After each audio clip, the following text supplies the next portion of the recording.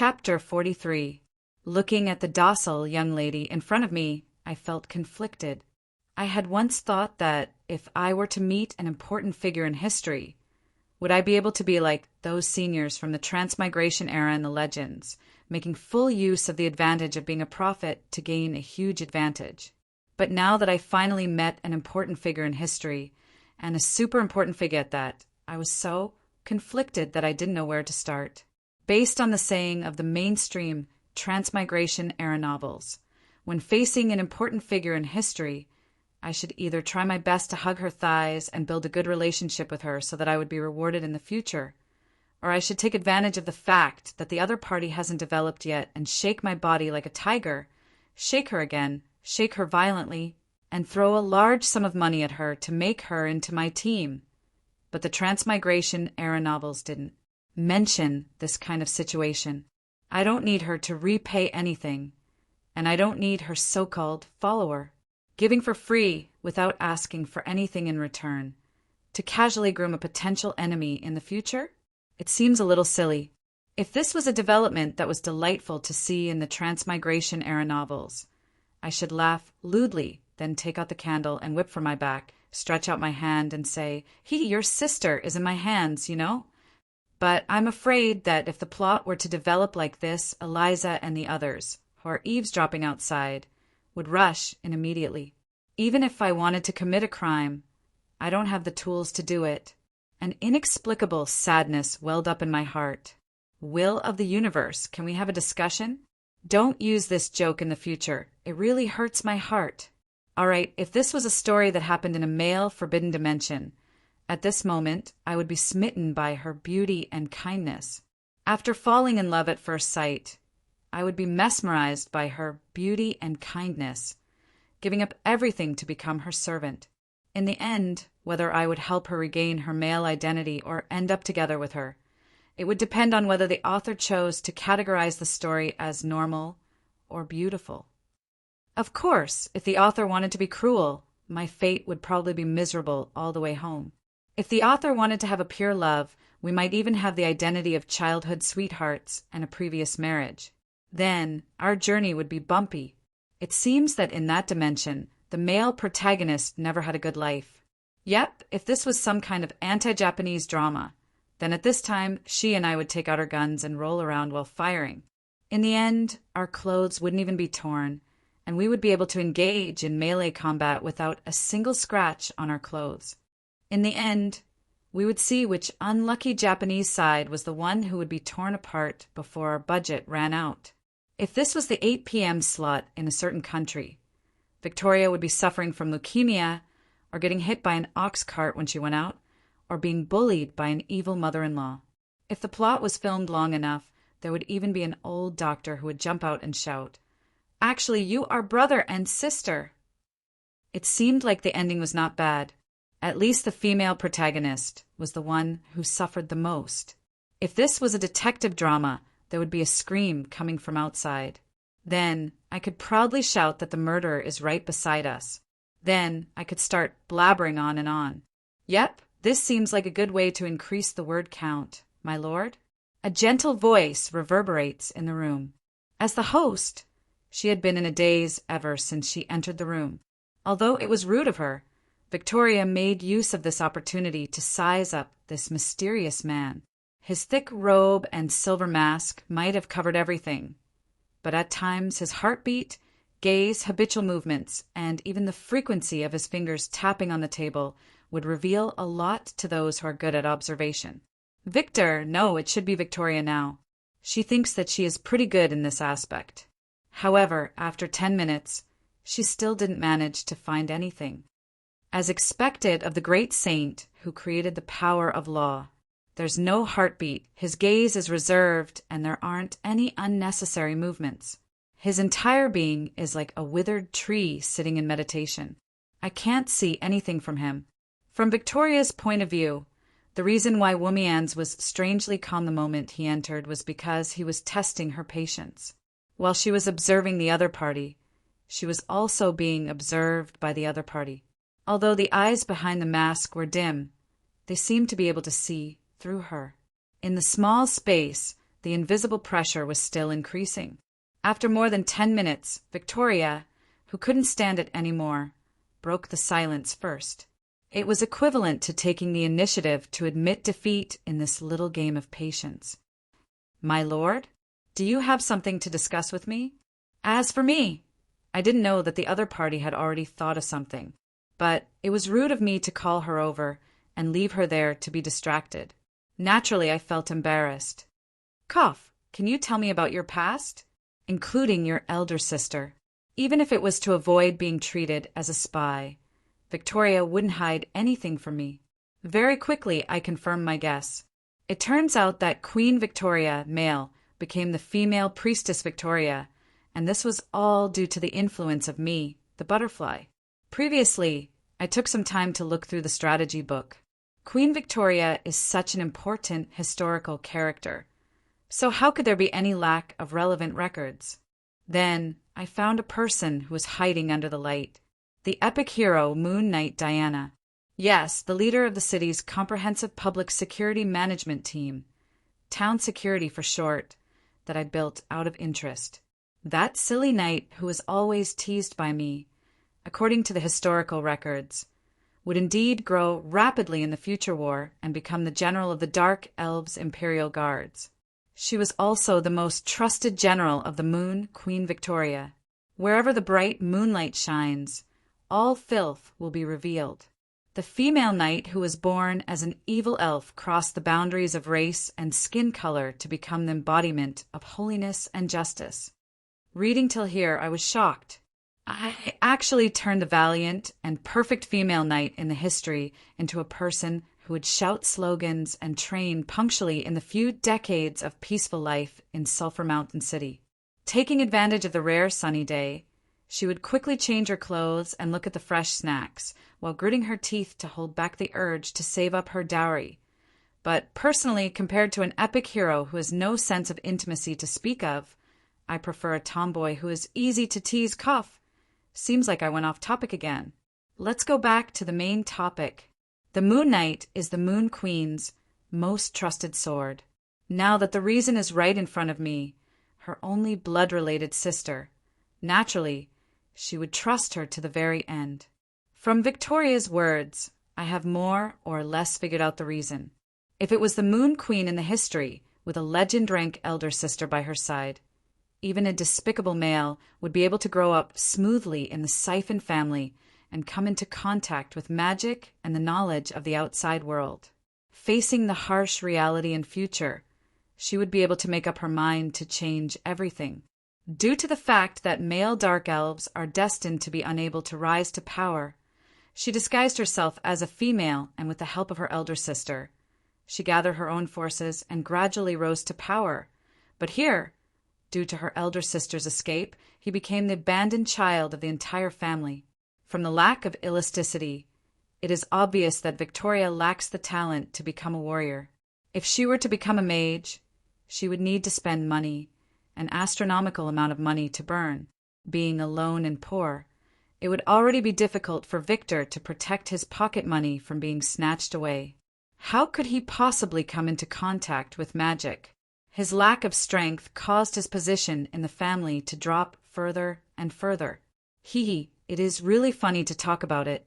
If it wasn't for the god's punishment turning me into a female and awakening my talent in divine arts, perhaps I would already be the plaything of a certain matriarch on the bed. However, a small silver-rank priest is still the plaything of a powerful figure. Lord, now I am your property. I wonder how you intend to deal with me? The young lady's face is filled with worry, but it makes her look even more charming. That soft voice that sounds like a plea for mercy can easily stir up a man's desire to conquer her. In an instant, I thought of the little drama that I just imagined. Your elder sister is under me, you know. My apologies, I misspoke. This face is too dangerous. I almost accidentally said the words in my heart. I look outside the door. There seems to be a commotion. Fortunately, even though I stopped, they didn't rush in yet. Then you. At this point, I was truly troubled. According to my original plan, such a dangerous existence should have been thrown as far away as possible. However, Victoria was the Moon Empress in history. No matter if it was in terms of power or potential, there was nothing to say about her. It would be a pity to just let her sit around like this. It is enough to nurture an epic-ranked hero into a silly tomboy. If I were to nurture the Empress into a rice worm, it would be too much of a waste. You can follow your elder sister for now. However, I don't keep idle people here. Is there anything you're good at? I can help you find a job to do. A technique that male dark elves must learn to serve their father. Actually, it is suitable for both males and females. I have a very high evaluation in this aspect. Now that you are my master, if you have any requests, Speaking till here, the young lady embarrassedly lowers her head. The redness of her face extends all the way to her ears. Her cheeks are flushed and her elf ears tremble. It is really cute. This is already a rare moral principle among dark elves. But, excuse me. I stand up and walk towards the wall. Then, I use all my strength to knock against it. Pa pa pa. The entire building shakes. Not long after, this kind of earthquake happens countless times in this small campsite. The male comrades look at the big bump on their friend's head and smile understandingly. He is a male. Roland, hold on. Even if he is the most beautiful you have ever seen, he is still a male. Even if his body is female, he is still a male. You, Roland, are definitely not gay. Jay, definitely not. While muttering in my heart, I pity the famous king of winter wolves. Facing such a face every day, such a cute personality, it is too easy to turn gay. All right, continue. What else are you good at? Let's not talk about roses. But, Lord, is your head all right? It's fine, continue. Looking at this man whose neck is ridiculously crooked after turning more than 200 degrees, Victoria can only sigh in her heart. Lord Womians is really amazing. With his neck crooked at that angle, a normal person would have died long ago. Yet he doesn't seem to feel anything at all. I am terrible at interrogation and poisoning. My instructor said that I don't have any talent. However, in history, strategy, and military affairs, I am the strongest in the academy. I am also the strongest in the entire Morseblight city. Hearing this, I perk up. Studying history, he is the strongest in military strategy, politics, and history. He might even be the strongest in the entire Dark Elves. Then, I might really have picked up a treasure this time. Then, help me analyze the current situation of the Underground Alliance. That Eternal Night Scepter should be a trap set up by Lord. This Eternal Night Scepter was personally sent over by me. Sho felt immense pressure and even almost fell out with Molly. As time passed, the troubles kept piling up. This is obviously a trap for him. It wouldn't be wrong to say that it was a trap set up by me. If this is the extent of my analysis, the Moon Empress might really be blown away by the butterfly wings. Then, Lord, are you intending to ambush Dragon Empress Molly? If that is the case, please give up. You are underestimating the underground autarchs. This is a trap set up by them. Chapter 44. In ancient times, strategists would describe the other party's situation as extremely difficult when faced with a lord who is about to lose his life at any moment. Anyone would feel fear. When one's life is threatened, one would be even more vigilant. When a lord hears from a strategist that their life is hanging by a thread, no matter how disdainful they are, they would still pursue the matter to the end. If they find out that they are really in danger after a series of questions, they would naturally look to the strategist for a life-saving straw. As the strategist's opinion is taken more seriously and the crisis is over, the strategist's status would naturally rise. New opinions would also be taken seriously, and they would quickly rise to the top. The so-called receiving orders during a time of defeat, receiving orders during a difficult time, is probably referring to such a situation. This has nothing to do with the matter itself. It is just a technique used by strategists to attract the attention of a lord. The more skilled the strategist, the more proficient they are at this technique. Sir, save me / teach me. It seems that according to the script of this little lady, I should be shouting this sentence now. Then she would analyze for me how the Lion King and Dragon Empress pretended to have a falling out. As long as we take the initiative to make a move, she would start a propaganda war and promote us as invaders sent from the surface and internal saboteurs of the Alliance. This would make the Alliance wary and hostile towards us. Then she would personally make a move and force us into a corner. By then, it would be too late even if we wanted to leave. But if that is all, she is looking down on me, Wumian's too much. I understand. You should stay with Big Sister first. You two should have a lot to talk about. Facing my unexpected coldness, Victoria stands up agitatedly. Her face is anxious, and she wants to say something. But looking at my expressionless face, she leaves helplessly. Eliza, if you don't come out now, your next month's salary will be gone. Master, please pay me last year's salary before saying such words. Cough, Eliza, what do you think of this gift from a dark elf? Lord, there is something fishy about this matter. Adjusting her glasses, Eliza moves closer to my ear and says expressionlessly, Nonsense, the kindness of dark elves is as barren as that lass's chest. I am asking you, what do you think of the Dragon Empress?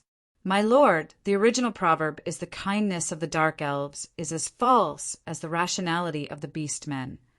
Mocking her natural flaws is not the behavior of a gentleman who respects women. It will hurt her to hear you say that. Although she said that, Elisa's tone of voice was obviously a bit more relaxed. However, in my opinion, most of what she said is true. Reason. Intuition. Haha, intuition my ass. Don't tell me that you haven't received the information and analysis from the bystanders. As a diplomatic envoy, it was not good to be a blind person in a place where he made his living, especially in a place filled with hostility. As soon as I entered the city, my intelligence organization, Observer, split up and began collecting information. Based on my understanding of their work efficiency, all kinds of reports should be piled up on Eliza's desk by now. The Lion King and the Dragon Queen have really fought, and the fight is very intense. The news of half of the Lion King's palace being destroyed is not fake, but it is precisely because of this that we can be sure that it is just an act. Too fast? Is it too obvious? Yes, there are still 20 more days before the auction, so we can study it together now. Even if there is a conflict, it wouldn't explode now. No, it's just that if they were to really fall out, the Dragon Queen, who is 2 ranks higher, would have snatched the item and ran away. Now that the scepter is still in the hands of the Lion King, it is enough to explain everything. Furthermore, the battle between the 2 top-notch experts should be the destruction of the entire street where the Lion King's palace is located, and not just the half of the Lion King's palace. This is an act to tempt us to make a move, to make us the public enemy of the Alliance. I nodded my head in satisfaction. What Elisa had said to her was exactly what I had in mind. From the start, our Sulphur Mountain City is an anomaly in the underground world. If we were to really join the Alliance, it might not be a good thing for the current autarchs, especially the Lion King and Dragon Queen who have a grudge with us. I can collude with Kaja and Edjur and throw out the Eternal Night Scepter as a huge problem to divert the firepower and share the pressure. Sho and Molly aren't fools, and the tacticians under them wouldn't be so bad that they can't even see the situation clearly. Naturally, they wouldn't allow us to successfully join the Alliance. Even if this matter isn't a trap, I only contacted Kaja and Ain Sterna.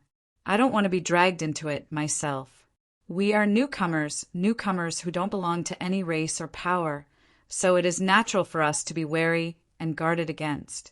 If we were to take the initiative to attack the Dragon Queen, then, as long as we spread the news of our ambitions and Adam's birth as an Earthling, the neutral city lords would be wary of us and view us with enmity.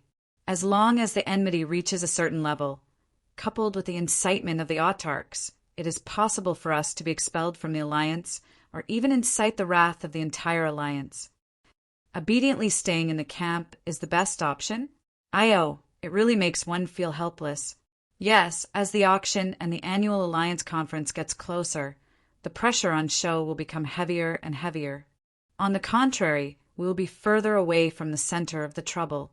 Right now, doing nothing and waiting patiently is the most suitable method. Throwing the initiative to the opponent isn't a good habit.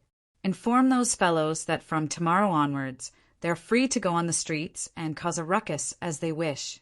If they see anything they don't like, feel free to interfere and show the might of Sulphur Mountain City. It is enough as long as they don't suffer any losses. If they are unable to win, call for reinforcements. If they still can't win, then escape back to the camp. Even if the sky falls, I will hold it up. Hearing this, Eliza inhales a breath of cold air, and her face is filled with astonishment. You are allowing those perverts to cause a ruckus? Allowing those single-celled knight to enforce the law on the streets? Allowing those fanatics of law to preach on the streets? You should know that this city is completely different from our Sulphur Mountain City. There are evil deeds everywhere, and if they were to cause a ruckus, it would be impossible to clean it up. Are you intending to tear down Vance City? In the underground world, the strong are respected. No one listens to the voice of the weak. I am only using my actions to introduce myself. Why don't I bring those bastards over to eat? Right, get the engineers to prepare for the Roland series of attacks, and leave a few pilots on standby to provide support at any time. TSK, those old fogies who refuse to change their names. Their names are really awkward. I understand. Then, how should we deal with that Victoria? Let's wash her clean first. All right, I will tie her to your bed after washing her clean. However, your body condition isn't good, so you might not be able to enjoy her.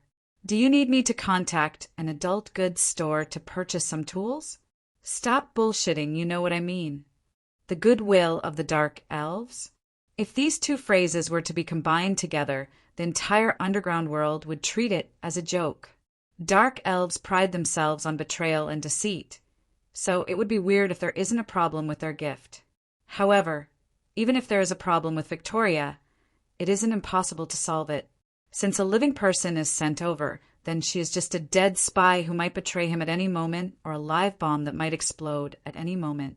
The only way to make Victoria obey the orders of the original owner is to use a magic contract and coerce her friends and relatives.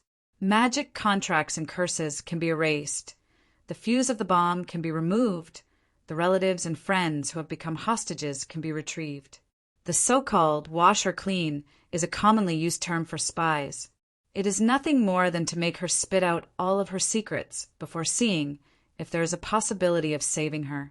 If there is a possibility of converting her, then try to turn the enemy's spy into our strength.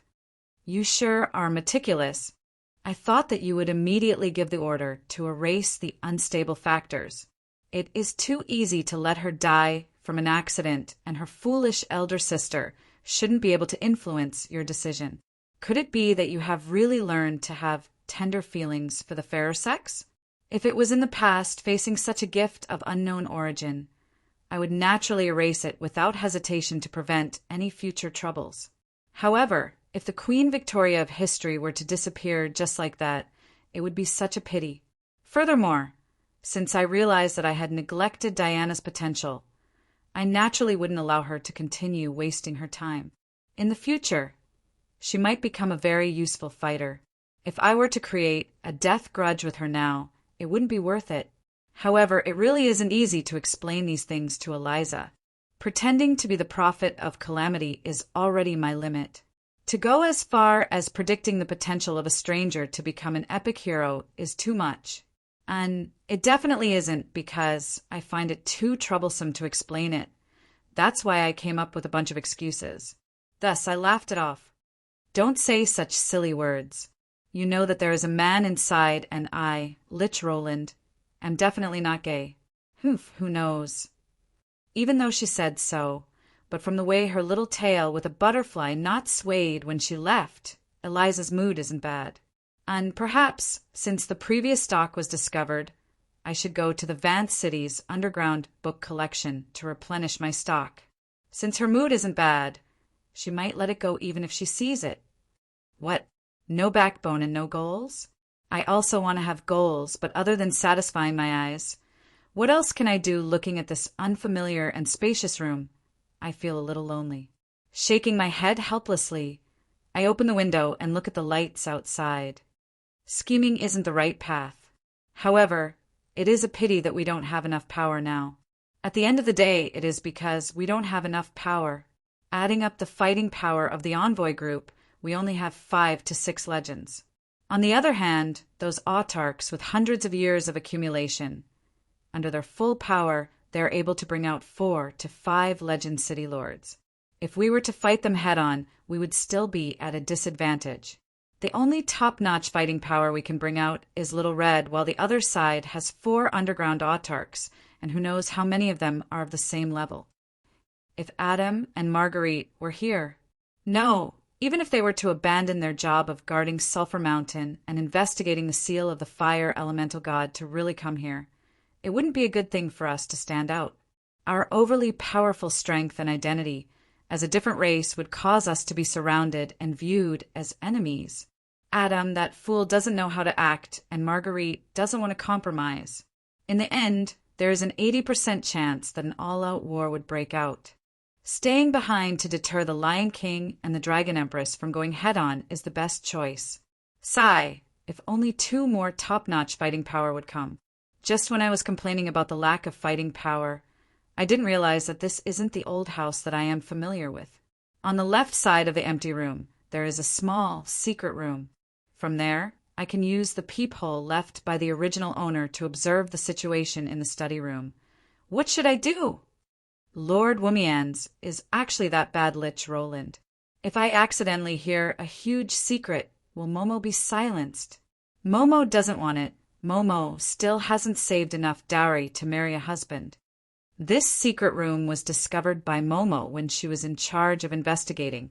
However, seeing it as a pleasant surprise, not only did she not report it to the higher-ups, she even kept it for herself.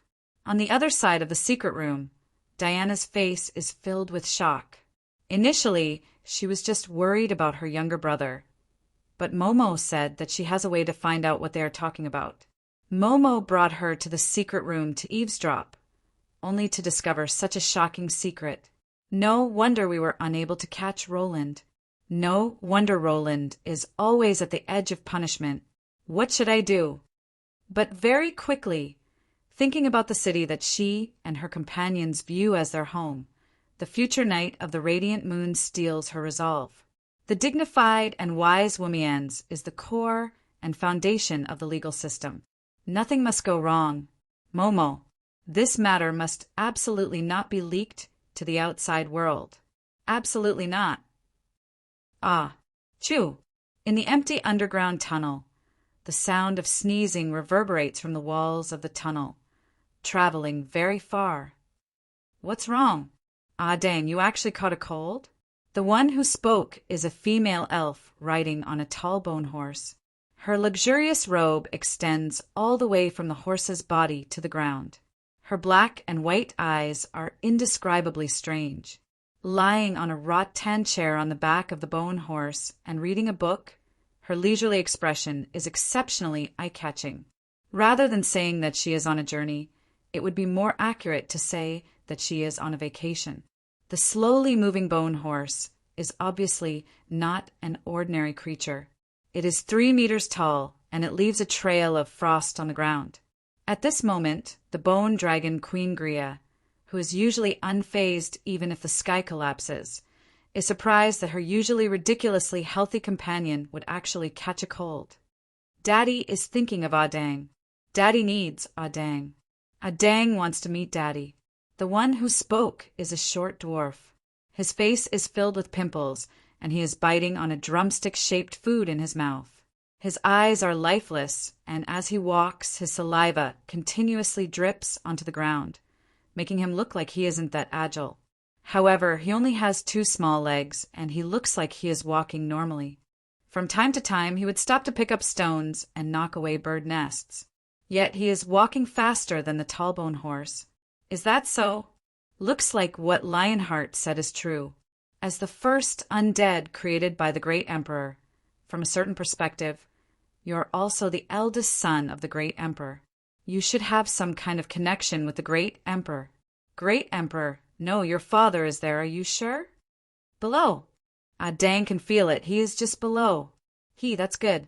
After this fortress, it shouldn't be too far away. The Underground Alliance's Vance. I just received news that Lamost and the others are already here. We have to hurry too. Otherwise, your father might be at a disadvantage. Whoever dares to bully Audang, Dang will beat him up. Whoever dares to stop Dang from meeting Dang, Dang will eat him up. The voice of a dwarf is similar to that of a human child. That childish voice of threat doesn't seem to carry much weight. However, Gria knows that even if the one blocking the way is the legendary dragon Queen Molly, Dang will definitely do what he said. If he were to eat her up, not a single scale would be left behind. Not too far away is the granite fortress of the underground tunnel. That is the checkpoint set up by the nearby underground city lord. In the past, it is also responsible for collecting tolls. However, today it is filled with fully armed beastmen soldiers. Just as the two of them walk into the range of the archer's vigilance, in the next moment, the searchlight shines over. Who is it? We are in a state of emergency now. Following the orders of Lord Beast Emperor, all of the underground tunnels are sealed. No matter who you are or why you came to the underground world, please return the way you came. Gria assesses the Lion Tribe beastmen leading the group in front of her. After not noticing anyone special, she lies back on the rattan chair in boredom. She knows that after the meal in the previous underground city, Dang has been hungry for too long. In front of the hungry Dang, she doesn't have a chance to strike. Dang is hungry. Dang wants to eat meat. Looking at the little dwarf hopping over, the Sphinx sergeant raises his two-handed great sword warily. Don't come over, stand there, and don't move. But obviously the little dwarf is still advancing forward. The Sphinx sergeant raises his right hand and makes a hand gesture, signaling the archers to release their arrows. Then, there is no then in a distortion. The dwarf disappears. What remains on the ground is the dragon's hind leg that was gnawed on. What kind of monster is this? In the spreading black fog, the largest black shadow fills up the entire tunnel. An unimaginably huge monster walks out from the nightmare into reality, and the terrified beastmen soldiers have nowhere to escape to. A minute later, when everything calms down, there is only a huge crater left. Yes, the granite fortress and the beastmen in it have disappeared without a trace. The only thing left is a huge crater. How is it? Is it delicious? It is a little hard, and it is a little hard to eat. Not delicious, not delicious. Dang wants to eat delicious food. And then go to Vance. Your next canteen is waiting for you. Chapter 45.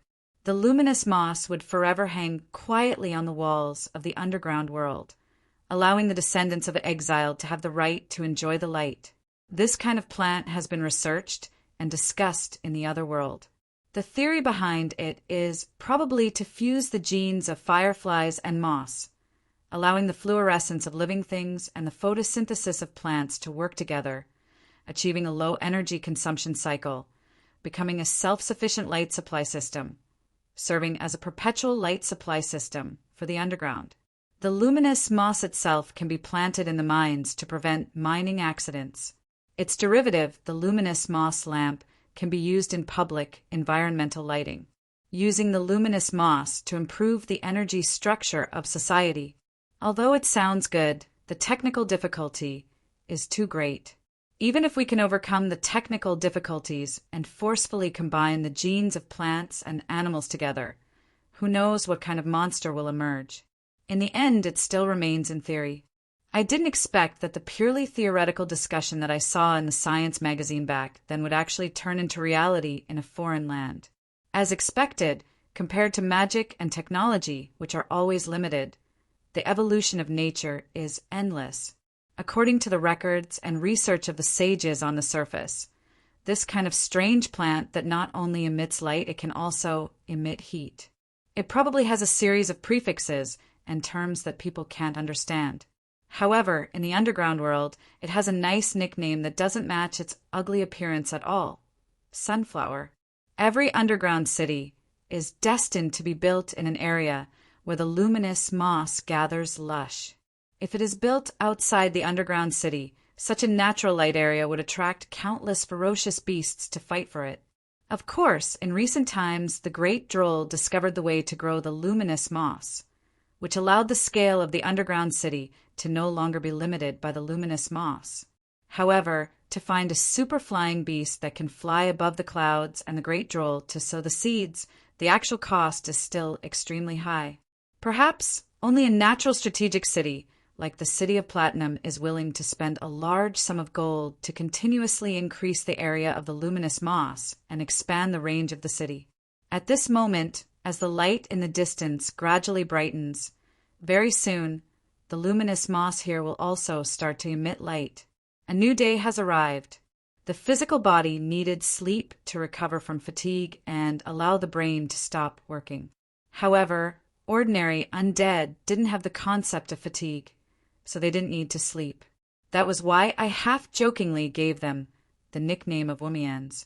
However, upon reaching the level of an undead lord, most undead lords would pick up the habit of sleeping again. Some would say that it was to recover from mental fatigue, while others would say that it was to stop their bodily functions in order to recover mana faster and better.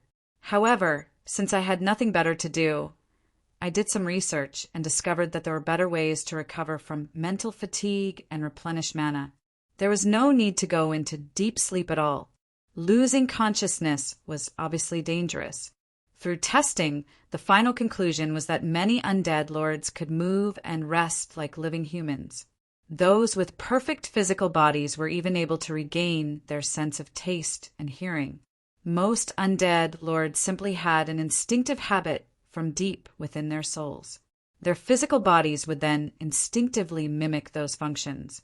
Thus, those artificial undead like abomination giants, gargoyles, bone colossuses, and so on, even if they became intelligent high-tier undead, they still didn't have the same habits and actions as living humans. However, the curious me made a small experiment. The reason why unnatural creatures like the undead are able to exist in the world is usually due to the crystallization of resentment and hatred. Unwilling to die is also a kind of temptation. What if pure artificial undead also had desires? Would they become stronger because of pure temptation? Then, let's start with the appetite that gluttony represents. Originally, I intended to imitate the 7 deadly sins and did 7 experiments. However, it was a pity that the 7 deadly sins weren't completely completed and they weren't mass-produced. It wasn't because the results of the experiments were too bad, but because the results were too good. The first carnivore, Adang, the eldest of the 7 deadly sins, was already the most terrifying monster in the history of the undead. As my necromancy improved, the other deadly sins became more and more terrifying, to the point where they were on the verge of going out of control. Thus, after estimating that if this were to continue, I might end up repeating the same mistakes. Sooner or later, I would combine the knowledge of the 2 worlds to create a monster that destroys everything. Thus I stopped.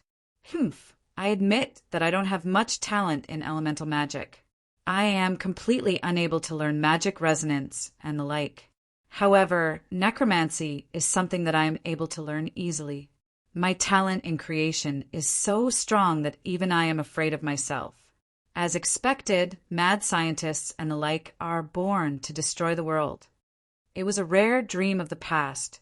Just as I woke up from my deep sleep, I was attracted by the sounds below. The noisy training and orderly chants of the town security were nowhere to be seen. Looks like they were following my orders to enforce the law on the streets. However, on the flat ground where they used to practice, there were still people sparring. The small empty ground was filled with traces of ice and flames. However, the main characters of this sparring wasn't just Eliza and Anne. Ice formation, ballista formation. Following Eliza's command, The dozens of ice ballistas behind her all shot out. The spinning ice ballista bolts were all concentrated on the target in midair, and, who was wielding a sword, summoned her flame wings. Like an angel of raging flames, she swooped down, trying her best to tangle with her opponent. However, even though she used the momentum of her dive to collide with her opponent, the other party only raised a finger to block it lightly, causing the blade of her sword to tilt to the side. The difference in their strength was simply too huge. The god sword couldn't even scratch the other party's skin. This was the difference in strength of at least 2 jobs. At this moment, the ice ballista was already in front of Little Red's eyes. However, she acted as though she didn't see it. She only shook her head, seemingly dissatisfied with the performance of the younger generation. With a loud shout, and Eliza's movements suddenly came to a halt, following which they felt dizzy from the shockwave. Too slow, too weak, too powerless. Your elemental essence isn't pure. Your physical combat skills aren't up to par. Your footwork is loose. Your dodging is slow. None of your movements are decent. And you want to fight with me on the same stage? Dream on. Finally, Little Red seemed to be infuriated. With a stomp of her long legs, the entire ground shook back and forth.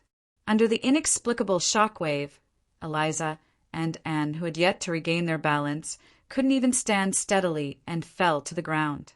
When the ice ballista arrived in front of her, Little Red just stared at it for a moment before it disintegrated in midair. It couldn't even touch her skin. All right, the third duel, or rather a one-sided crushing, lasted for less than 2 minutes before it ended. Looks like they are really agitated. That day, there were more than 20 legend rank and a few saint rank on the other side of the negotiation table. On the other side, there were only 2 young gold rank. Both of them were future city lords, but the disparity between them was so huge that no matter how open-minded they were, they would still be agitated by this huge disparity in strength. This was also the reason why I allowed them to negotiate on their own. The cruel reality was also the most direct motivation. If the 2 of them were able to achieve a breakthrough here, with 2 more legend rank in their hands, this unbalanced game of cards would become much easier to play. Since you are watching the show from the window, why don't you come down and give me some pointers? I am really not used to the fighting style of you humanoid creatures. In this state, I am unable to display even half of my fighting prowess. Furthermore, the increase in your realms is even more inexplicable. It is better for you to teach them. The urging of Little Red beside me made it impossible for me to sit back and watch the show. Little Red is an expert in fighting, and she has rich combat experience. Imparting her combat experience is very effective, but if she were to teach others, 90% of the growth of dragons depends on their talent. How can she be a teacher when she hasn't gone through cultivation before? She will teach you the flapping wings, combined claws and teeth, sweeping dragon tail, diving dragon breath, but are you able to learn them? It seems that Eliza can really learn a little. At the very least, she can learn the sweeping dragon tail. However, thinking about the half-demon maid who is getting more and more ferocious by the day, I decided not to shoot myself in the foot. Actually, I am already very clear about the problem of the 2 gold pinnacle. Their foundations have already reached the required level. All that is left is to form their soul imprint. That imprint is the crystallization of a mortal's breakthrough into the realm of legend rank. It is the accumulation of a lifetime's worth of experience and power, the cornerstone for them to step into a higher realm. Simply put, they have to determine the direction of their future development. However, when it comes to the specifics, it is completely different. Eliza has too many paths, but she doesn't know which one to take. Eliza race, half-demon favored by the abyss, strength, 22 agility, 20 stamina, 20 intelligence, 24 charm, 18 will, 5 job, LV 60 mage / LV 1 law incantation / LV 12 ice trotter / LV 10 saint pugilist, warrior monks who specialize in exterminating undead, /LV5 assassin total level, 88. Due to the lack of a soul imprint, overall level rating is 79 gold pinnacle. In the past 100 years, she has learned too many things. The ice magic that I imparted to her, the talent of a half-demon that comes from the abyss, the regular magic that Marguerite taught her, her self-created string magic, and also the thief and pugilist skills that she learned from who knows where. When I saw that the Saint Pugilist, who is known as the Undead Killer, actually has 10 levels, even my legs turned to jelly. After her basic abilities and attributes reach the required level, any of the paths would allow her to step into legend rank. However, sometimes having too many choices makes it hard for one to make a firm decision. Choosing one path is equivalent to giving up on everything else. She is still hesitating. On the other hand, En's foundations are too shallow. The inheritance of the Phoenix allowed the speed at which her strength soars far surpasses the speed at which she accumulates experience. Finding a path that is suitable for her and has limitless potential is indeed a difficult task for her, who is not even 20 years old. It is hard for outsiders to help them in choosing a path that involves their future development. After all, only they know the path that is most suitable for them. This is also the reason why Little Red is in a dilemma. She is unable to make a life decision for the two of them. However, to me, it is not as if there is no way at all. We are unable to help them make a choice, but we can provide them with the experience of others making a choice for them to refer to. The path and experience of others is sufficient to serve as a catalyst for them to mature. Logically speaking, I, who has reached legend rank 4 times and formed 4 soul imprints, should have the most say. However, in reality, other than the seal of justice, which represents the power of law, the other 3 were obtained by using the cheat-like system to squander experience and points. Furthermore, the seal of justice came from an even more unexpected source. It is equivalent to a gift from the origin of order after the invention of the power of law. Thus, it is impossible to use it as a case study and experience. Little Red, tell them about Adam and Marguerite's experiences in trying to break into legend rank. It should be helpful. Hey, you are the person involved. Why don't you say it yourself? I forgot, and am too lazy to flip through my diary.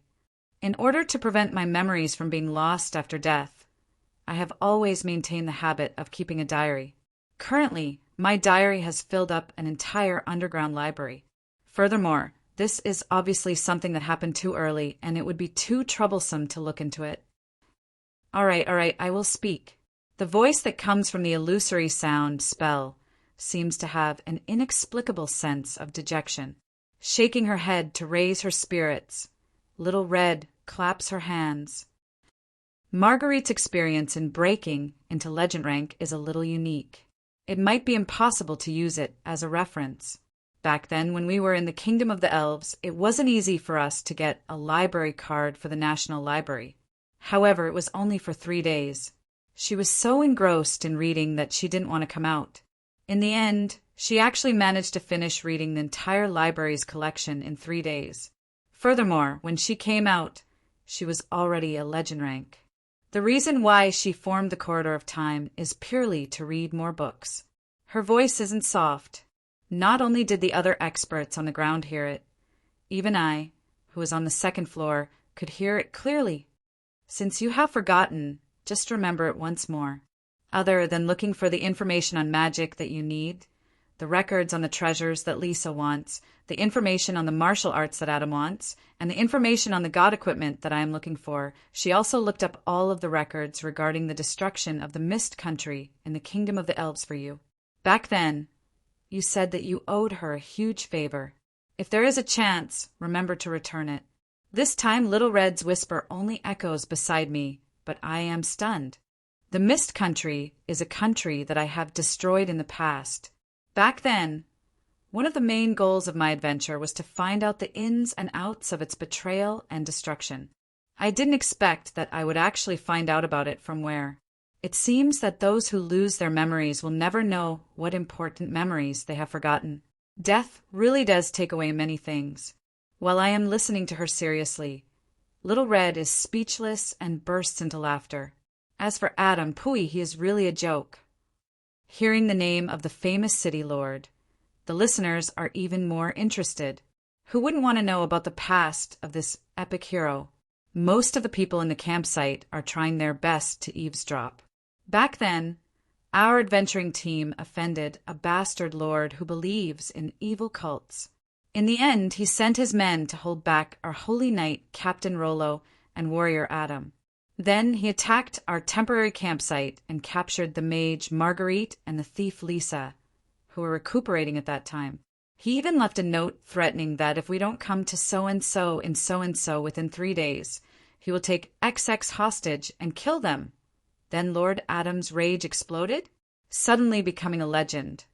Then he came to save the damsel in distress. Although the route is a little cliché, it is indeed a classic. Perhaps Lord Marguerite fell in love with him that time.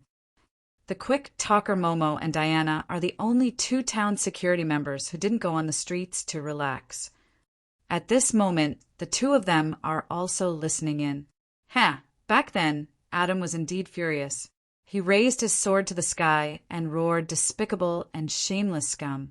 I will tear you into pieces, just like that paper." Then he casually threw the letter into the air, and with a flash of his sword, he sliced it into powder and allowed the wind to blow the powder away. Then he looked so cool. Then he met a strong enemy and fought with him. Then he reached legend. No, the next sentence was, "Oh no, I haven't recorded down the address. What should I do?" What? Saying till here, Little Red is satisfied with the astonished and even dumbfounded gazes of the crowd. Wait, what should I do? What happened to Lord Marguerite and the female thief? It can't be. How can they be that foolish? What should I do after that? Shaking her head, Little Red reminisces about the past and continues. Yes, without the address, it means that we have lost the clue to save them. The team leader Rollo was furious. With a single slap, he sent that fool Adam flying 4 meters away, smashing him into a tree. That was the first time we saw Big Brother Rollo, who is usually gentle and polite to everyone, angered to that extent. Then that fool Adam went out like a madman, searching everywhere. Found it? Found it within 3 days. Regarding her adoptive father, who is hailed as the perfect hero, and is a little curious. No, he only found it on the 5th day. Then, this time everyone is shocked. No one expected City, Lord Adam, to have such a dark history. Doesn't that mean that the 2 hostages have already met with Little Red shakes her head and smiles? What are you all thinking about? That is because Adam is still immature and unreliable. But that doesn't mean that Big Brother Rollo is unreliable. He spent 2 days and 1 night from the lake, from the bushes. He forcefully gathered all 4,654 pieces. Perhaps I should call them pieces. Then he pieced them together bit by bit, forcefully finding the address. Then he hurried through the night, exhausting 2 war horses to reach in time to save Marguerite and Lisa. After a long time, that fellow Adam then followed the traces left behind by the kidnappers to find his way here. Isn't that a little too unreliable? Indeed, when he saw that Marguerite and the rest are unharmed, he cried his heart out, crying like a child. After that, he learned his lesson and became much more reliable. At the very least, he knows how to plan before taking action. All right, the story is over. Ladies, did you all understand? The 2 of them nod their heads, seemingly in deep thoughts, before exclaiming at the same time. I didn't expect Foster, Father/City, Lord to have such a dark history. Wait a minute. You still haven't told me how he broke through to legend rank. Back then, while hugging everyone and crying, he swore that he would never give up on his companions and that he would protect everyone well in the future. Thus, he formed his own undying phoenix and couldn't be killed no matter what, becoming a true cockroach. At this moment, Little Red's face is smiling. Perhaps this is really the opportunity for Marguerite to fall in love with Adam. After all, every girl has expectations towards a reliable protector. No, the negative answer comes from the mouth of and who isn't involved in the matter. I once asked Big Sister Marguerite why she would fall in love with foster father. In the end, Big Sister Marguerite smiled bitterly for a while and said, "He cried too pitifully back then, thinking that if I leave him alone he will kill himself sooner or later." After that, I asked her about it, but she refused to tell me. That crying too pitifully was probably referring to this time, feeling that she couldn't leave him alone. She kept staring at him and unknowingly fell for him? Actually, it's quite romantic. Diana nods her head, only to realize that everyone is looking at her in shock. Why? Did I say something wrong? No. It's just that I didn't think that dark elves would have a normal view of love. Although this is obviously the consensus of everyone, no one says it out loud. Instead, they shake their heads in unison. This isn't fair. A cold voice of objection sounds from the side of the wall. It is Eliza, who has been silent for a while. How is it not fair? Clearly, it was Rollo who spent so much effort to save them. Why is it that Lord Marguerite would thank Adam, who was a hindrance, and even fall in love with him? Obviously, Rollo is the one who should be thanked. He pieced the paper together and saved his companions in a hurry, yet he didn't receive the gratitude he deserves. It's so unfair. Little Red is stunned. She looks at Eliza in shock for a long while before squeezing out a sentence. Back then, Lisa said the same thing. Then she pestered Rollo, but Rollo didn't agree to it. Then, what happened to Lord Lisa and Lord Rollo? Rollo. He disappeared and left a letter saying that he found his enemy and was going to take revenge. After that, no one knows where he went. However, his desecrated corpse was found. It is possible that he has been turned into an undead creature. As for Lisa, she is dead. Dead. This time, Little Red looks at Eliza with a strange gaze. Yes, she died in the undead calamity caused by Lord Yongya. She died in the hands of one of the 4 heavenly kings under Lord Yongya. Bone Dragon Queen Grey. Silk. Eliza's eyebrows twitches. She doesn't know about Rollo and Adam's past, but she knows who Lord Yongya is. She wanted to say something, but since the person involved didn't pursue the matter, she doesn't have the right to interrupt. Why are you looking at me like that? Do you have any instructions for me? No, I just feel that sometimes having a bad memory isn't necessarily a bad thing. Chew. Sister Grey. Silk, did you catch a cold too? It's Gria. How can an undead catch a cold? I am probably the same as you, being talked about by others. And perhaps the Emperor is missing me. Hurry up! Ah dang, we are almost there. Chapter 46. Grim is the son of the city lord of Iron City. However, due to the fact that Iron City is in a state of war with the surrounding 4 underground cities, he spends at least half of his time on the battlefield. Rather than calling him a city lord prince, it would be more accurate to call him a professional soldier. Even though he is just a normal human with a small stature, the 2-meter-tall gray heavy armor covers his entire body. Outside of the strange bird helmet, one can only faintly see 2 bright eyes. Even though he has received the full authority of his father to come to this Vance, where there is no war, he still brings his full equipment without any hesitation. The gold heavy armor that never leaves his body is just the basic equipment. The 3-meter-long spear on his back, the dual swords on his waist, and the dwarf's gun are all placed in the most convenient position for him. Having escaped from the battlefield dozens of times, the little prince is already used to always being in a state of combat readiness. Prince Grim, actually there is no need for you to be so vigilant. There is also no need for you to get your attendants into a battle formation. This is Vance, the city of platinum that is filled with gold. There aren't endless wars like your hometown here. The goblin merchant Cyros, who is accompanying him, feels a little helpless. He has long regretted his greed for that small amount of commission and easily accepting the mission to bring Prince Grim to Vance for the alliance treaty. Along the way, he has had enough of the prince's nervousness and war syndrome. It's no wonder that Saras is in a bad mood. Burying a circle of gnome mines in the campsite is more than enough. As for setting up explosive mines in the campsite, fine, you should be safe this way. But why did you place a dummy on your bed? What is the meaning of sleeping on a tree? Every morning, when the merchant group sets off, they have to spend half an hour to find you. Even when they finally find you, they still have to be careful not to get hurt by the traps. You're asleep. The sentry on duty was kind enough to cover you with a blanket, but he was almost killed by you. You're too sensitive. I know that your hometown isn't safe, but you can be at ease here. There's no war here. After a while, the Metalkin stretches out his index finger and shakes it in the air before placing it by his mouth. The smell of gunpowder. Lie down! Then the Iron Giant fell to the ground, and his followers immediately knelt down at the same time. You, it's safe here. The goblin's screams were still ringing in his ears when 2 crimson rays of light whizzed past him. The deadly heat wave almost vaporized him. After that, the flames began to spread, and the buildings not far away were completely turned into a sea of fire. Dragon breath. It should be an adult red dragon. Prepare for battle. Grim immediately starts to move with his followers.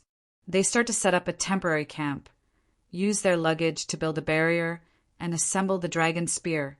The moment they entered Vance City, they are already enjoying such treatment. Goblin Saras is completely dumbfounded. However, this wasn't the time to be standing there in a daze. The next moment, 2 red dragons whizzed past above their heads. This meant that they were involved in an extremely terrifying battle. Then, a fatal black light tore through the sky. One of the red dragons didn't even make a sound as it spun and fell to the ground, leaving behind thick smoke and a rain of dragon blood. Boom! Minced meat and dragon blood smashed in front of him. The goblin merchant, who was hugging his head with his hands, couldn't bring himself to promise that this was a safe zone anymore. Immediately after, the other crimson dragon seemed to have seen a terrible nightmare and immediately fled. However, a red beam of light that was not much different from the previous black beam directly penetrated its head. Blood splattered everywhere, and the headless dragon corpse turned into a meteor and fell down. Aha! Before Saras could even scream out, he was stuffed back into his mouth by a large metal hand. Grim, on the other hand, looks at the sea of flames while trembling. It isn't because he is worried, but because a sensitive weakling has a natural sense of caution when facing a superior hunter. In the sea of fire created by the dragon breath, a gigantic creature slowly advanced as though there was no one around it. The surrounding beastmen soldiers who tried to stop it were as insignificant as ants in front of it. It was at least 30 meters tall, and its 8 gigantic bone hooves were as sturdy and heavy as a steel tower. Every time it advanced, it would cause the surrounding houses to tremble. The gigantic skeleton beast had 3 heads, and all of them were bone skeletons. One was the skull of a giant, one was a sheep-headed demon, and the last was a bone dragon. The sheep-headed demon's head was still surrounded by black light, and the flames in the mouth of the bone dragon were still lingering. Right now, the giant head seemed to have ended its long chant, and it was time for it to perform. Polar storm, ice plains of giants. Under the secret spell of the frost giant, snowflakes fell, and the ground froze. The vast ice plains became reality, and the legendary home of the frost giant was summoned here. However, compared to the frost giant's physique that was impervious to extreme cold, the beastmen were too weak. They were unable to put up any resistance as they froze and died on a large scale. The demonic bone beast Crimspur, the most dangerous bone monstrous beast in the world, the 6th senator of the Shilua Empire. Why is it here? This kind of vicious battle form was the best calling card of an undead lord. Although it seemed to be moving slowly, it was actually a misconception caused by its massive size. A few seconds later, the 3-headed bone demons were already in front of them. The giant head even swept a glance at them. However, looking at the heavily guarded Grim and his guards, it only moved its chin in disdain and didn't stop its footsteps. Boom! Boom! amidst the sounds of explosions and tremors. Crimspur advanced towards his next target. We were ignored. We were let off. Hurry up and leave. The sound of the beastmen's catapults could be heard from afar. This battle of one man against an entire army was still ongoing. No one was willing to become cannon fodder for no reason. However, Saras pulled Prince Grim along as they escaped. 10 minutes later, the group from the Iron City who had successfully escaped were panting heavily by the side of the street. The old goblin had already figured out the ins and outs of the matter. Your Highness, it seems that in another 3 weeks, the legendary Eternal Night Scepter will be auctioned here. That is why the undead lords of the surface are fighting over it. Hee, our luck is really bad. However, don't worry, we just entered the East Gate, the territory of the Beast Sovereign.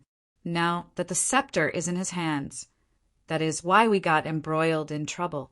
The other places in Vance City are all safe. You don't have to worry. Grim looked at the goblin silently before pointing behind him. There, a group of wild beasts were rushing past, knocking down countless passers-by along the way and uprooting innumerable stalls. The one riding on the head of a rhinoceros leading the way is a draken hunter. Behind him, there are countless pursuers. Bastard, to actually open the beast pens in the zoo and drills territory, you ate too much. What do you mean by you are an old vet? Hurry up and return my pet back.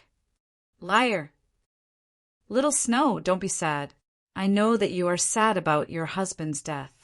Look, aren't I very healthy and strong? I resemble your husband a lot. Accept me as your head wolf. I will treat you sisters well. The expression and actions of this person who is trying to poach are extremely sincere, making one feel touched. However, the person he is talking to is a female wolf, and the harem he wants to take over is a pack of wolves. The dumbfounded goblin regains his senses after a long while. Wiping the sweat on his forehead, he says, Hee, there will always be a few liars and scoundrels. Our luck is really bad. However, the majority of the city is still safe. Grim shakes his head before pointing to the other side. There, a group of scoundrels is surrounding 2 elf girls, seemingly intending to do something. In the chaotic underground world, there are too many of such things. Old Siros shakes his head, not intending to interfere, nor does he have the strength to do so. What a pity! These 2 should be the noble ladies who secretly escaped from their homes. I have never seen such beauty before, what a pity.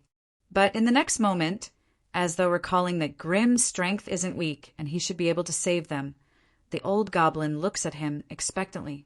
However, the other party shakes his head. There are too many people. It is a trap and the bait is male. The dumbfounded Siros turns his head back to look. It is time for the trap to be reeled in. A group of dark elf female knight suddenly jumps out from a corner. Incantation of law, judgment, incantation of law, judgment. In an instant, the result of the entrapment is a large group of red. However, the target of the fair knight is the most red group. Other than the intention to commit a crime, they must have committed other crimes as well. Big harvest. I knew that it was a good idea to let Crows and Victoria be the bait. Look, all of you are dressed as dancers, and you can only catch 7 to 8 of them in one round. They don't put on makeup, don't throw flirtatious glances at us. Just by lowering their heads and strolling the streets, they are able to catch 300 to 400. Look, those few who are well-dressed are actually shining red. They must be high-level swindlers and villains. The security of this place is really bad. There are bastards everywhere. The criminal in front, stop right there. You are already turning purple from red, and you still dare to run. I will count to 3 to stop right there. Otherwise, I will behead you. 1. You still dare to run. Look at my broken shoe. Slash. Oh, wrong. Sundering slash. Wrong again. Sin-splitting strike. Humph. To speak the truth, losing to a man in terms of feminine charm is indeed heartbreaking. However, losing to the #1 beauty of the judiciary, Crows and Victoria, I don't feel sad at all. Have you seen women who are prettier and more feminine than them? Right, this time it must be the record for the highest number of people being caught. Who is the record for the lowest number? Tell us. Let's have some fun together. Vice Captain Yawn 1, Captain Diana 0. As expected of our big sister, she is so manly. Those rascals don't even dare to approach her. Buffed, how pitiful. Even Momo has 16. Big sister is always so stern and scary, coupled with her legendary deterrence and epic weapon. This result is normal. The most pitiful one should be second sister. She speaks like a man and looks like a man too. No wonder she is known as my blade is my friend. So it is just another way of saying that she doesn't even have a suitor. Right, this joke is not bad. Let's go back and tell everyone. It is better to have fun together than to have fun alone. Momo, Vice Captain Yawn is behind you. Ali, you tricked me again. Second sister, am I not joking? Smile, smile, smile. Why are you holding your blade? Looking at those female knight who are glowing with silver light, the old goblin was scared out of his wits. This is obviously the power of order. Could it be that there is a holy knight among the evil dark elves? But holy light should be golden. This is too subversive. However, it is obvious that these knight are different from normal holy knight. They actually ignore the demonkin and necromancers on the roadside. These are the mortal enemies that normal holy knight would fight to the death the moment they meet. This time, even the old goblin can only mutter to himself. The change is too fast. Looks like there are quite a few new residents here. However, at the very least, the goblins are still normal. This time, Grim only points to the side. There, the dwarves and goblins are testing a rocket carriage with a huge rocket engine attached to its back. This harmonious scene is like a bolt from the blue in Zrotha's eyes. What kind of joke is this? The goblins are actually working together with the leprosy dwarves. Those traitors of the goblins. Let old Zroth teach you a lesson. However, just as he was about to step forward to provoke them, he was pulled back by his companions. Fortunately, he was pulled back. The moment the rocket carriage set off, it starts to drift upwards and floats over everyone's head. Then it turns into a shooting star and flies straight towards the ceiling. Then, with a loud pah, it turns into fireworks. It is all because that stupid bull is too heavy, causing us to increase the horsepower too much, causing it to fly instead. We need a lightweight experimental subject. Air, no a pilot. Row at this moment. Shouldn't you all display the spirit of sacrifice that you goblins have for the development of engineering? My survival is the greatest contribution to the goblin project. Where can I find a stupid goblin? Oh, this friend of mine. May I know if you're interested in the goblin rocket carriage? Obviously, if he were to nod his head at this moment, Zrotha's 30 years of being a merchant would have been wasted. After finally getting rid of the troublesome goblin engineer, old Zrotha's face is filled with fatigue as he sits on the stairs and smokes on his pipe. This world is changing too quickly. Perhaps a bunch of lunatics might start running around naked. Eaglestorm and his tribesmen run past the crowd. They came and left stealthily, waving their hands lightly to bid farewell to the shocked spectators, not taking away a single cloud, not leaving a single piece behind. They aren't wearing anything, so what can they leave behind? The old goblin rubs his eyes in a daze. Inconceivable. Whatever I say comes true. It can't be that we will meet the senators of the undead empire. Not far away, the sound of horse hooves can be heard. Ah, dang, do you feel anything? We have been searching for a week. Is the emperor really in this city? Ah, Pa is here. Ah, dang is sure. 2 undead senators ride on a bone road. Black-eyed white, white-eyed pupil. It's the bone dragon queen. Later on, even if a titan were to pass in front of me, I wouldn't be surprised. Pa. After a loud sound, the tea stall in front of them turns into flat ground. A humongous metal titan whizzes past the eyes of the crowd. Behind the huge robot, the humongous Roland Titan is shining. Aye, shut up. This time, even the cold and reticent Grimm can't stand the old goblin's jinx. Thanks to those troublesome goblins, most of the spies have been lured away. Our private communication with the other underground city, Lords, is going smoothly, and there are already 27 underground cities willing to support us in the Alliance Conference. In the afternoon, we will have 3 more contacts.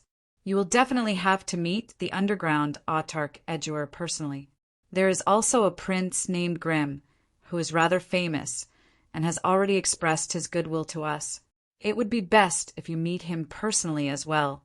I nodded my head, indicating my approval. It was also time for me to meet Edgeur personally. It was said that the Black Iron City was also a city formed by many races. I was originally quite interested in it, so there was no harm in meeting him. Within a week of entering the city, there was a live demonstration by the Dark Elf Knight Corps.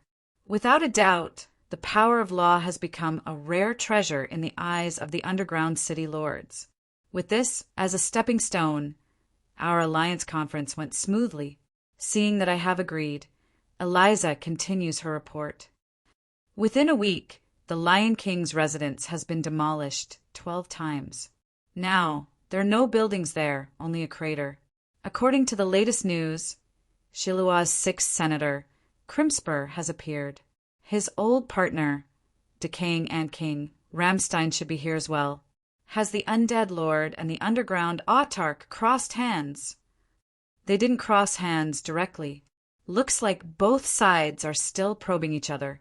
Crimspur demolished 2 barracks and a street in the Beastman district. However, from start to finish, only Molly's red dragons made a move. Furthermore, there are 2 young dragons, so killed in an instant?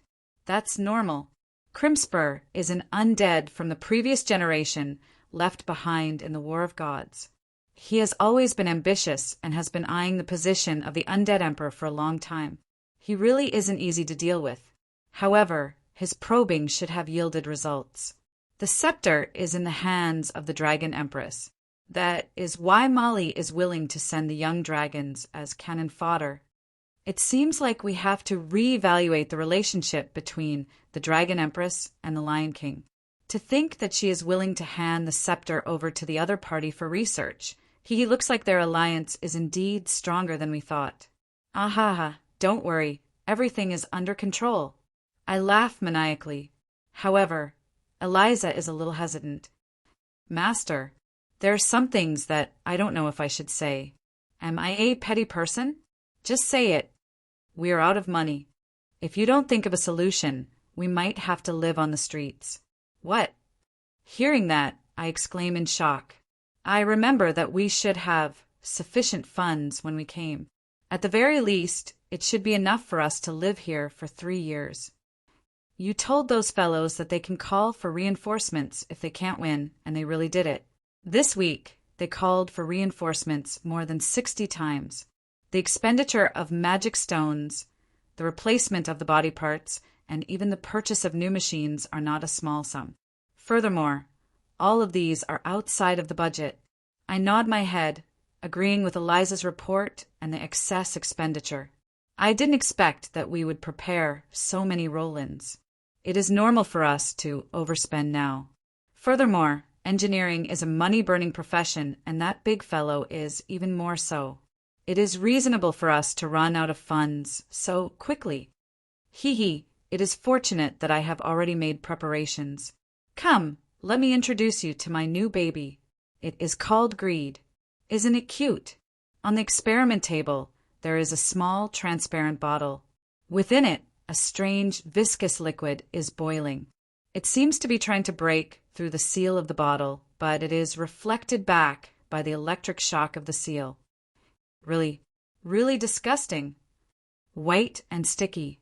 As expected, it is the same kind of thing that your brain uses to think. Eliza says with a face full of disgust without any hesitation. She is just mocking me for using the lower half of my body to think. This level of venomous tongue is something that I have experienced countless times after my collection was exposed. I am already numb to it. Instead, I smile gleefully. That is because you don't know its effects. Don't look down on its small size. As long as it fuses with the underground water of the city, it will frantically reproduce itself and create countless clones. In just a few hours, this milky white slime will fill the entire city's underground pipes and water supply system. Even more disgusting. I beg you to stop talking. What do you intend to do? Humph, you don't know what is good for you. It is called greed. It will instinctively search for gold coins and swallow them before bringing them back to its mother's body. This way, we won't be lacking money. Going by convention, even if there is a rare treasure as the finale, the auction house would at least bring out a few items of the same level to warm up the crowd. I don't expect to meet another god equipment, but as long as the Lion King doesn't intend to embarrass himself, there will definitely be other good items in the auction. Thinking about the auction that is about to be held, I decided to gather more money to buy some local specialties. Coincidentally, I had a dream about Dang's creation experience previously, so I turned my attention to the undead creation that I am most proficient in. The greed in front of me is the result of a week of hard work. Mutated slime, greed race, undead slime, all stats. 1 race ability, devour reserves, secrete fibrous decomposition fluid, rapid self-replication system evaluation. Extremely dangerous. Please destroy the mother's body as soon as possible. If this thing were to go out of control, not just the city, the entire underground world will disappear. By the way, please stop creating things. Your talent in this aspect is completely wrong. If you continue, you will be able to destroy the entire world by yourself, even without the calamity. It seems to be contradictory. Despite having such a trashy ability, the system is actually afraid of it. It is an existence that lies between life and death. To living beings, the simpler and purer their needs are, the stronger their desires. This greed represents endless greed.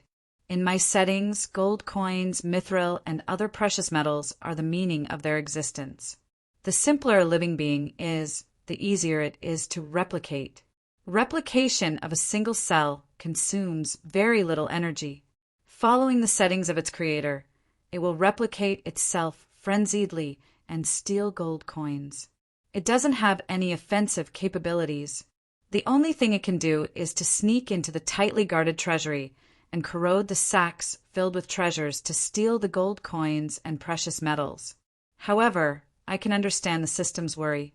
If greed really goes out of control, as long as it replicates to a certain extent, countless slimes will be able to occupy the entire living space, leaving no place for humans to live. Of course, the prerequisite is that it can replicate endlessly. Look, this jar is its main body. I will only release 1/10 of it, so its reproduction ability and size will be limited to 1/10. Furthermore, its lifespan will be limited too. All of them will die within 2 days. At most, they will just be gold coins thieves. While explaining, I carefully pour greed into the sewers. Suddenly, a gust of wind blows past. For some reason, my nose, which doesn't feel anything, feels itchy. Chew, who is thinking of me? Master! Eliza's exclamation jolts me back to my senses. At this moment, half of the main body of greed has already entered the sewers. Very quickly, following the complete drainage system of this 1,000-mile ancient city. After combining with the underground water to complete its replication, it will swiftly cover the entire city. Don't worry, the other half is that greed will be a little stronger than expected. How much stronger? Will it hurt people? If its size is 5 times bigger than what it was designed to be, it should be around the size of a human. Based on its AI settings, it will change its attack mode. It might choose to swallow a person, melt his clothes, and take away his metal. Don't worry, I have set it up so that greed will definitely not harm any living being. It will leave after eating the clothes. Eat the clothes? The entire city? A terrifying scene appears in Eliza's mind. Countless eagle storms and Shueti are dancing in circles, and more perverts are spreading. Master! Please hurry up and research a way to eradicate this kind of demon. Chapter 47. The Alliance gathering that was supposed to be held next week was postponed indefinitely due to some unforeseen circumstances. The reason? The empty city streets are the reason. The streets that were filled with people are now empty, and the only thing cruising around is the transparent slime that is a meter long. Oh, don't come over. I am only going out to buy vegetables. Yet another innocent victim is born. When the surrounding slime leave in satisfaction, a naked beastman Annie carries a bamboo basket and runs madly. Her fat sway and her sweat falls like rain, making her look extremely greasy. Wherever she passes by, the sound of vomiting can be heard. This is the third time that female beastman hippopotamus is here. How is this an accident? This probably gave some people a chance to release the wild beast in their hearts. Due to the sudden rampage of the creepy slime group, Vance falls into a state of paralysis. These little things aren't hard to deal with. Although the slimes have high resistance towards physical attacks, they have no resistance towards magic and divine arts. Thus, it isn't hard to deal with the experts of the underground world. But you might be able to deal with one, but can you deal with 10, 100, 1,000? There's no end to these things. Furthermore, if you are careless and allow them to get close to you, your armor will be torn into pieces and your clothes will be eaten away. Not even your bones will be left. How much fighting power do you have if you are completely naked? Yes, no matter how strong you are, as long as you dare to wear clothes on the streets, it is guaranteed that you will be crushed by the slimes in an instant and become clean. An archmage sets up a wall of fire beside him and wraps himself in the high temperature of the flames. At the start, quite a number of slimes were eliminated. However, 6 hours later, his magic power is depleted and he ends up becoming clean. However, his attempt proves that these creatures are indeed brainless and their numbers are limitless. Fortunately, very quickly, their weakness is discovered. They are able to corrode cloth and take away metal, but they're helpless against wooden materials. In fact, they even instinctively fear wood. As long as a wooden stick is placed around the doors, windows, and water outlets, they will retreat. This is the back door left behind by a certain Lich. But this still didn't solve the problem. You can't wear a pile of wood on the street, can you? So, the whole city retreated in front of this tiny slime and fell into a strange paralysis. They had no interest in naked people. But not everyone could awaken a new self like Anti-Hippo. The lives of the citizens were greatly inconvenienced. But at this moment, there was a group of enthusiastic and helpful youths pushing wooden carts and walking on the streets without any fear. They helped people buy groceries, run errands, and accept bookkeeping services. They even called for volunteers to join their luggage. The natural body bestowed by the heavens is perfect. Unnatural clothing is the original sin. What is wrong with liberating oneself? The liberation of the celestial body took the opportunity to spread their teachings. Now, those who join the organization have the privilege of buying wooden carts at a membership price. Each person is limited to one. When more and more youngsters acknowledged the strange doctrine and saw the sky slime as a kind of heavenly punishment that targeted clothing, which was an unnatural creation, the liberation of the celestial body with the Wild Bull Alliance as the core grew at a terrifying speed. Countless youngsters who chased after money, awakened a certain kind of potential, or simply acknowledged this strange doctrine walked on the streets naked, fighting for the sake of their future gold coins or doctrine. Of course, even so, the losses were not small. Before the weakness was discovered, the treasury and merchants who suffered from the calamity also suffered quite a bit. A certain Lich. Why did you announce the weakness? Can't you reap more later? A certain maid. Shut up. Hurry up and find a way to cure the root of the problem. Isn't cleaning up your own mess your motto? But even so, the normal operations of Vance City were still severely affected.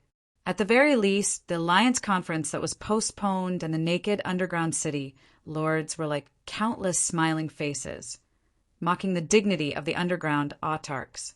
When the autarch's patience reached its limit, even the proposal to completely destroy the city and the underground network to rebuild the city was proposed. A sudden piece of news spread across the entire city, causing everyone to go wild with joy. According to the research of the leader of the liberation of the celestial body, Big Droll, and the authoritative old doctor, Beast King specialist, Bayfong. Hurlt, these slimes only have a total lifespan of 10 days. Now, there is still 4 to 5 days before they wither away.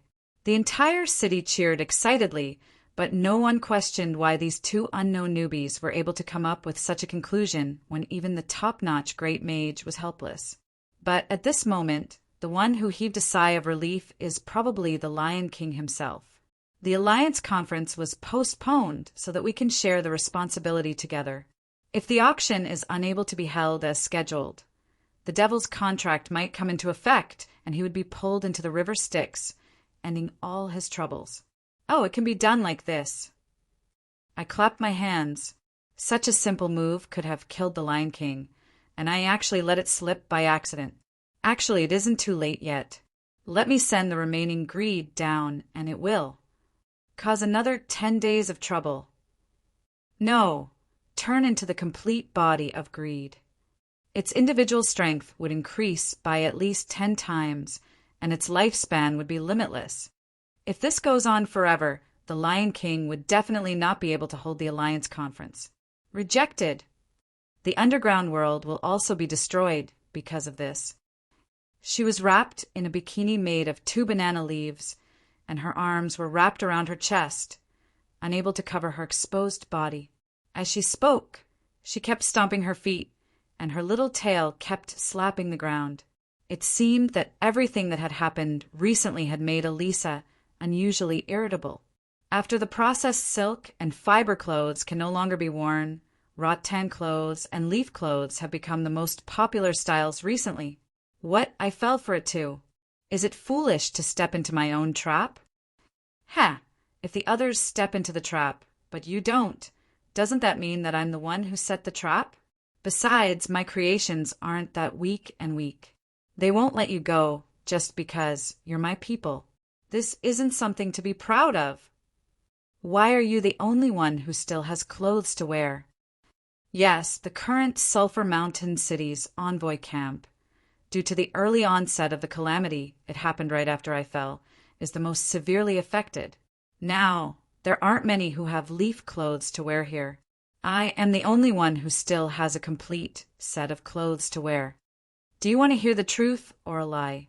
The lie is that I am wearing a semi-god equipment set, so they are unable to approach me at all. The truth: high-tier equipment is unable to corrode, but they won't stop attacking. Even though my entire body is sticky with slime fluid, I am still unable to wear it. The truth is that they remember that you are their father, so they won't attack you? No. How can my creations have such a foolish flaw? Their attacks are based on instinct, so they are indiscriminate. Look, this is a sprayer made from wood powder mixed with liquid. As long as it sprays on your body, they who are instinctively afraid of wood will definitely not approach you. Hey, I am sorry that I forgot to give it to you, but we are all civilized people here, so don't be violent. Put down that table leg. All right, under the threat of violence, I admit that I didn't forget to give it to her. It was just for eye candy. However, it is a pity that if I confess, I will be sent to jail for life.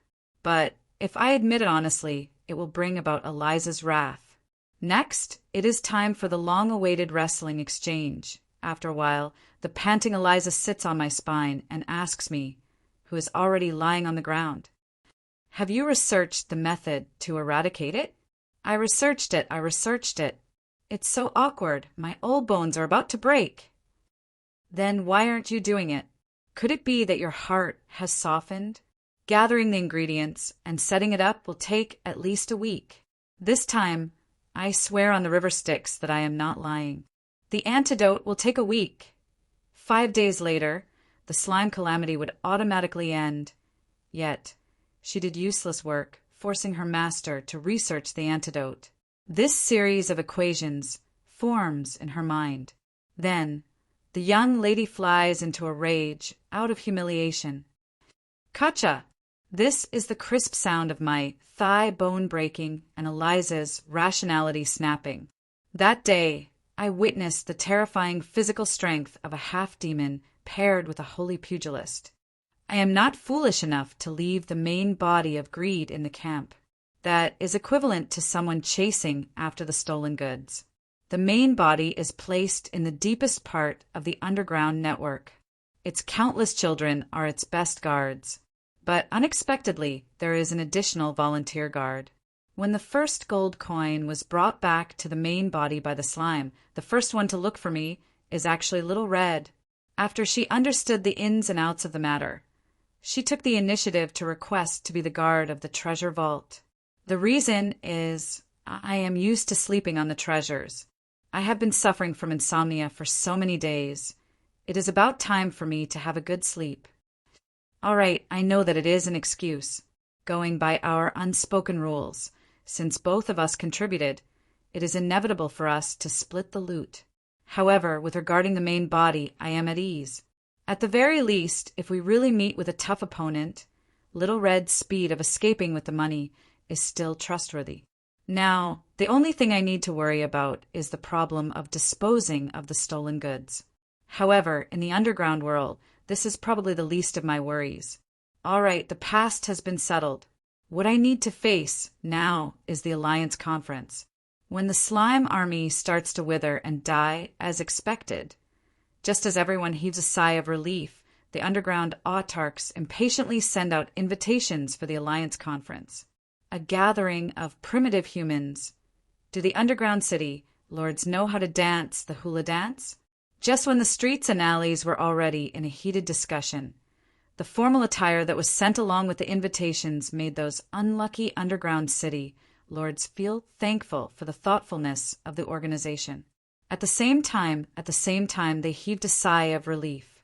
Clothes that can still be worn in the market are already sold at sky-high prices. It isn't easy to buy them. However, at this moment, the most sought-after item on the market isn't the lack of clothes, but the learning materials for the power of law. Are you still worried about the invaders and the magical beasts that are constantly harassing you? Here is the nemesis of the lawless, a senior of the holy light. Even the undead monkeys and half-demons are able to grasp the new era's power of law. Power of law! It isn't 3 to 4,000, not 1 to 2,000. It is really just 998. The workmanship of the 8 stars, 8 arrows, 99 main functions, the ability to communicate with the origin of order doesn't need money. The ability to control law incantations doesn't need money, and it can really shine. Don't hesitate anymore. Come to the Sulphur Mountain City Envoy Camp to place your order. Also, the first 100 who buy it will receive a second chance at the lottery. The pages of the God Equipment Grimoire will be sent to your home. Hee, do you know how to judge? Judge men. Mom doesn't need to worry about me failing my law incantations anymore. Grandma, my dream of becoming a holy knight has come true. The power of law is trustworthy. In order to make it easier for our customers to grasp and learn it, other than the basic pack of 998, we have also prepared 99.98 Deluxe Edition for the noble and stylish you. Of course, if you still think that this isn't enough to represent your cool status, we also have 19998 Perfect Deluxe Edition. Along with it, we will also give you a lottery card to participate in the second lottery of the God Equipment Grimoire. What are you hesitating for? Our address is at Vance 32nd District, Taran Street 88. First come, first serve. You are welcome to buy it. After earning a fortune from me, I am looking forward to the upcoming Alliance Conference and auction. Master, didn't you only bring a few hundred copies of the same information? Those Deluxe Edition and Perfect Deluxe Edition, they are all the same, exactly the same. Aren't you afraid that they will settle the score with you? Eliza, you are still too inexperienced. You have to study the shopping mentality of those underground city lords. Those who are willing to fork out 998 diamonds to buy information wouldn't mind paying another 998. What? You think that 998 is gold and not diamonds?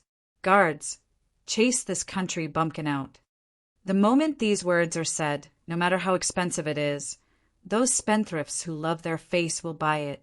Do you know what is called an overlord and an ambitious person? An overlord is a big shot, the boss. No matter what they buy, they will buy the most expensive and not the best. What they want is their face. Look, those 4 overlords bought the perfect deluxe edition. If others were to find out that they bought the normal deluxe edition, they wouldn't be able to afford it. So, our sales slogan is not to ask for the best, but to ask for the most expensive. Once a deal is made, we won't have to open for 10 years. You are really crafty. Thank you for your compliment. Chapter 48. As a city that has gone through thousands of years of changes, a place where many races live together. Following the renovation and reconstruction of its previous owners, the streets of Vance are messy and disorderly. The originally square-shaped city district has changed beyond recognition after countless expansions. The goblins came and they built their alchemy laboratory, engineering laboratory, and a large-scale racetrack across the city. The beastmen came and naturally, they built an arena to witness blood and glory. When the elves came, they built a huge theater and man-made forest. When the mages came, they built a towering mage tower that reaches the clouds. Both sides of the streets are filled with buildings of various styles and ages. The solemn dwarven Baroque-style architecture, the mysterious and sorrowful dark elf Gothic architecture, the goblin style that is a mixture of metal and smoke can be found here. In fact, due to the residence of Droll and the dark shaman, the modern and relaxed surface elf pastoral style can also be found here. Perhaps Sulphur Mountain City, which also has many races living together, has the potential and vitality to become such a famous historical city. However, in front of this ancient city, it is still too young and impetuous. The trend of the new era and the sedimentation of history intertwine with one another. The ethnic clothing and specialty stalls on the streets can be seen as scenery. The charm of the gathering of many races and cultures in this ancient city is displayed to its fullest. From a certain perspective, it shows the ancientness and changes of the city of Platinum. Now, along with the changes of the times, the original orderly and organized design of the city has long disappeared. Time and history have divided the various districts into countless valleys with irregular patterns. Following the Underground Alliance, choosing the city as their headquarters, more and more races and underground cities chose to occupy a corner of this city. Facing a city that changes every day, even the old Vance citizens who have lived here for their entire lives can't figure out how many races there are and the unique buildings of their races. It is also impossible for them to sort out where the various alleys lead to. However, there is one place that all Vatans will never forget, the Platinum Chapel. Of course, this also has to do with the massive area it occupies and the 7 mage towers that reach the clouds. If one were to see it in any corner of Vance City, they would naturally not forget about it. That was the residence of the Platinum King, who left his name in history due to his extravagance. At that time, the underground autarch who ruled over the city and the surrounding hundreds of underground cities was high-spirited. He spent a huge sum of money to build this city within a city that occupied an area of 6 kilometers. In order to match its name, he used mithril and platinum to create a layer of shiny coating on the outer walls. Under the light, the shining fortress was like a castle in the clouds that was the home of angels. Inside, the streets were sparkling with jewels, satin beauties attending to them, and there were wine pools and meat forests every day. All right, let's not talk about how that fellow extorted taxes and how he was overthrown by the seething anger of the people. Now that the hero of the world has turned into ashes, the Platinum Chapel that he left behind became the symbol of Vance City. Even though the luxurious metallic coating on the walls has long been scraped off and the walls are filled with ivy and other magical plants, the massive and luxurious palace district is still the most beautiful castle in Vance City, or even the entire underground world. The current underground world is no longer the Platinum King, who is the sole ruler, and the 4 autarchs who restricted one another. Vance City has always been in a state where no one dares to lay their hands on this fortress. But today, this place has been activated once again. It is the main venue of the Alliance Conference, and the scale of it has even surpassed its heyday. Fireworks never stop in the sky. Griffins and manticores shuttle back and forth to welcome the guests. The majestic dragons are only the guards and guards of the gathering. The carriages are pulled by super beasts, and the ingredients on the lunch table are all precious top-notch beasts.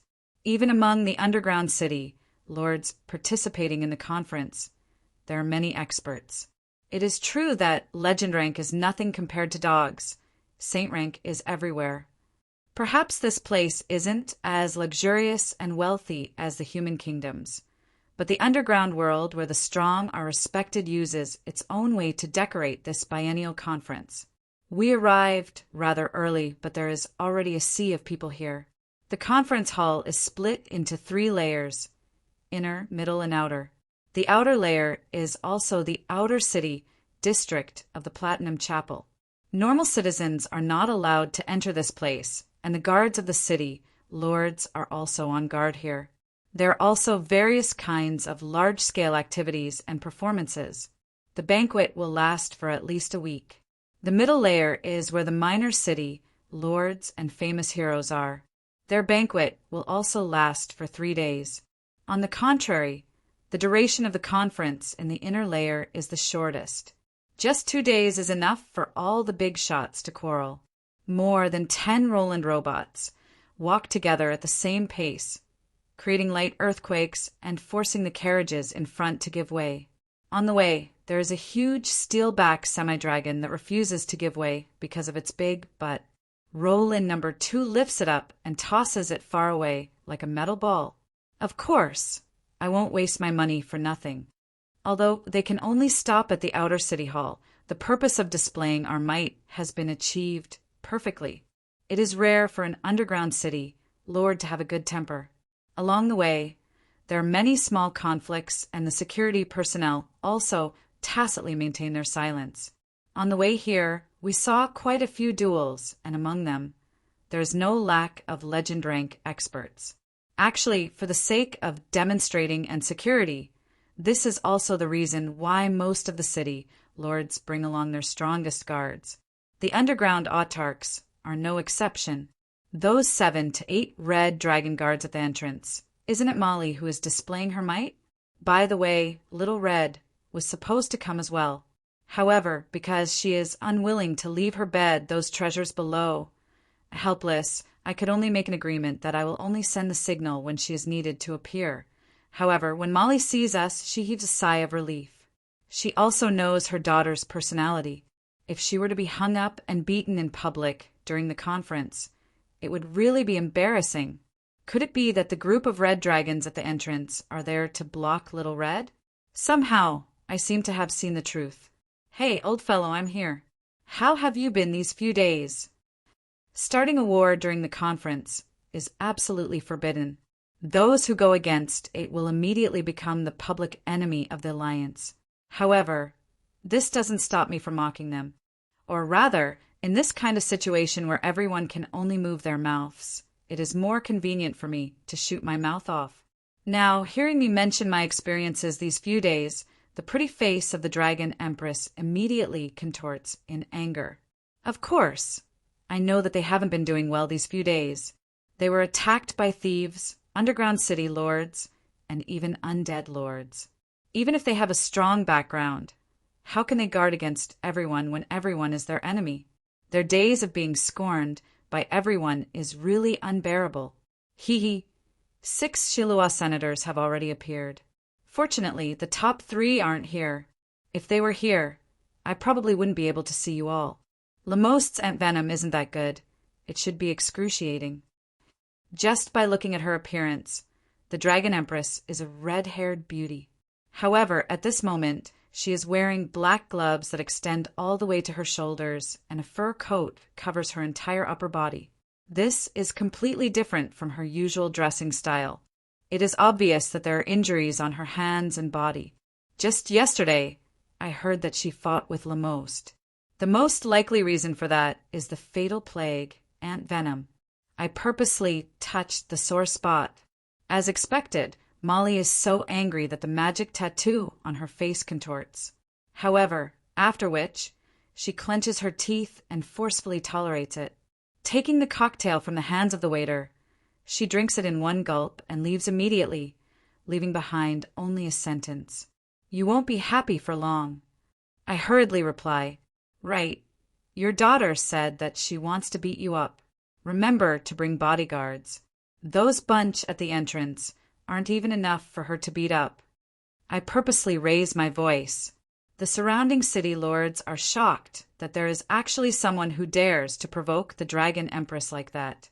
What makes them even more incredulous is that after the Dragon Empress clenches her teeth, she doesn't fly into a rage, as though she is silently acknowledging the reality. "Uncle Bones, if you talk about her like that, won't she obstruct us when we enter the Alliance later?" "If I don't mock her, she won't obstruct us? Since we are already destined to offend her, then we might as well offend her to the end. Furthermore, in the underground world, only the strong will be respected. We did offend the Dragon Empress, but at the same time, we also gained the goodwill of her enemies.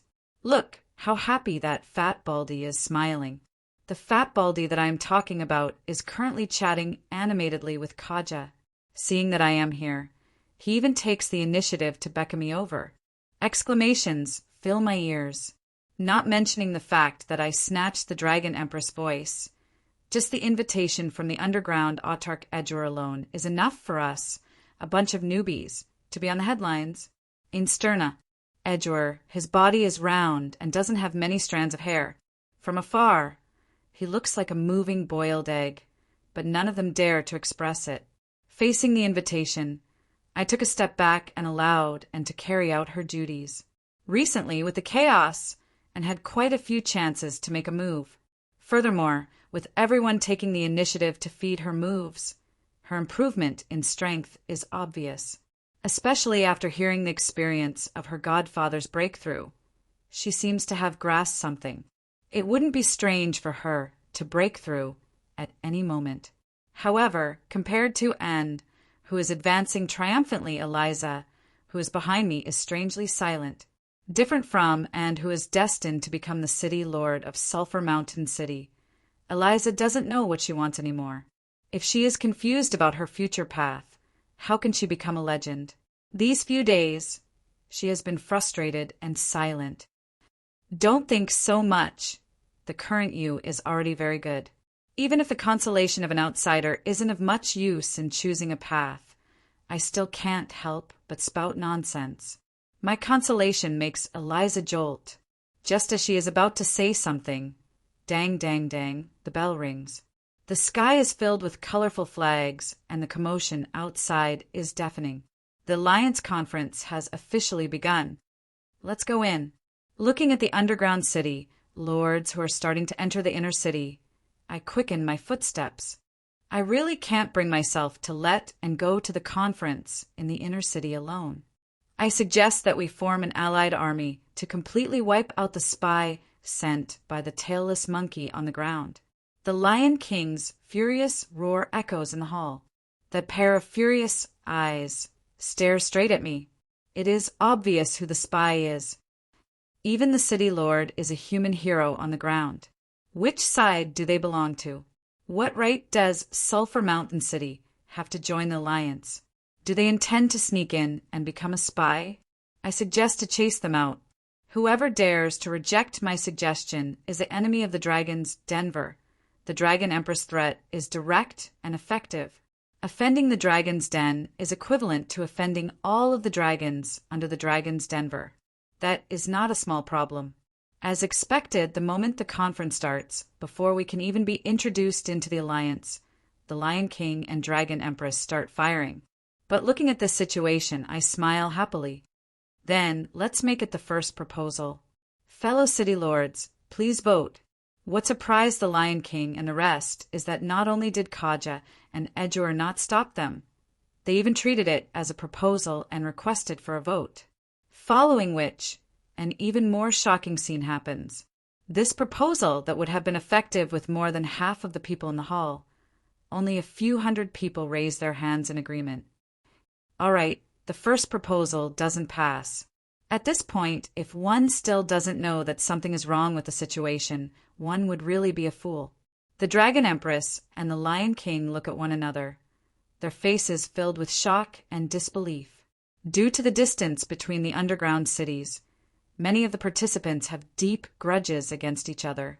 The Underground Alliance is originally an extremely loose organization, and even the underground autarchs don't dare to say that they have absolute authority over their supporters. Now, even the underground city, lords who are on good terms with them gave up. What is going on?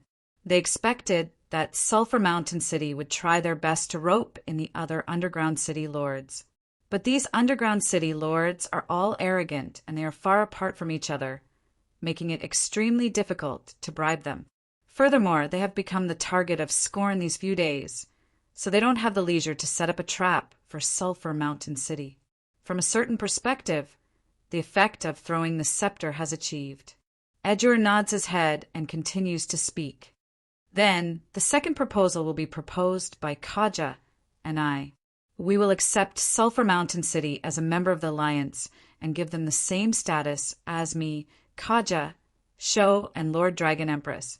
Yes, we might have another Vice Alliance leader. The moment this proposal comes out, the entire hall is thrown into chaos. The position of an underground autarch isn't something that can be decided by the Alliance, but if this proposal is passed by the Alliance Conference where all of the powerful underground city lords are present, then what difference would there be between Sulphur Mountain City and the other underground autarchs? As for the Alliance Vice Alliance leader, that is just the official name of the autarch. This proposal is more important. According to the rules, there must be at least 80% of the members who don't object to it. This is a secret ballot, so please feel free to vote. No one would think that this inconceivable proposal will pass, except for me. This proposal definitely won't pass, that I told Kaja and Edgar. Then we will take a step back and propose the next proposal. That way it will pass easily. Do us a favor, we need a shocking entrance. As the price we will pay, yes votes, 110. Hearing this number, the Lion King and Dragon Empress smile. The gaze they look at me is filled with disdain, as though they are saying, "Country bumpkin, you still want to reach the sky in a single step, just watch." Objection votes, 206. Impossible.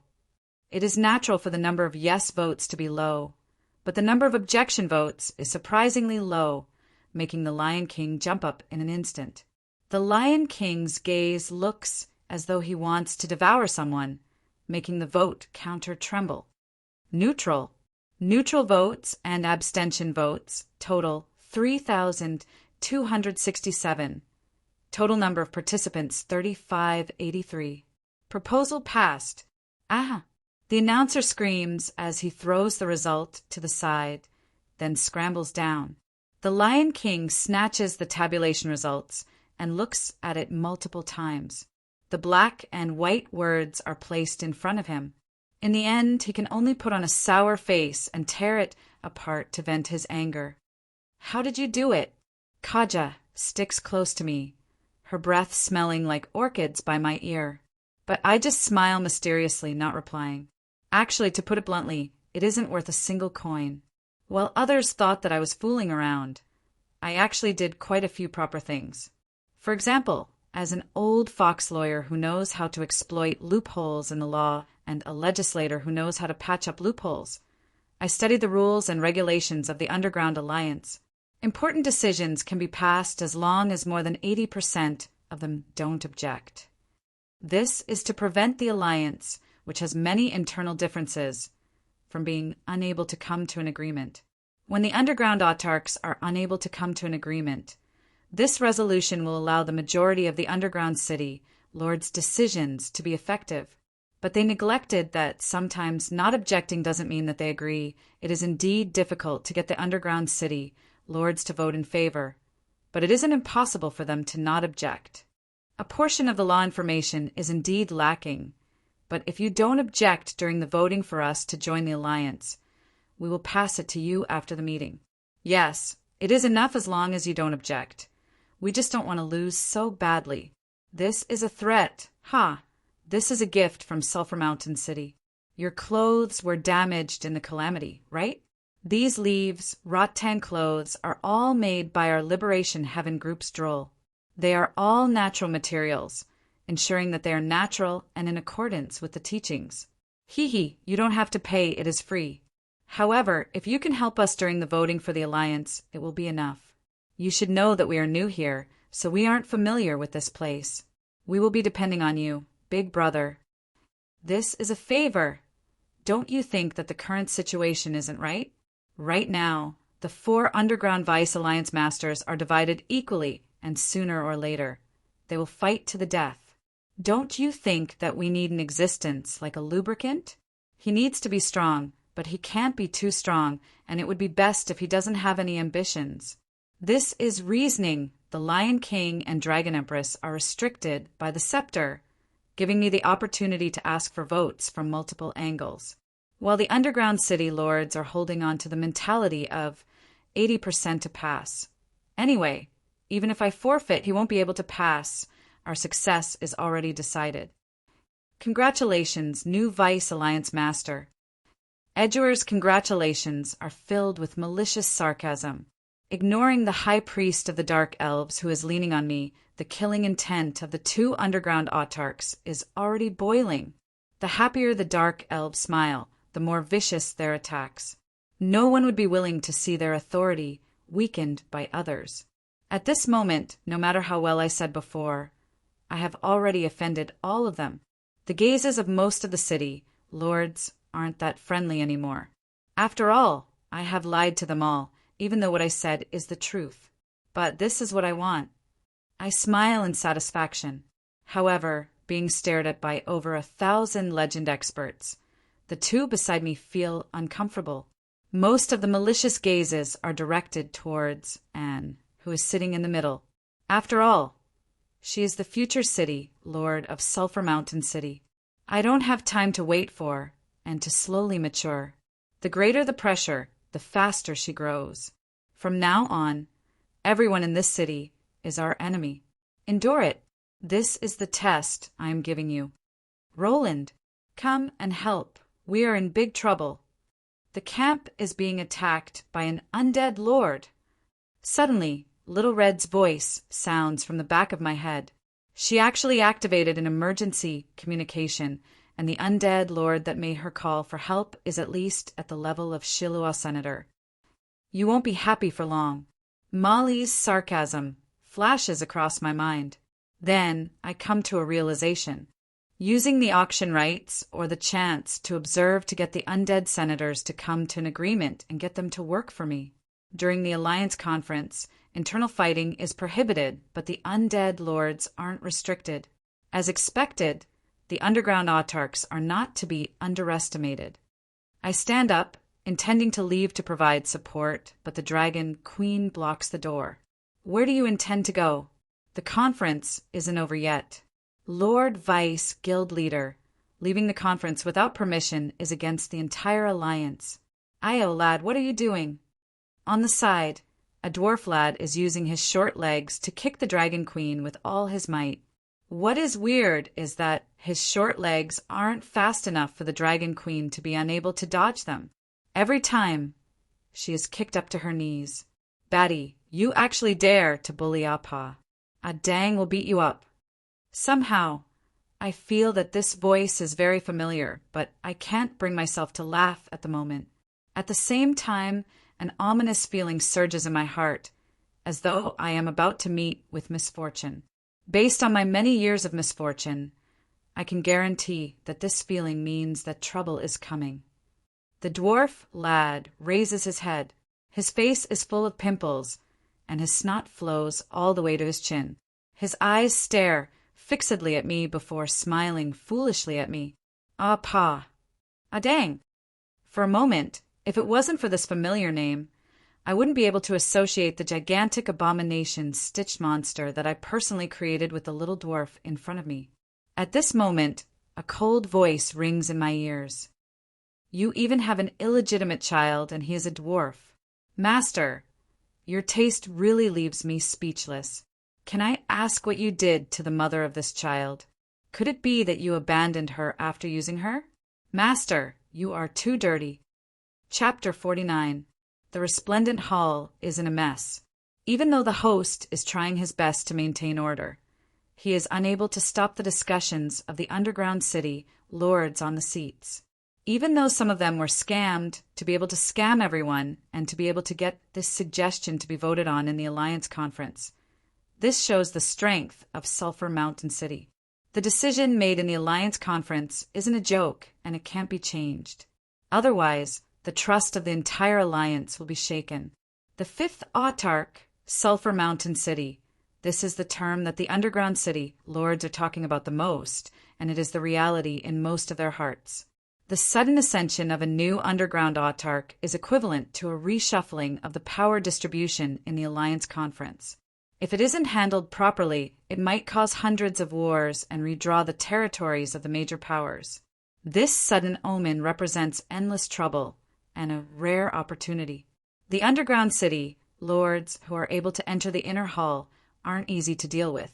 These days, who doesn't have some ambition? If Sulphur Mountain City can ascend, then why can't I? Furthermore, the new autarch is lacking in supporters. Perhaps we can rely on him to obtain more resources and backing. Countless desires and ideas make the underground city lords start to think. Naturally, the atmosphere in the hall becomes strangely heated. The little conflict between the Dragon Queen and me. Other than a few people sitting close to us, not many people noticed it. However, it is a pity that not many people noticed it. At this moment, the Dragon Queen Molly, who shocked the entire underground world, is baring her fangs at a little dwarf like an enraged old cat. Furthermore, she can only be fierce with her mouth. Even an underground autarch wouldn't dare to make a move in the Alliance Conference. What's more, it is a pity that she, who is used to being unreasonable, is trying to be reasonable. However, that silly-looking dwarf is trying to be unreasonable. Stare! What are you staring at? Stare! Stare at me, and I will eat you. The shameless dwarf ignores the Dragon Queen's restraint. His arrogance makes the eyes of the surrounding audience pop out. However, I know that this threat is real. If Ah Dang says that he will eat him, then he really intends to eat him. Furthermore, he is likely to be able to eat him. But now, the camp is still under attack, and it isn't the time to continue wasting time with the Dragon Queen, who is obviously stalling for time. Ah Dang, before I give the order, you are not allowed to eat any living being. Immediately, Ah Dang's face turned bitter, but he still nodded his head. However, it is fortunate that Ah Dang's elder brother gave him the name Adam, so that the Dragon Empress wouldn't be able to recognize Ah Dang's nickname from the start.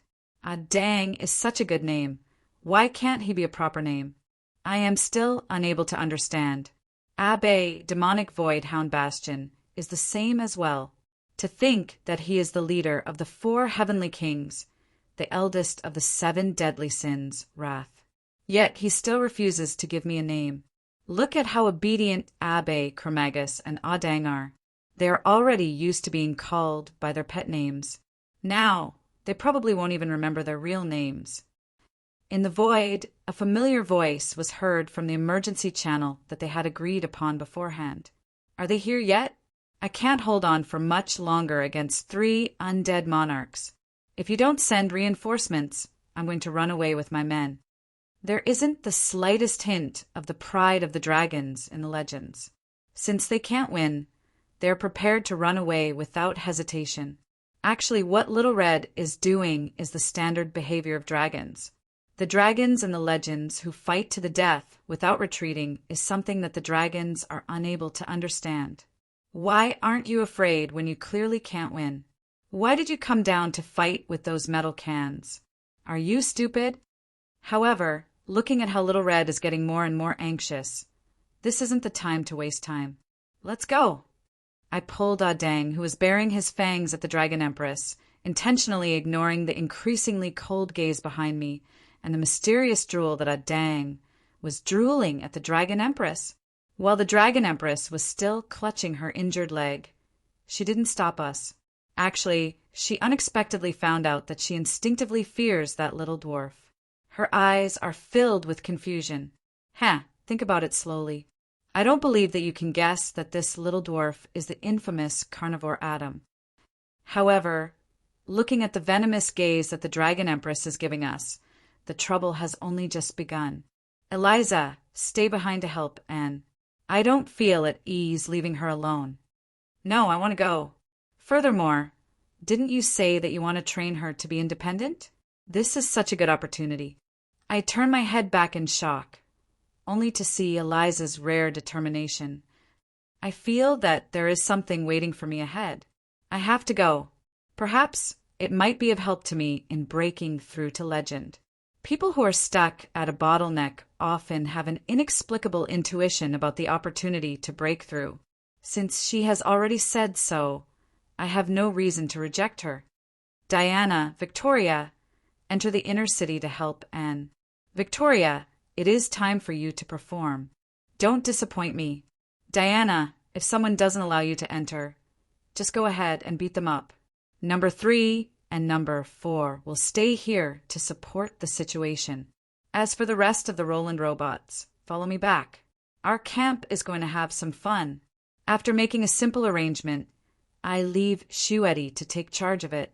Then I jump onto the head of Roland number 2 and hitch a ride. Rumble, rumble. A series of tremors cause the buildings on both sides of the road to tremble. Sitting on the head of number 2, I close my eyes and go into deep thought. Behind me, Eliza consoles me. Don't worry, with Lord Einmesis, Little Red, around, along with the defensive power of the camp, there won't be any problems. I nod my head but didn't say anything. I won't tell her that I wasn't worried at all. I was just hesitating whether to shout Autobots transform and set off or Decepticons transform and set off would sound more impressive. However, looking at the nervous expressions of the people around me, I felt that it would be better not to court death and speak the truth. Haha, this is fun. Dad, this isn't a living thing. Can it be eaten? The drooling Dang bounces around like a ball being played by the robot.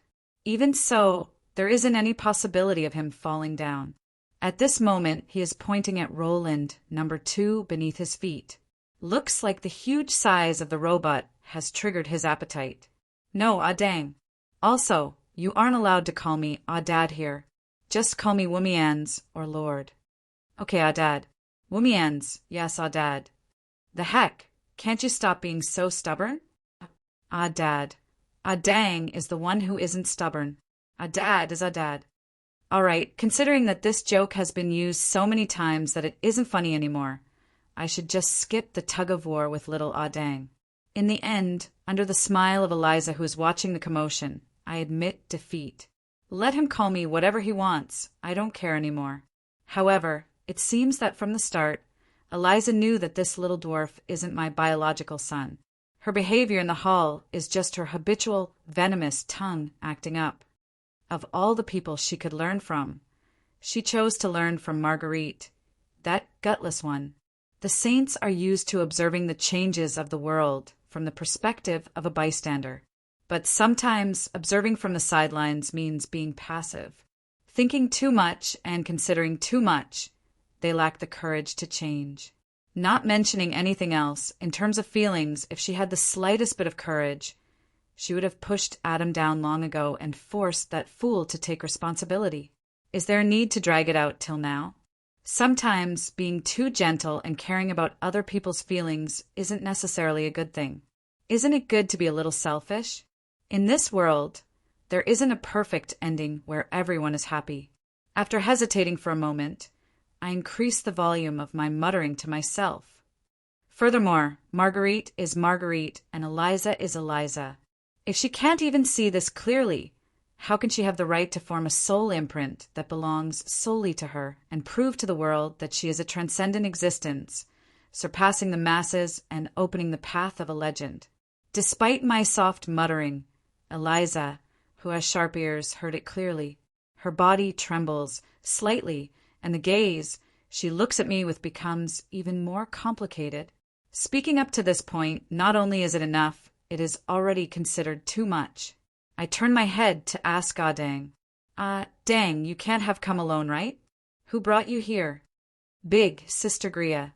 Who? I stare blankly for a moment. There isn't one called Gria among the undead lords. Could it be that a super newbie has appeared recently? To be able to guide Ah Dang and not be treated as backup food, that isn't something a normal undead lord can do. It's that big sister whose singing is the worst. Hearing that I don't understand, Ah Dang starts to panic. It's Gray. Sin. You can just say that she is the throat of death. Could it be that because there are too many victims and her reputation is too bad, she decided to change her name to deceive others to continue attending her death concert? Hearing that her singing is terrible, I instantly think of the familiar bone dragon queen. Gray. Sin's singing has reached the level of mental pollution, yet she doesn't have any self-awareness. Her actions of continuously creating victims has already made her more famous than herself. Other than Appa, if anyone else calls her that, Big Sister Gria will beat them up. Ah Dang doesn't want to get beaten up. Hee, it can't be that you can't defeat her. My Ah Dang won't lose to any senator. No, Ah Dang doesn't beat Big Brother and Big Sister. Ah Dang is very obedient. Whoever dares to bully Big Brother, Big Sister, and Appa, Ah Dang will beat them up. Appa, isn't Ah Dang very obedient? So obedient. This is what a good child should be. I happily hug this little cutie, and along the way, I turn around and blink at Eliza, indicating to her that this is how an obedient child should be. Sigh, I really regret it. She was such a cute little girl in the past. Just what went wrong? How did she become such a sharp-tongued housekeeper today? All right, for the sake of my precious collection, I better keep my words to myself and not provoke her casually. Ah Pa, Big Sister Gria flies really fast. I got her to help fight first. The little dwarf sniffled and jumped up and down happily, like a child looking forward to being praised. Does she know the location? I got her to fly towards the southwest direction of the city and beat up any annoying person she sees. Even though it doesn't make sense, but for experts who aren't that intelligent, even their cultivation relies on their instincts. Intuition is usually stronger than careful thinking. Obviously, Ah Dang and Adam belong to the physical intuition faction. Bone Dragon Queen Gray. Sin is here. She is actually helping me. Little Red's message made me heave a sigh of relief. Gray. Sin's singing might be unreliable, but her fighting prowess is reliable. However, it is only a matter of time before a problem arises. I can't rely on others to get there. Furthermore, there is still at least 20 minutes before I reach there. Furthermore, if I were to arrive and my identity is exposed by those familiar fellows back then, I got the intelligence from that dark elf spy that even if Lord Yongye is sealed, the Dragon Empress wouldn't dare to open it. The underground world also views him as a super threatening existence that needs to be sealed forever. If Lord Yongye really appears, perhaps the war between the surface and the underground world can really be stopped. We can just form an allied army to suppress Lord Yongye. Ah Dang, activate your flight mode and let me in. Ah Dang nods his head. With a stomp of his feet, he enters the black fog. A few seconds later, the black fog, which is glowing with a mysterious light, dissipates. That lively little gnome is nowhere to be seen. In his place, there is only a beautiful, silver-armored wyvern. It is at least 20 meters tall. It doesn't have legs, and its entire body is smooth. However, it has 6 gigantic metal wings. Ah Dang's entire body is covered in metal armor that is as thick as a city wall. However, looking at it carefully, that sturdy armor is grown within the flesh. The triangular dragon head is filled with the smell of metal. Countless parts are embedded within its body, and the gears on its 4 limbs are spinning at high speed. that is the perfect combination of machinery and flesh. The entire wyvern is like a perfect work of art, completely unrelated to the abomination stitched abomination. Ah dang, transform and set off. The moment Eliza and I walked into the control room of the wyvern's body, a dragon roar with a child's voice resounds. The 6 wings spread open, and crimson flames shoot out from within. Dang shoots out flames like a rocket, using the recoil force to shoot himself out. Although the control room is very stable, looking at the scenery that is rapidly retreating, a normal giant dragon doesn't even have the right to eat dust. An abomination increasing giant that can transform? Is it weird? In reality, it isn't. This is the foundation and shackles of his existence. Dang represents the original sin gluttony. Gluttony, to put bluntly, is an excessive appetite. Appetite is the most basic requirement of life. Life needs to eat and digest nutrients. Its basic goal is to survive and become stronger so that it can emerge victorious in the cruel world of nature and obtain a chance to evolve. Gluttony equals evolution plus survival. When this equation is formed in my mind, the weakest abomination, stitched abomination in history, is born. He is only 2 meters tall, unable to even lift a small rock. The only ability it has is to eat. Abomination, stitched abomination, is a fusion of corpses, making it the most suitable to fuse the strengths of other living beings to evolve. On the other hand, Dang is able to fuse the strengths of its food into its own body. Very quickly, after going through a few battles, a mountain-sized corpse monster becomes the nightmare of all living beings.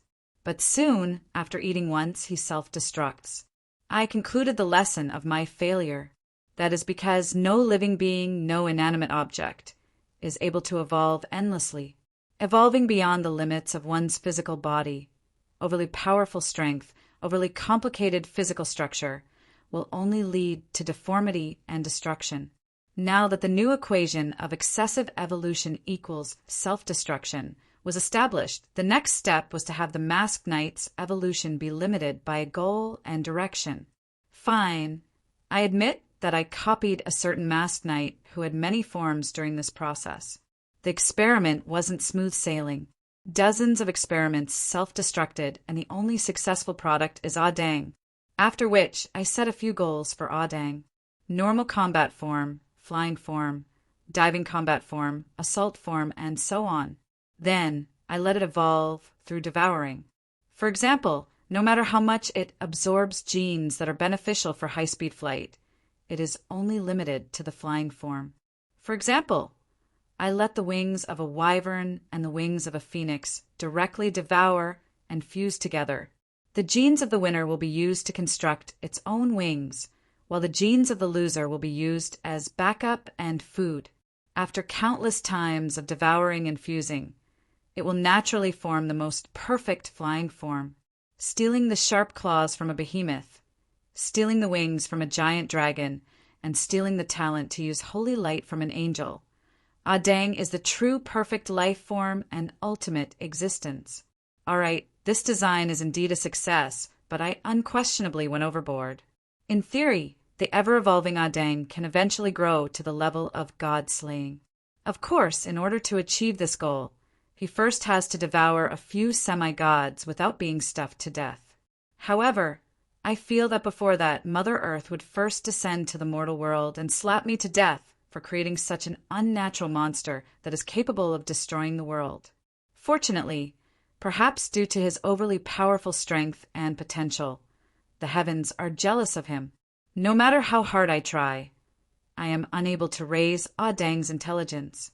Magic and martial arts cannot be executed purely on instinct. His low intelligence has always restricted him from bringing out the advantages of his physical body. This is also the reason why, even though he is the strongest among the senators in terms of absolute strength, his ranking is still the last. However, if I were to separate the physical body from the brain and install a pilot in the physical body as a second brain, the flaw of low intelligence would naturally disappear. All right, I admit that I copied Ah Dang's design from the gigantic robot that always bullies small monsters. However, the origins of heroes don't matter. Regardless of whether it is a black cat or a white cat, as long as it is able to catch mice, it is a good cat, isn't it? Ah Dang, how many forms do you have now? How many of them are of a rank and above? A total of 12 forms. The 9 battle forms are all of S rank and above. The beast form and city siege form are both SS rank. In this state, Ah Dang hands over the control of his physical body to me. It is as though he has shut down the processor of a huge project. Hearing this, I can't help but click my tongue.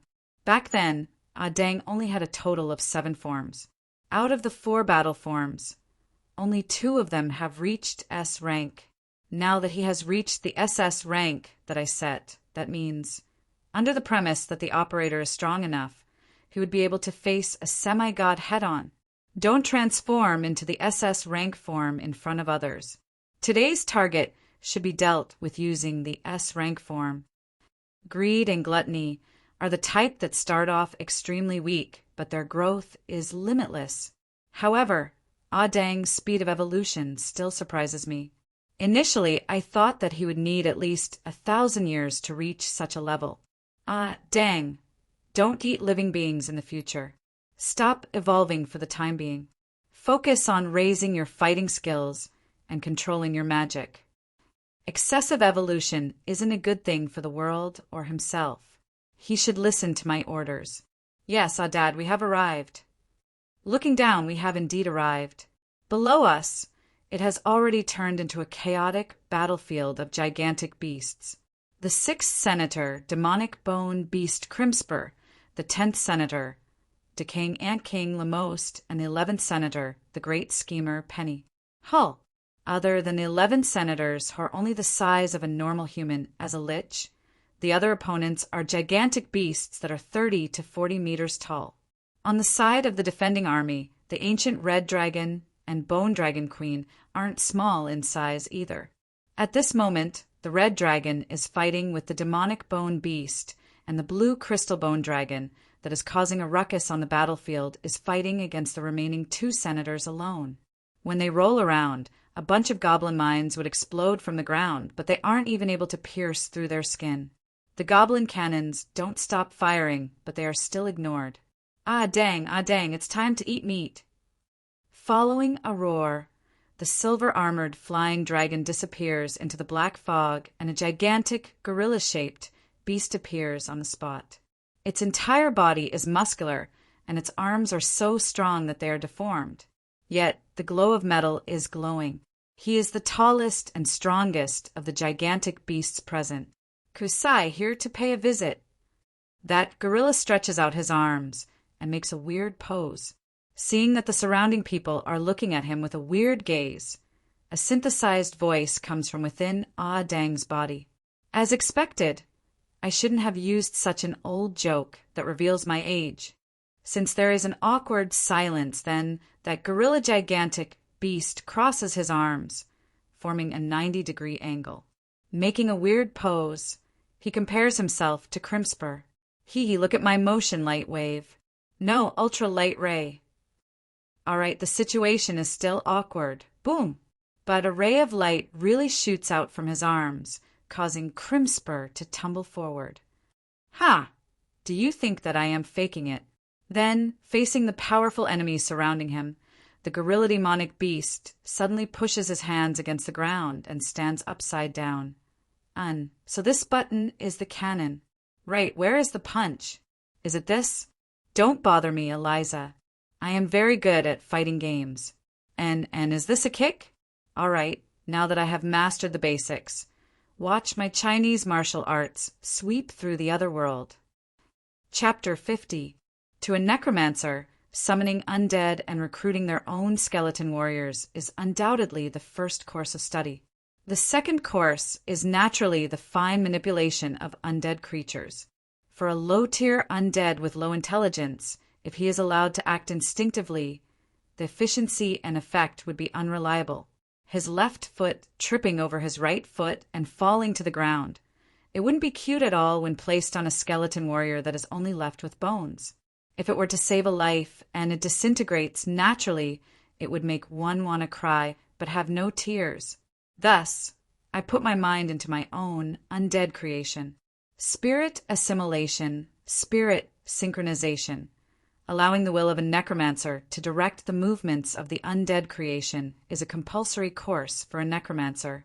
As for me, Emperor Yonya, I am at least a qualified necromancer. After realizing that the operating system that was designed on the spur of the moment is slow to react messy commands and is pointing to the left and right, I naturally gave up on it and directly used the most basic undead control technique, spirit synchronization. Ha! Eat my 18 dragons subduing palms, although there is no dragon. Stepping firmly on the horse stance. With a sudden stomp, my body charges forward. My claws press against the head of Crimspur's dragon head. Twisting and thick upper limbs turn into heavy cannons.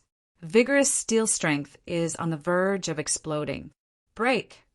With a low roar, that dragon head shatters into pieces with a cracking sound and the pieces scatter everywhere. Ah! Impossible! The remaining two Grim and Span cry out in fear. He had crossed hands with Dang before, and he wasn't this strong, getting one of his heads blown off the moment they met. As a former genius in swordsmanship, I have seen countless martial arts. The secret manuals of magic martial arts from another world are completely different from the mainstream martial arts of the HE continent. What the HE continent pursues is to improve oneself from the root, from a human to a non-human. They don't pay much attention to the minor details. On the other hand, the martial arts of this world pursues to dig out the full potential of the body, treating one part of strength as 3 parts of flowers. It is similar to the strength exertion techniques of the warrior monks, but much more superior. The only regret is that, as a magic technique, it itself lacks the support of magic power. Furthermore, it clearly requires the support of special and unique magic power, innate chi and inner chi. Thus, it has always been used as a decoration. However, with Dang's perfect body, if he lacks magic power, he can just use his physical strength to make up for it. Currently, this is the first time that I, who is in sync with Dang, am using this perfect strength exertion technique. Seeing how powerful it is in actual combat, I am shocked. But now was not the time to be shocked.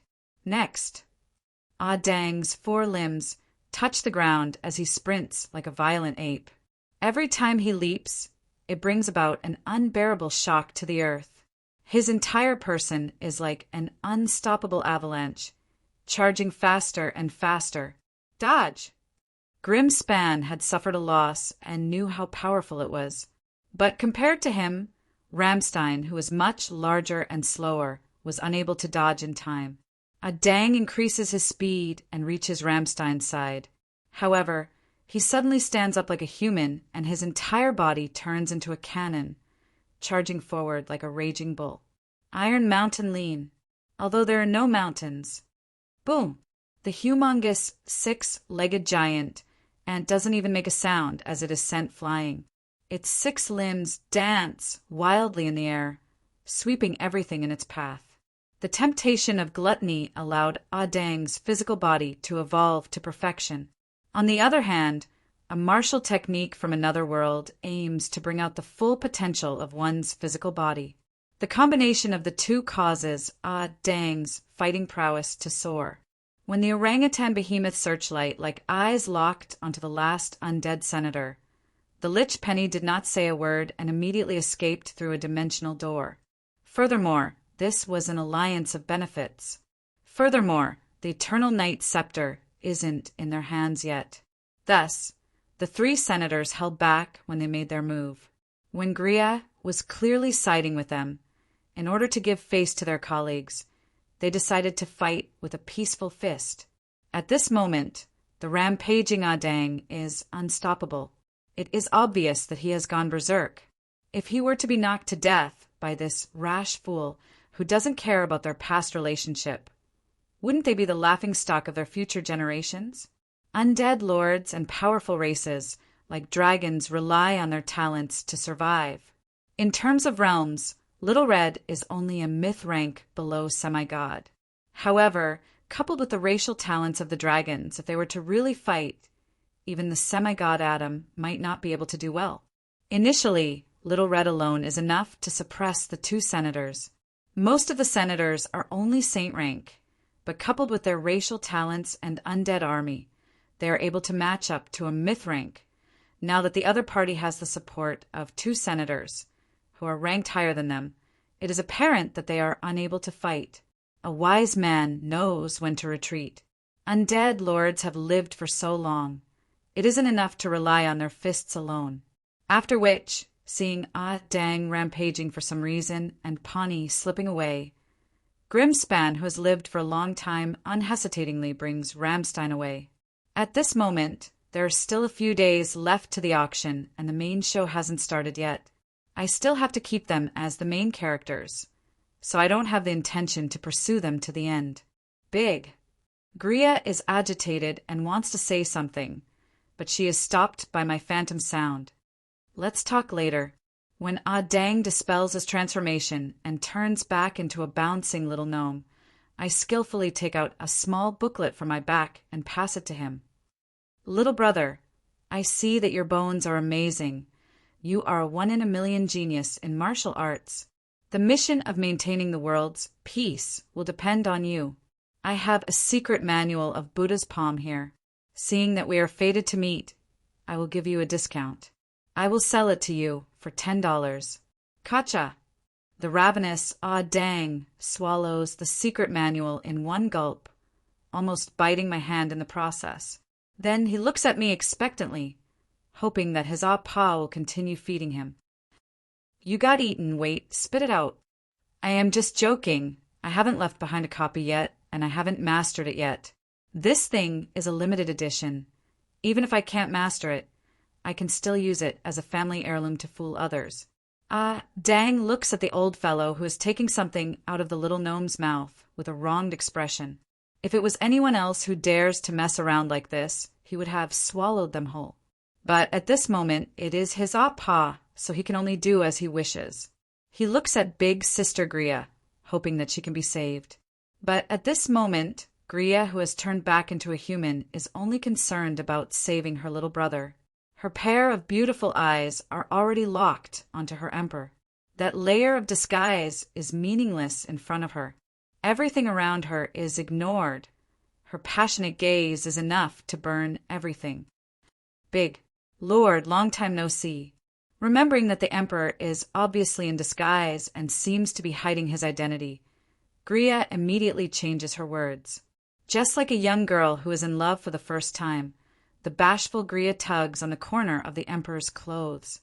While tapping her toes lightly, she lowers her head and plays with her fingers, questioning why the emperor abandoned everything and faked his death. Whatever mission given by Lionheart has long been thrown to the side. At this moment, the agitated, cold-faced queen can't even speak clearly. A tinge of redness appears on her pale face. Her black and white eyes no longer have the unfathomable depth of the past. She only uses the corner of her eyes to stare at the heartless person in front of her, afraid that he will suddenly disappear again. Of course, I can see that passionate gaze, but I am unable to respond to it. I can only groan in my heart. Although I am indeed dead, I am not a necrophile, and I have no feelings towards dead people, no dead dragons, Lord. Just as I am racking my brains to think of a lie, suddenly an instinctive sense of danger makes me lower my head. At the same time, while I am immersed in the joy of meeting the Emperor, a cold wind on her back suddenly jolts her awake. Spreading her bone wings, she leaps away. The original spot was already filled with the marks left by the ice blade lines. Eliza, it doesn't have to be. My surprise hung in the air. Eliza's current appearance was obviously abnormal. His eyes were bloodshot and had a strange, yellowish hue. His pupils had turned into the vertical shape of a beast. His original cold and indifferent face was gone, and scales appeared on his face. He panted heavily while staring at Gloria. Her right arm had completely transformed into a demonic hand with orange-red scales. The small horn behind her ear was thickening at a visible speed, and the tail behind her was twisting and deforming. Deep devilization. How could this be? I hurriedly took out the devil's contract and found that there wasn't any problem with it. However, at this moment, without a doubt, Eliza had already broken through the seal of the contract and entered deep demonification. Aha! Go to hell! Die! Die! The frenzied Eliza leaped into midair, and the orange-red wings on her back spread open. Then, with a sudden twist, she dived downwards and launched a suicidal attack towards Gloria. To an ordinary person, the wind pressure from the demonified iron fist was more than enough to be fatal. Looking at this desperate stranger, Gloria frowned. She felt frustrated that her reunion with the Emperor was disrupted. The opponent wasn't weak, but compared to her, she was still far from it. The domineering fourth senator had never suffered a loss before. With a finger, she intended to kill the frenzied half-demon in front of her. Finger of death, Gray. Sin, what are you doing? The furious roar of the Emperor caused the fearless Gloria to tremble. The spell that she had cast halfway dispelled, and she obediently hugged her head while squatting down. Her beautiful silver hair drooped onto the ground, not bothering about dirtying it. That tortoise style of defense could be said to be perfect, completely ignoring the sharp claws and threads that were about to reach her. Incantation of law, mandatory execution. I raised the devil's contract and shouted. With the support of my soul imprint's heart of justice, a 7-circle incantation of law was instantly cast. In midair, the silver gavel descended, and 2 silver halos revolved around Eliza and me. The sigil of the scales that represented fairness appeared in the sky, indicating that the contract between Eliza and me was being tested. Following which, due to Eliza going against the contract, the scales lost its balance. A large amount of the power of order coiled around Eliza's body, binding her tightly. Following the requirements of the contract, it started to reverse demonify her. However, it was a pity that the abyss of chaos and the origin of order were equal powers. In the end, the sudden increase in the power of order was futile. After the effects of the incantation of law dissipated, it could only bind Eliza tightly. The portion that had been demonified was like water that was spilled, destined to be irreversible. Even though she was unable to move, Eliza was still glaring at Gria. Her beastly eyes were filled with killing intent. That was a deep hatred that she couldn't wait to grind her bones into dust. Pah! Little Red struck the back of Eliza's head, knocking her unconscious. Then, she carefully carried her up. Roland, it is all my fault. I forgot to tell you not to bring Eliza over. Back then it was Gria who killed Eliza. Looks like after seeing the enemy who killed her in her previous life, the instinctive hatred in her soul was stirred up, breaking through the seal of the contract and causing her to lose her rationality. I took over my maid but shook my head and sighed. No, you didn't do anything wrong. It is all my fault, all my fault. The sleeping Eliza felt as though she had fallen into a comfortable sea. Endless, powerful existences accompanied her by her side. As long as she was willing to take them, the secrets of the abyss, limitless power, the title of a demon would be within her grasp. No. Instinctively feeling that she had more important things to do, Eliza rejected the temptation of the abyss. She then had one dream after another. In her dream, she was a small thief whose goal was to become the richest man in the world. She went on adventures together with her Saint Knight brother, Mage sister, and Idiot Adam. That small adventuring group traveled all over the world, underground, polar regions, and deserts, leaving their traces everywhere. Gradually, the Noops matured, and they became known as legends in the mouths of newbies. Life was adventure, and adventure was also life. There were joys, sorrows, and sorrows. There were good things that made people happy, and there were also sorrowful things that made people sad. During the journey, his goal had unknowingly deviated. Searching for treasures had become a hobby, and being the richest man in the world had become a habitual slogan. The most important person to her was that person who always had a cheerful smile on his face, but his heart was filled with pain and worry. That foolish older brother who had always been silently sacrificing and protecting her and her other companions. "Eliza, Eliza, do you hear me?" A familiar voice rang beside her ear. Eliza knew that her dream was about to end. In her confusion, the skeletal arm overlapped with the pair of warm big hands. "Is that Brother Rollo?" In the gap between the illusion and reality, Brother Rollo's delicate face was stunned for a moment before revealing an expression of not knowing whether to laugh or cry. That was the look of him every time when he helped her and the idiot to clean up their messes. That year, when she was still immature, she loved to see Brother Rollo's helpless and doting look the most. Because of this, she purposely created trouble everywhere, causing Brother Rollo to drag her to apologize to one family after another. But in the next second, the illusion dissipated. Brother Rollo's gentle smile turned into the hateful skull.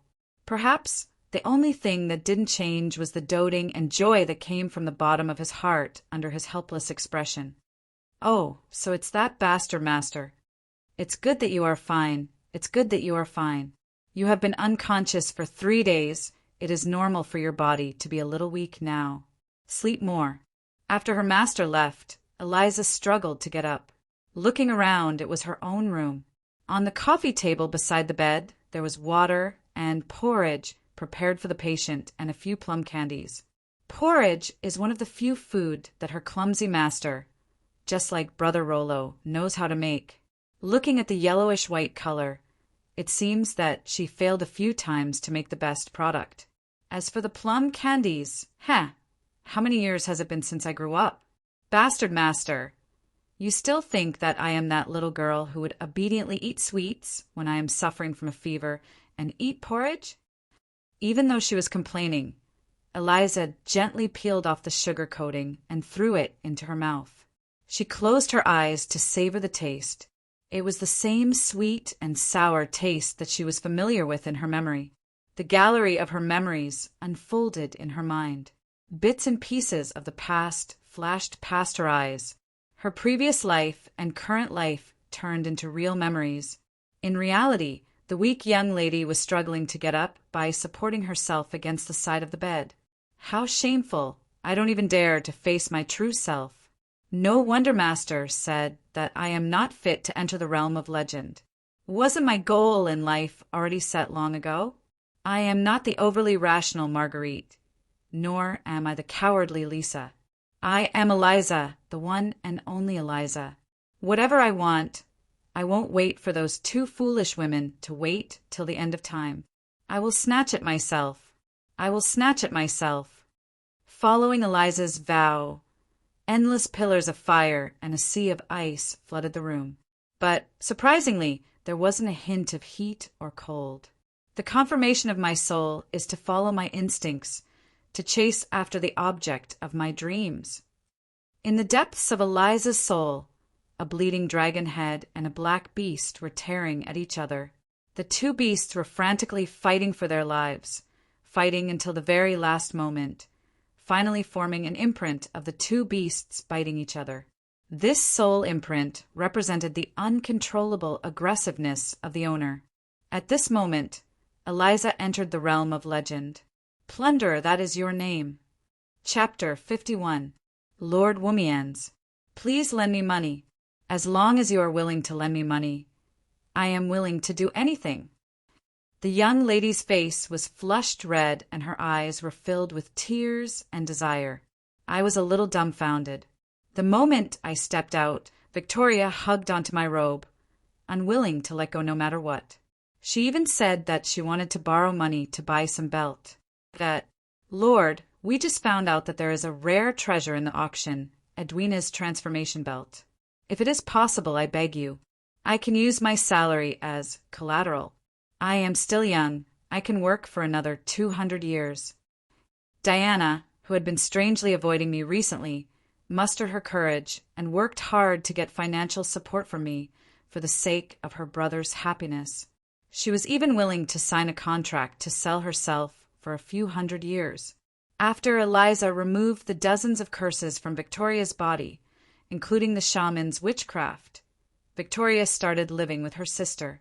However, perhaps because she heard too many rumors about me, she was afraid of me. Instead, she always stayed far away from me. Even if she met me in the corridor, she would tiptoe away, as though I would eat her alive. Lord, as long as you are willing to lend me money to bid for that belt, I will go all out and serve you with my fatherly skills. I know that you like boys. Last time, you also rejected my service because of this. However, this time, if I have the chance to turn back into a male, you will be happy. Right.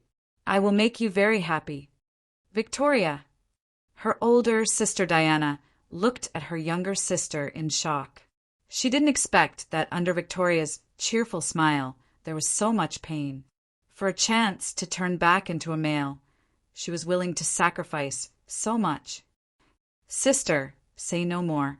There is only one Edwina's belt in this world. If I miss this opportunity, I can only be a woman for the rest of my life. As long as I can turn back, even if I have to use my body to serve the demon, it is nothing. The elf young lady's eyes were filled with the resolution of sacrifice.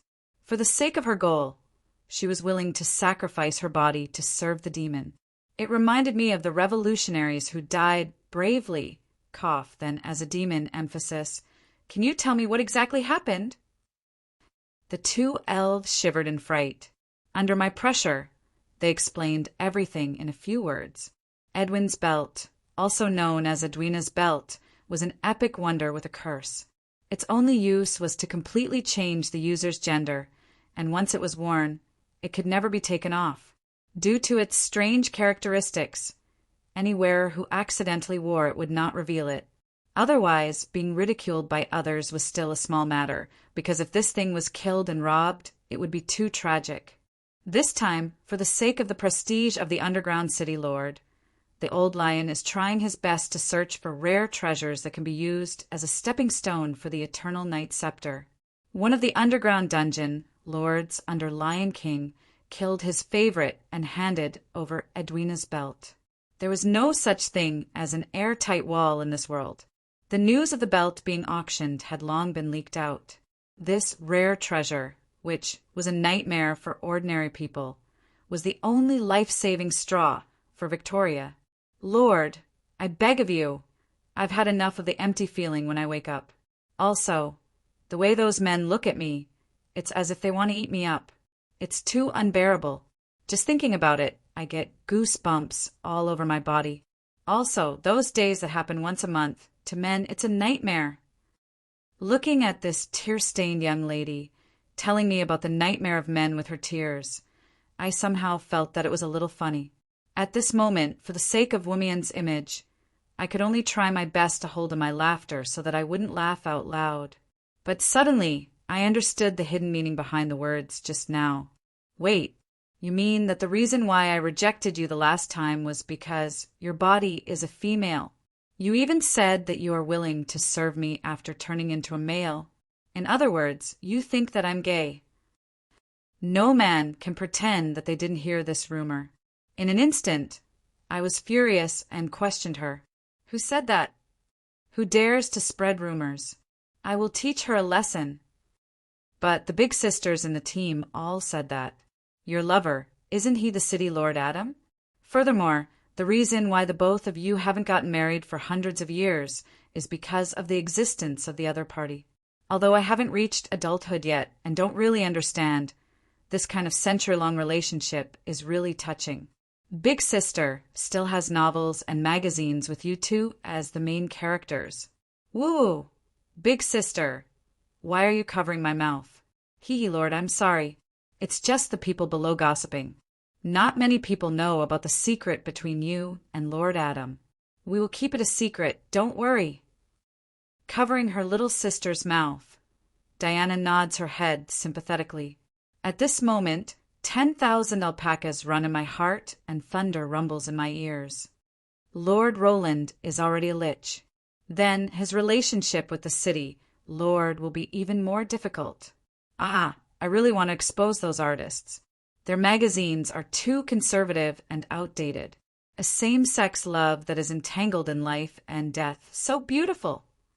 No, Diana, you must hold it in. You definitely can expose Lord Wumian's secret just for your own desires. If I knew the thoughts of the seemingly decent female knight in front of me, I would probably have smashed her to death with a hammer or found a pillar to ram myself to death on the spot. Who said it? Who was the first to spread it? If a rumor spreads to the extent that there is a book of doujinshi without a mastermind behind it, I definitely won't believe it. Lord Silver Rose. It was something that happened 15 years ago. Everyone thought that it was true. Even the magazine had over 100 versions, so everyone thought that you had silently agreed to it. In an instant, a bucket of cold water was poured over my raging flames, and I became mute. Eliza! 15 years ago? Wasn't it when I told her to spread rumors about Adam? I wanted to get angry, but I found it a little funny. Back then, wasn't it me who told her to spread rumors about Adam so that he wouldn't be able to find a girlfriend? It seemed that he had once again shot himself in the foot. Back then, I was still surprised why the rumor was so effective. Looking at it now, the content of the rumor was actually changed by the cunning Eliza. How can a man with a sexual orientation be liked by a woman? No wonder both men and women tremble in front of Wumians. As expected, Eliza, it is your fault that I am not popular and can't find a girlfriend. In the past, when I said this, there would definitely be a cold voice retorting me. No, that is because your brain is flooded with water, / do you need me to give you a mirror, / even an undead wants to date, hee. All right, even if she isn't here now, I am already used to her venomous tongue in my head. At this moment, the person who is used to hiding in my shadow with a venomous tongue is lying unconscious in her own room. Thinking about this helpless reality, the anger that filled my chest disappears in an instant. An instinctive feeling of helplessness surges up, and I wave my hands powerlessly. I am not gay. Explain it to me clearly and confiscate those messy things. Then I will help you get that belt. Just as my voice falls, the two dark elves cry tears of joy. They hug each other and nod their heads. However, from the corner of the wall behind us, a group of burly fellows jump out and shake their heads frantically. There is even a former thief who used the sign language used by thieves for scouting. Don't agree. Why is that? Looking carefully, some of those fellows are rookies from the Hall of Justice, while some are judges from the Hall of Justice. They're both young and old. The only thing they have in common is that they are all male and they are wearing strange belts and slogans. The number 1 member of Victoria's fan club. All right, I more or less understand it now. Men and women are actually the same. Little Victor is the highest. This seems to be a little twisted. He is the only one who is nodding and shaking his head at the same time. Obviously, he is caught in a dilemma. Long live Empress Victoria! Io, this person has undoubtedly hit the truth of history. He really has the potential to be a charlatan. I understand now. The news must have been leaked. These fellows are all here to stop Victoria from turning back into a male. Facing the agitated fellows, I smile and sign a series of thief's sign language. On the other side, the dwarf who is proficient in thief's sign language is explaining to his companions, word by word. I don't care if you all die. Tomorrow, every one of you will hand in 10,000 words to check. The topic is on normal values. Those who don't hand it will be sent to feed Bayfoam. Conspiracies and crimes that aren't dragged into the light don't exist. This is a saying of the dark elves. Rose encourages her daughters to kill one another so that the most cunning and powerful one can ascend to the top. The ranking of the various families in a city is not only the highest honor and position, but also the target for killing one another. From a certain perspective, the rules of the game between the Dark Elves and the Spider Queen are also the rules of the game of the entire underground world. At this moment, I clearly know that the Dragon Queen and the Lion King have set me up, but I can't take revenge openly. War is prohibited during the alliance period. Those who violate it will become the public enemy. However, since I can't take revenge openly, can I take revenge secretly? During the alliance conference, we have offended quite a number of underground city lords. In the underground world, there's no such thing as repaying evil with good. If we don't take revenge after suffering a loss, we will only be seen as weak. Weakness is the greatest sin in this world. Those underground city lords definitely don't know what it means to offer help in times of need. On the contrary, it is more likely that they will tear you apart. I threw the scepter to the other party, knowing that I played a trick on him. Now, the other party is taking revenge through the undead lords. All of these are probably in the eyes of the underground city lords, and they see it as a clash between the old and new autarchs. Thus, I still have to take revenge, and I have to take revenge ruthlessly. I have to follow the rules and not see a trace of blood, but I have to make the other party feel pain. In reality, I am having a headache. Logically speaking, the closer we get to the auction, the more pressure the old lion feels. Undead lords aren't easy to deal with, so the most suitable method is to sit on the mountain and watch the tigers fight. After he is down, we can then beat him down. This is far more worth it than becoming the new generation that provokes the old Lion King. However, if I don't take revenge at all, not only will others look down on me, I won't be able to take this lying down. Victoria's request gave me the inspiration to take revenge. By the belt? From the start, it was impossible. Firstly, we accidentally offended almost all of the underground city lords. If we were to reveal our intention to buy something, those underground city lords who don't treat money as money would definitely be willing to throw away a huge sum of money to vent their anger. Even if no one steps forward to be a spendthrift, those underground autarchs wouldn't let us off easily. Since I can't buy it, I might as well steal it. Of course, due to the matter with the Eternal Night Scepter, the security of the auction house will definitely be tight. However, don't I have the world's #1 godly thief, Son of Greed? No matter how tight the security is, it is still against humanoid life forms. No matter how many cages or safes there are, they wouldn't be able to guard against a liquid life form that can change its form as it pleases. The mother of greed in the underground tunnel has already died as expected. However, not all of the sons of greed died because of it. A portion of the sons of greed were treated as a holy artifact by Droll of the Wild Bull Alliance and recruited to become his animal ally who shares their lives with him. Even that Bayfoam caught one as a pet and used his abilities as a beast king, hunter, to raise it. I don't even dare to imagine what they are raising it for and what would happen when they returned to Sulphur Mountain City. As expected, I still have to leave this bunch of perverts here to fend for themselves. But now, I am a little grateful to those perverts. Otherwise, I would have to bear the pressure of those in the know and open up the mother of greed, which has just been refilled to the brim. If I accidentally go overboard, and based on my understanding of myself, there's an 80% chance that I will go overboard. If I were to enter a city without clothes and Eliza were to wake up, she would probably kill me without hesitation. I found a Droll and borrowed his animal companion to perform mental synchronization with this bizarre slime which is in a half-dead, half-alive state. Why didn't I borrow Bayfing's? Mental synchronization will instinctively share the memories of the undead's body. I don't want to know what the strongest pervert in history has done at all. Due to my trap, the auction house and the Lion King's residence have become history. Now, the Lion King and his belongings should be with the Dragon Empress.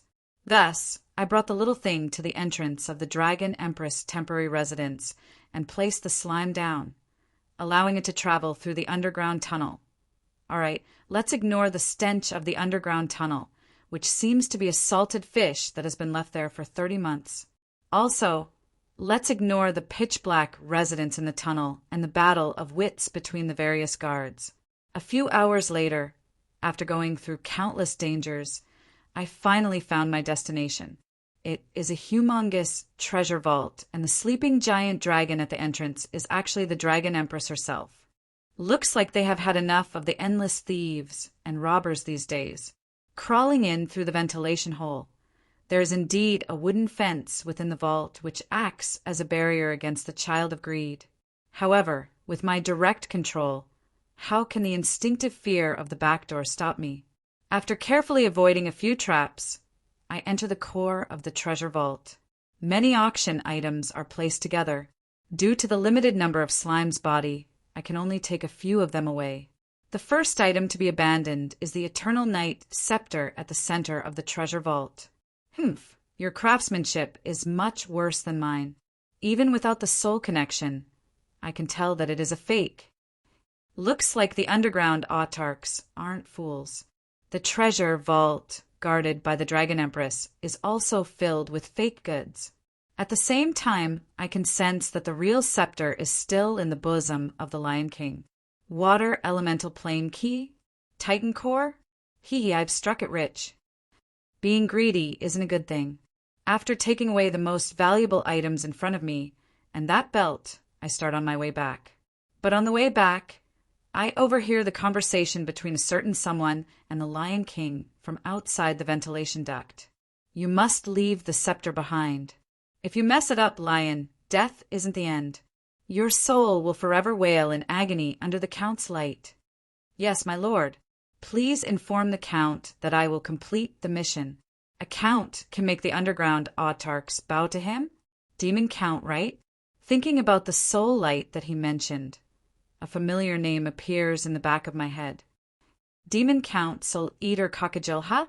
When I tried to eavesdrop further, the voice becomes deep and unpleasant. It should be that they are talking about confidential matters and used a magic to silence it. But to a slime, hearing doesn't require ears. Just a fixed vibration of the sound waves is sufficient. The dimension gate will open. The Count's army will drown everything. Sulphur Mountain City. Fire Elemental God. Traitor. Obviously, from these keywords, the Lion King and the demons still haven't given up.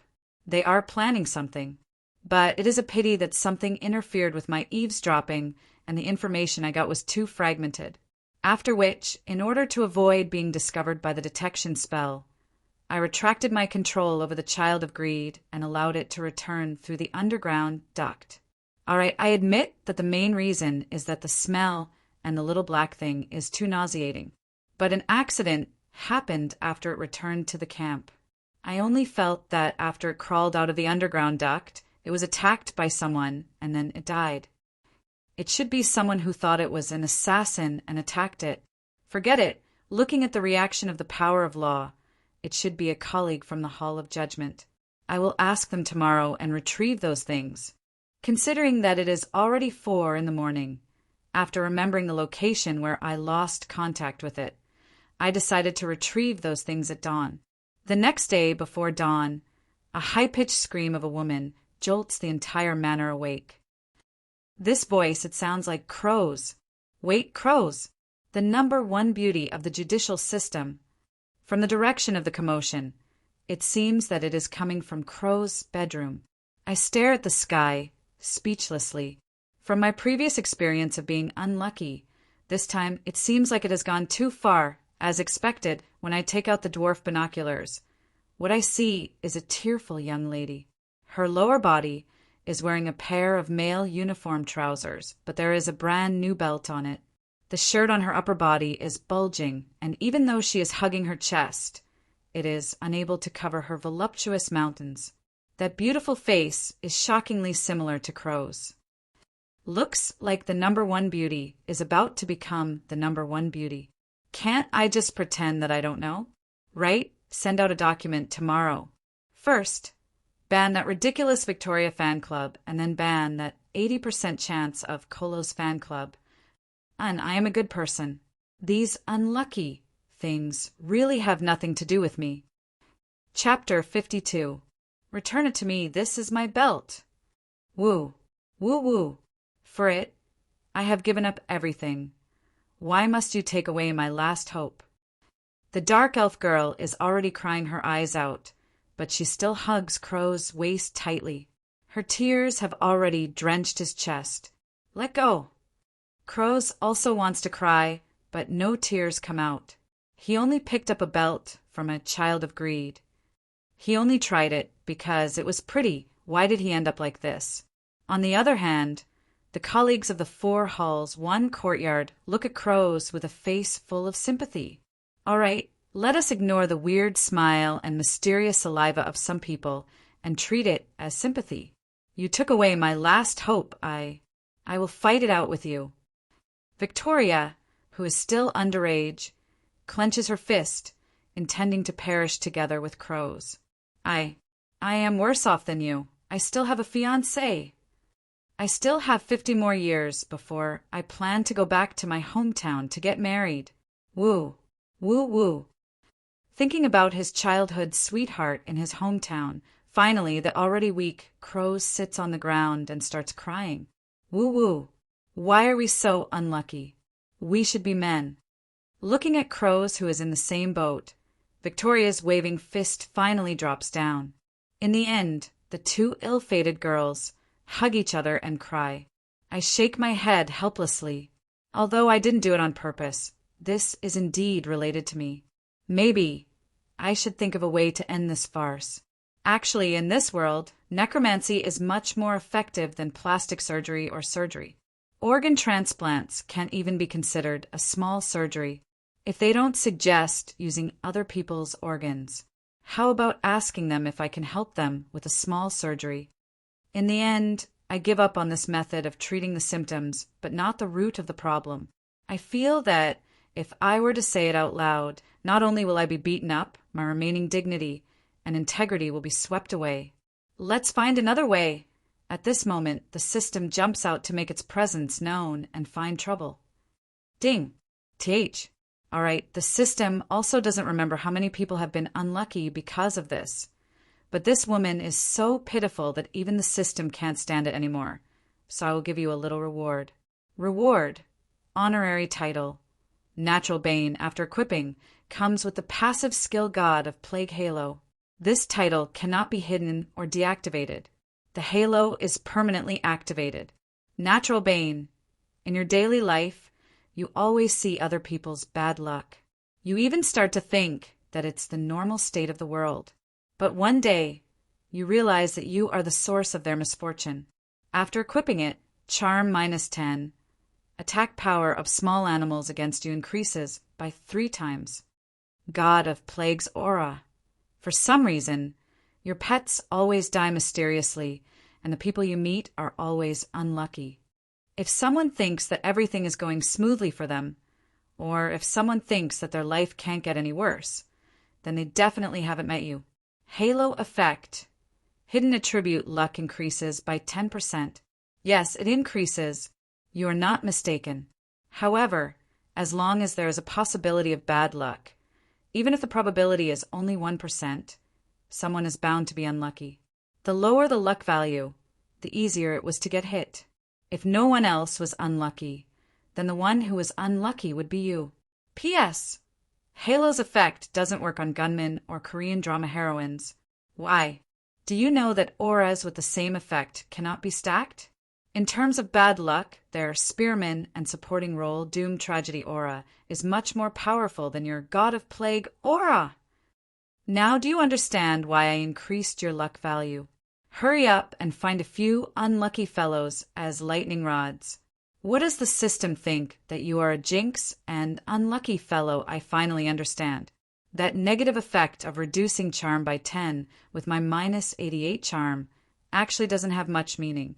Anyway, I can already scare people to death with my face. So, scaring a few people to death or scaring dozens to death doesn't make much of a difference. However, this is the first time I know that there is a so-called luck value in this world. Somehow, I feel that even if the system doesn't show it, my luck value is definitely shockingly low. But now, I am a little interested in that God of Plague's aura. A strong person must learn to make use of every factor that can be used, even if the factor seems to be a scam or a prank. Who knows? A precious gem might be hidden in a small pebble by the roadside. The lower the luck value, the easier it is to get hit. Then let's give it a try. I casually pick up 3 pebbles and choose one of them. With the wind, I throw it with all my might. Just as the first pebble flew halfway, it is blown away by the strong wind, drawing a beautiful parabola. With a pung, it hits the roll in number 2, which is being repaired and slides down the body of the big robot. Dang, dang, dang.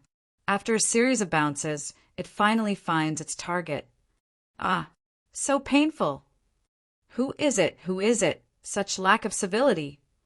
That pebble happens to hit the head of the centaur Anya, who was hired as a kitchen maid, then slides down. Ah, Anya's soup. Ah, my plate. Don't. That vase is very expensive. Uncle Henry from the kitchen will kill me. The pebble bounces back and forth among the various porcelain. Pa, pa, pa. Dang, dang, dang, dang. After Anya frantically tries to save them, all of them break into pieces. Actually, I saw it clearly. If she didn't move, at most, she would have smashed a plate. However, she ran around clumsily in an attempt to grab that pebble, flipping over countless tables along the way. Pa, pa, pa. All the porcelain and plates are smashed. Did the one with the lowest luck appear? Pitiful child. I hope that your first month's salary is enough for you to compensate. Shaking my head in sympathy, looking at the figure who is trying her best to piece the broken plates back together and the ghastly figure behind her, I decided to help her. That, Diana, go and help Anya. Beifong has his eyes on her and is currently laughing lewdly at the window. Don't let him succeed. Don't give me any face and beat him to death. Don't be afraid of getting beaten to death. Gold rank hunters are very sturdy. All right, sending the town security team off. At this moment, the one with the lowest luck is without a doubt the unlucky centaur Anya, who lost countless of her jobs because of our arrival. The second one, after hesitating for a moment, I decided to give it a try. This time, even though there is wind, the pebble strangely doesn't move at all. It actually goes straight up and down. Could it be that just as it is about to reach my head, the wind blows? Drifting along with the wind, it just happens to fall on the head of a certain unlucky person. Ah, it hurts. The unlucky Victoria happens to be hit and the pebble falls right into her long hair. The uncomfortable Victoria shakes her head with all her might and the pebble flies out. Bo! That is the crisp sound of flesh being lightly knocked against an egg. Something that shouldn't exist ripples under the impact of an external force. Under the surging waves, the shirt that had already collapsed to its limit is finally destroyed and a snow-white rabbit jumps out. At the same time, Crow's face turns red. This isn't the end yet. H. Amidst the cries of shock from the surrounding perverts, the pebble flows down and falls into her pants. At that moment, Crow starts crying anxiously again. Don't move, sister. Let me help you take it. Due to their similar fates, Victoria takes the initiative to reach her hand into her pants to search for the pebble. No. However, the current Crow's is already a frightened bird. The unfamiliar sensation on her thighs makes her tremble in fear, and she hurriedly grabs the evil hand that is trying to do evil. Finally, the two sisters fight hand to hand. Especially Crow's torn shirt makes the surrounding pack of wolves extremely agitated, and they howl. All right, I have to clean up my own mistakes. It is too dangerous to continue like this. Will I say that the scene of two super beauties exposing themselves gives me the urge to howl towards the sky? Yawn, bring those bastards who are over-secreting male hormones to the kitchen for cleaning. At a distance, the town security is currently surrounding Beifong, who is attempting to hunt. At the side, Anya apologizes to the head chef Henry while cleaning up the broken pieces. All right, in reality, she is worried that she will be fired again. Flustered, she continues her urge to destroy the kitchen. Pa, why did it break again? Anya didn't do it on purpose. Uncle, please don't fire me. Anya will do her best to clean it up. Oh, why did it break again? Quickly go, before that Stupid centaur destroys all the utensils, making it impossible for us to eat dinner tonight. All right, these two pebbles had already stirred up a bloodbath in another sense. Looking at the final pebble in my hand, I shivered. Perhaps this pebble was even more dangerous than the eternal night scepter that I had painstakingly created. Is the second place Victoria or Crows? Forget it. It is about time. Let's just treat it as a tie for second place. Since I already have 3 lightning rods, as long as they are by my side, I can rest assured about the effects of the halo of plague. No, for something like lightning rods, it is better to have more of them. I made up my mind to continue. This time, in order to not affect the people around me, I cast a swift flight magic on it, allowing it to fly far away. Go, my landmine detector. Let's see who will be the next unlucky one. However, the moment the stone flies out, I can no longer see its shadow. It actually floats straight up with the wind, following which a roar resounds from the clouds. It is that bastard who randomly threw things at people. A yen. All right, it is Little Red's voice. Recently, she was beaten up a few times by someone. She still hasn't gotten back at them after suffering a loss, so her temper is quite bad. Is it Little Red? Isn't her luck always good? Hee hee, looks like this toy isn't accurate. As expected, it is you bastard. It is all your fault for causing me to be so unlucky recently. You actually dare to provoke me. Watch my MT-tie crush. All right, looking at the expanding black shadow above my head and the angry roar, I revised my judgment. Oh, so I am the third. I should at least bring along a lightning rod by my side in the future. Cough. Let's not talk about how I managed to escape by creating chaos. After this incident, I decided to bring along at least one person whose luck is lower than mine. After which, looking at Victoria and Crows who acted as lightning rods and helped me block quite a few disasters, I felt a little apologetic. In the end, I found a method that can only be described as barely solving the problem. Spring of the Drowned Man. It is a magical spring from an old manga. It can change a woman's body into a unique one. As long as they come into contact with hot water, they will turn into a man. If they come into contact with cold water, they will turn back into a woman. In order to get this treasure from another world, I spent quite a bit of points and a few months of lottery chances before I finally got what I wanted. However, there is only one spring of the Drowned Man. At that time, Kolos and Victoria, who have become closer than real sisters, fought for the chance to have an incomplete man. In the end, under the effect of a certain aura of plague, the spring water fell on an unlucky fellow who just happened to pass by tragedy. Chapter 53. That day, the sky of Vance City's outskirts isn't peaceful. That is a small market outside of a mining area, and it is also the place where many shady transactions take place. After all, this place is quite far from the city, and there is only a dilapidated area of buildings around it. Coming and going would leave traces, making it hard for an ambush to succeed. It is an effective way to avoid being eaten by others. Of course, even so, there is still a mass grave here, specially used to bury those unlucky fellows who thought that they are safe but are still lying here. The residents here are already used to ignoring the sight of the two parties fighting each other. At this moment, another deal didn't come to an agreement, and both sides got into a conflict. If one really wants to find something different, it can only be said that the scale of this conflict is higher. The injured ancient red dragon is wailing in pain. The large window on its abdomen is bleeding nonstop, and its wings are bound tightly by the black spider silk, unable to spread out at all. I want to eat it, but my father won't allow it. The huge 8-legged spider with weird venom coils around her, and the venom keeps numbing her body. Under the dizziness, she is unable to leave the ground. Grimspan, if you continue to cower, the agreement will be voided. Our royalty faction will take revenge on you to the end. Or perhaps you think that your strength is comparable to Adam's and your strategy is comparable to Lionheart's so that you can start a war with us.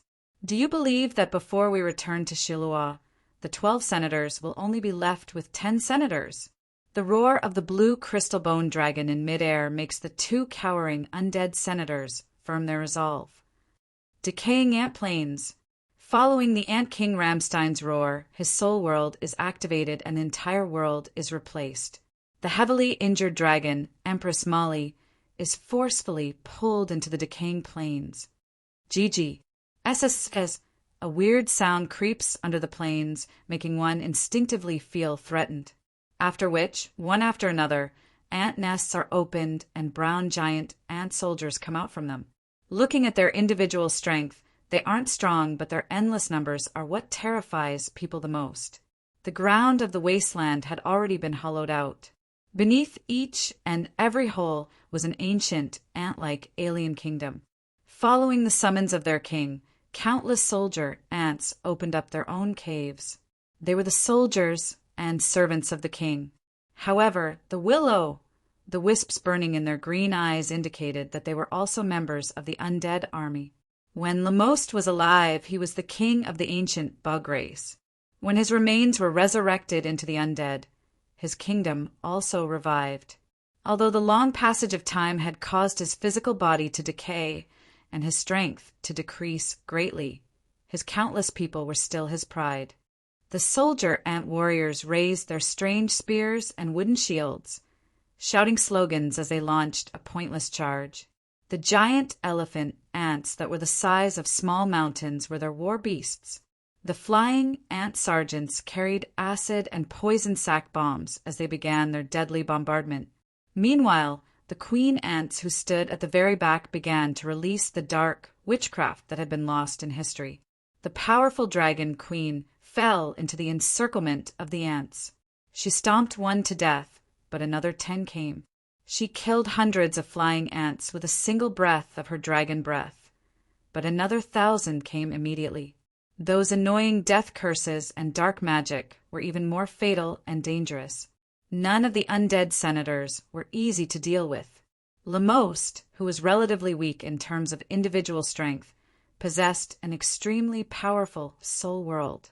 It was just that this powerful soul world, named Desolate Rotten Ant Plains, consumed too much of his strength. He didn't dare to use it normally, causing his ranking to be on the low side. Idiot who relies on soul worlds to make a living. If Adam didn't entangle the Dragon Queen, she would still be able to fly. She would risk getting injured to kill you first. Idiot, individual strength is the most important thing. What Grius said was indeed the truth. The undead lords and dragons were a powerful race. Due to their abnormally strong talents, they had instead limited the development of their own path. While their talents were shocking, it usually meant that the level of skills they learned was on the low side. However, to them, when facing weak mortals, just their physical body alone was enough. In fact, in the eyes of a portion of extremists, mortals had to train to reach a level where they could fight against them. This proved that they were powerful and noble. If they needed strength, they just had to fight for it through time and bloodline. Training and learning were unrelated to them. Of course, there were quite a few like Ein Mises. Even though she was an ancient red dragon, she had reached a terrifying realm in the 2 major magic domains of fire and air. However, those like Little Red were the minority. They relied on their physical body to make a living, sleep in, and wait for time to evolve. These were the most common dragons. There were quite a few dragons who didn't even have their own soul imprint. However, just by relying on their terrifying physical body and basic abilities, basic attributes, it wasn't difficult for them to tear apart a few legend rank warriors. On the side of the undead lords, there were quite a few naturally strong undead lords who did the same. As for Adang, he was a monster who had no realm to speak of. However, even a human semi-god had to be careful when facing him. All right, our Lord Gria wouldn't admit that she was envious of this powerful soul world due to the fact that she didn't have a soul world at all, especially since this soul world had been praised by a certain person and recognized by the masses. What soul world that is closest to the realm of an undead emperor? It is just because it is the same type of soul world as an undead emperor. That's why it was looked up to. What's the use of a soul world that can only be maintained for 3 minutes? Look, it has already revealed its true form. The situation of the battle below changed once again. Panting heavily, Lamoste was finally unable to maintain his soul world. While this fake world was fading and shattering, the heavily injured Dragon Empress started her counterattack. On the other hand, Grimspan stood in front of Lamoste. Being extremely strong in physical combat, he could make up for the Ant King's weakness. In the past, they had always been partners like this. However, this time, looking at the black figure that suddenly descended from the sky, he doesn't have the chance to make a move. Die. Gria dives down, and a fatal dragon breath of phosphorus poison descends. The ground turns into a green sea of flames. This kind of poisonous flames is exceptionally vicious. If one were to touch it, it would immediately burn one's bones. Even if it is Molly, when faced with such a dangerous sea of flames, she can only retreat. However, her dodging gave Audang an opportunity. The spider form that represents restraint warps and transforms into a dark, green, big-mouthed monster. That deformed giant monster whose entire body is only left with a mouth jumps up with frog-like legs. Opening its bloody mouth that is large enough to swallow a mountain, it actually intends to swallow the Dragon Empress whole. This isn't eating, it's attacking. For the sake of delicacies, Audang finally gets enlightened. On the verge of death, the Dragon Empress takes one last look at her pair of wings that are still corroded by the spider silk. Twisting her body, she actually retreats a few steps in the air in a bizarre manner. Hi.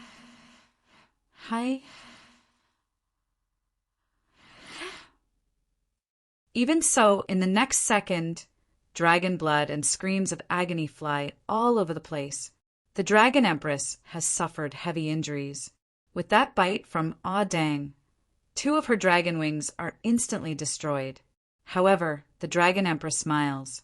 This time, I can finally fly. The cruel Dragon Empress actually took the initiative to cut off her wrists and gave her wings to Audang. After losing the restraining magic on the spider silk, she regains the ability to fly. Although it would be a little difficult without the assistance of her wings, dragons don't just rely on their wings to fly. The remaining magic is used for flying. A formless wind pulls the heavily injured body of the Dragon Empress and pushes her upwards. Sparing no expense, her speed is even faster than her usual top speed. Even without the assistance of her wings, for a red dragon who is the most proficient in flying amongst the dragons, it isn't difficult for her to shake off the bone dragons who are known to be slow and sluggish. Her calculations were excellent, but ouch. Who is so immoral as to force his eyes to fly around? The anxious Dragon Empress, Molly accidentally bumps into a dragon that just happened to be passing by. If it is a normal young dragon within 10 meters, even if he doesn't give way, he would be sent flying by the Dragon Empress. However, the one she bumps into is an ancient red dragon, above 30 meters, of the same rank. Flying with your eyes closed, randomly changing paths and driving in the opposite direction. Where did you learn the rules for flying? Aren't you afraid of losing 12 points in one go? Revoking your pilot license. The ancient red dragon, who was babbling nonsense, yawned and glanced down curiously. Oh, isn't this the vicious mother of mine who killed her husband, a son and 3 daughters for the sake of the throne? Why? Are you so lonely that you can't sleep and decided to take a stroll at night? Hee, we are all on the same path. Why don't we fly together? Molly, whose magic and airflow have been messed up, can only fall straight down like a metal ball. In the end, she realized that the airflow is completely controlled by her opponent and she isn't even able to float in the air. Helpless, she gives up on flapping her wings and falls down like a rock. Below, the undead lords are sharpening their blades, waiting for her. In the end, she can only shout out a sentence, helplessly. Ein Mises, you will die a horrible death. Little Red, on the other hand, yawned, turned around and glided, continuing her stroll, only leaving behind a single sentence. Mother, Your teachings back then were really right. The howl of a defeated dog is really ugly. Dark clouds press down on the sky of Vance City. As the auction gets closer, the atmosphere of the city becomes more and more tense and stifling. Most of the underground city lords didn't leave with the end of the Alliance Conference. The news of the auction that wasn't advertised at all has already spread across the entire city. In their eyes, the show is just beginning. The new and old autarchs are destined to clash in the auction, and this will affect the distribution of power in the underground world. A true god equipment is going to be auctioned. A treasure that involves the royal power of Shilua is going to be auctioned. The intelligence organizations and thief guilds of the various kingdoms aren't doing nothing. A month's time is more than enough for the news to spread crazily across the surface. Making use of the advantage of being adjacent to the passageway on the surface, the city is already filled with experts from all over the world. At the start, the Beast Kings did try to seal the passageway, but very quickly, they realized that it is a thankless task. The allure of a god equipment is too shocking. Normal beastmen soldiers are meaningless to the experts passing by. If they were to anger the other party, they might even be wiped out directly. After the outpost was cleared more than 10 times, even though the order to seal the passageway was still not removed for the sake of the dignity of the autarchs, in reality, the elite soldiers under the direct command of the lords of the outpost have already been replaced by the old, the sick, and the ruffians.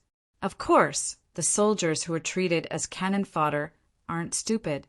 They play cards, play mahjong, drinking, and everything else in the outpost. Yet, they completely ignore the outsiders who should be stopped in front of them. The so-called order to seal the passageway has become the ears of the blind decoration. Following the countdown of the auction, not to mention the undead and demons, the public enemy of the surface, even the blazing sky oracles and battle angels, the order creatures of the upper plane, can be seen on the streets. The most ridiculous thing is that both sides still maintain a certain level of tacit understanding. They are just glaring at each other angrily without starting a fight. This bizarre situation makes people feel that a storm is brewing. To be honest, looking at this situation, I feel that even if 2 semi-gods were to come and bid for the scepter, they might not be able to bring it out. The most pitiful one is probably the alliance between the Beastman Sovereign Show and the Dragon Empress. Obviously, there are people who don't have the patience to wait for the auction and start snatching the scepter. The uninvited guests are getting stronger and more ferocious. When the 1,000-meter-long Mostial beast descends at high speed from the sky above the city, not to mention the beastmen who are charging at it, even I suspect that Vance might be destroyed. Fortunately, the 2 underground autarchs have mobilized their most elite forces. After paying a huge price, the Manticore Knight and the Red Dragons finally managed to repel the inconceivable gigantic beast that suddenly appeared and disappeared. Just when some people were surprised that the Dragon Empress didn't personally participate in the battle, an even more inconceivable piece of news came. Dragon Empress Molly was ambushed, severely injured, and on the verge of death. The Dragon Empress has ruled the underground for thousands of years. Her strength can be ranked in the top 10 of the entire underground world. There are quite a few individual experts among the underground city lords. The autarchs only represent their strength. Furthermore, she is famous for being sly. It is possible for such an expert to escape after being defeated, but it is inconceivable for her to be on the verge of death. Furthermore, if it wasn't for the timely arrival of the Dragon City's reinforcements, the underground Dragon City might have already elected a new Dragon Empress. The culprits are the 5 Shilua senators. The reason? It is said that the Dragon Empress dared to delay the wages of the migrant workers and was beaten up by the labor contractor, who didn't manage to get his wages back. Cough! All right, there are no migrant workers in this world, nor are there labor contractors. The truth is that the Dragon Empress went back on her words after hiring someone to kill them failed. She used the reason that she didn't fulfill her promise to allow the undead lords to touch the scepter, and in the end, the enraged undead lords ganged up on her and beat her up. However, Anyone with a discerning eye knows that this is the revenge of Sulphur Mountain City. After all, there are only 3 undead lords who went back on their words, but the ones who retaliated are 5. Furthermore, they ambushed the Dragon Empress with just a few words of disagreement. Furthermore, there are conflicts between these undead lords. So the smell of a conspiracy is too obvious. The one who blocked the sky at the crucial moment, preventing the Dragon Empress from escaping successfully, is Varen's calamity, Ein Mises, who just happened to pass by. All right, I admit that it was my plan. Thus, Little Red, who is able to vent her anger, is overjoyed. She has finally avenged the humiliation of being ganged up and beaten up in Sulphur Mountain City. If we only stole a few small things as revenge, wouldn't we be looked down on? You hired the undead senators to attack me, so I hired them to take revenge on you. Such a method of revenge is completely in line with the hypocritical rules of peace in the underground world. Furthermore, it lets the world know that Sulphur Mountain City is not to be looked down on. Without a doubt, the Dragon Empress' personal strength is the strongest support of the Dragon Beast Alliance. When the news of the Dragon Empress being heavily injured was sent back, the already heavily injured Beastman army was in an uproar. The morale of the army, which wasn't shaken even by the attack of the giant beasts, was obviously shaken. It is said that there were even deserters in the camp that night. This is the first time since Sho established the army. It is said that the Lion King is heartbroken. The last time, his hair turned white overnight. Now, even the little bit of lion skin on his chin is completely white. On the intelligence stand of the insiders, the ones who are even more shaken are the arrogant dragons. The Dragon Empress rose to her position by killing her husband. The reason why she is able to rule over 7 dragon cities is due to her personal strength and prestige. Initially, the Black Dragons only treated her as their leader in name. She can only mobilize the young dragons of the Red Dragons.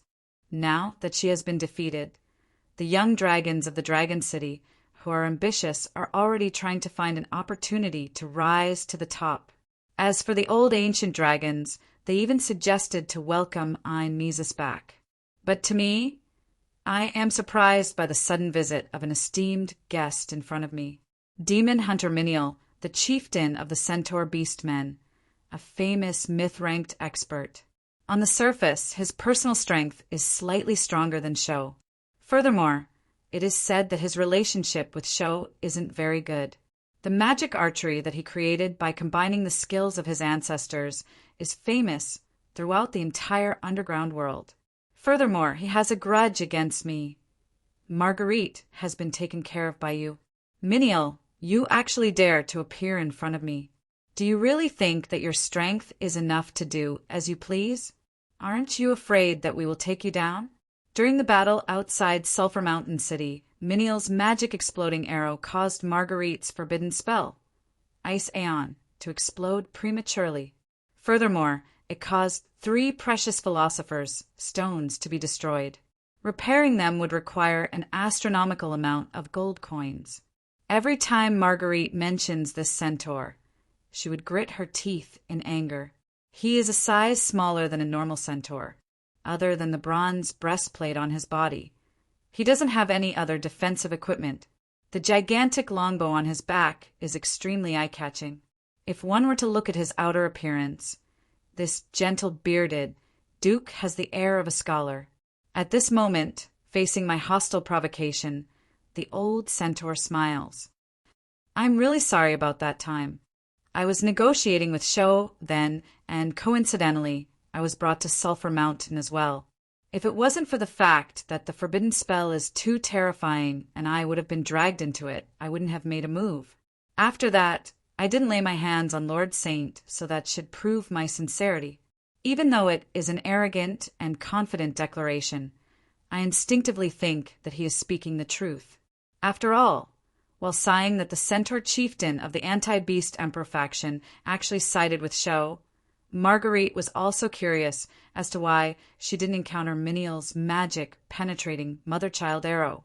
This also proves that he is speaking the truth. The entire underground world knows that we aren't the same kind of people as those barbaric beasts who eat raw meat and drink blood. On the other hand, I am happy to see the loss of Sho and his butchers. If I wasn't forced to make a move, I'm afraid that my gift and letter of thanks would have already been sent to your residence. I have indeed heard of this before. The Centaur, Taran, and other herbivorous alliance have a bad relationship with the current beast emperor scorpion-tailed lion Sho and his close tribe.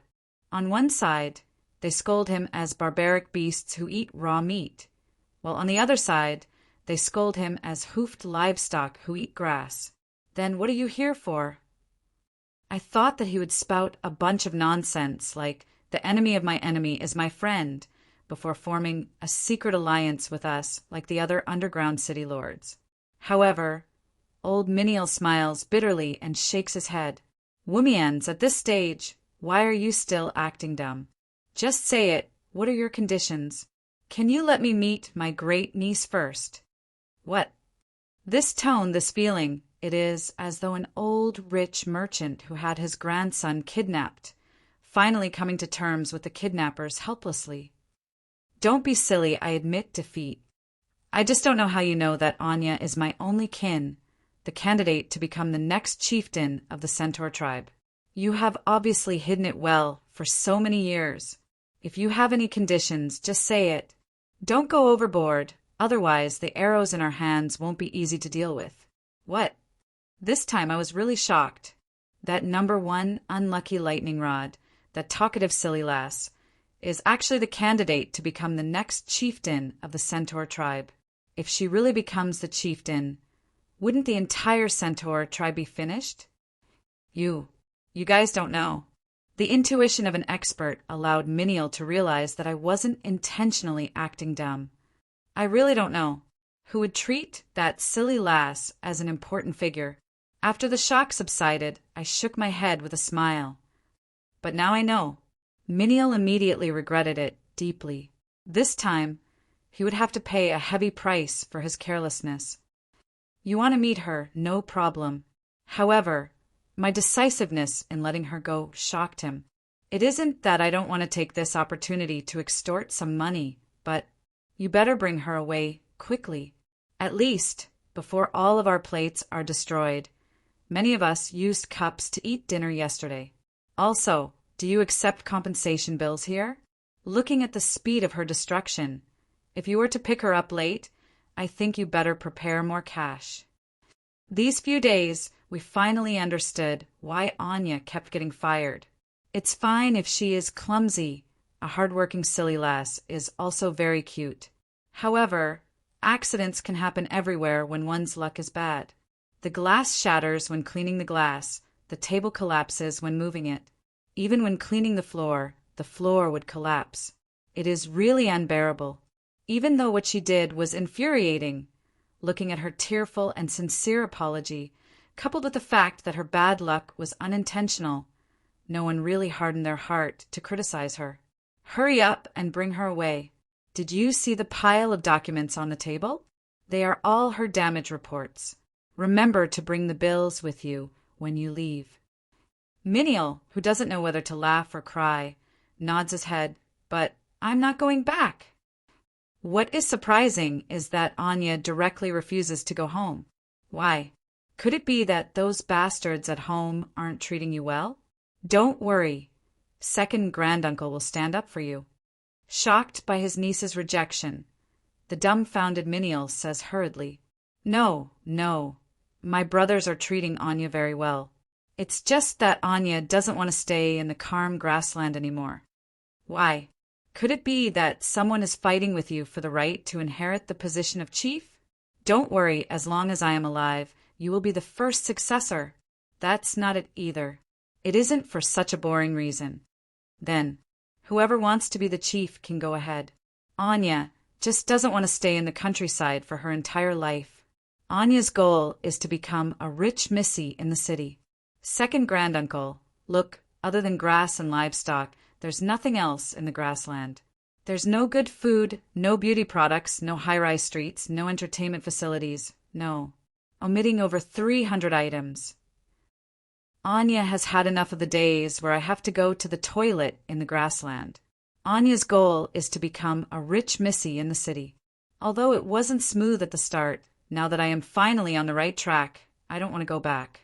I want to go back to those days where I have to sleep at night and there isn't even a light at night. The little centaur speaks faster and faster, laughing as he speaks. On the other hand, the old centaur's face turns uglier and uglier.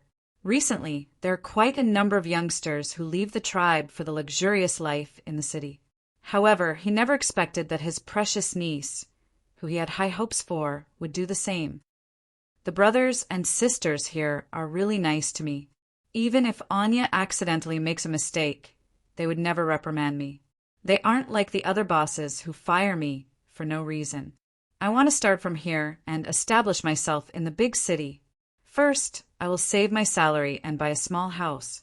Then, with a bit of hard work, one day I will become a true tycoon. Enough! I have spoiled you too much. You aren't fit to be the descendant of the great centaur, Hiromungo. To think that you would so casually give up the tradition of the golden bloodline of the centaurs. You are obviously of the noble bloodline of the grassland eagle. But for the weak life of a coward in the city, you are willing to become a pig waiting to be slaughtered. You are really the shame of the centaurs. Follow me back. I want to train you well. Old Miniel pulls the struggling Anya and walks away. If it was a few minutes ago, I would definitely be happy to see this happen. But now, hearing the declaration of this youngster, I somehow think of a thief lass who also came from the countryside. She might have made a similar wish. I want to dig up the treasure and become the richest man in the world, living the life of a rich girl. Perhaps, other than their goals, the two of them are totally different. At the very least, Lisa did make a fortune in the end, while I can't see the possibility of Anya's goal being realized.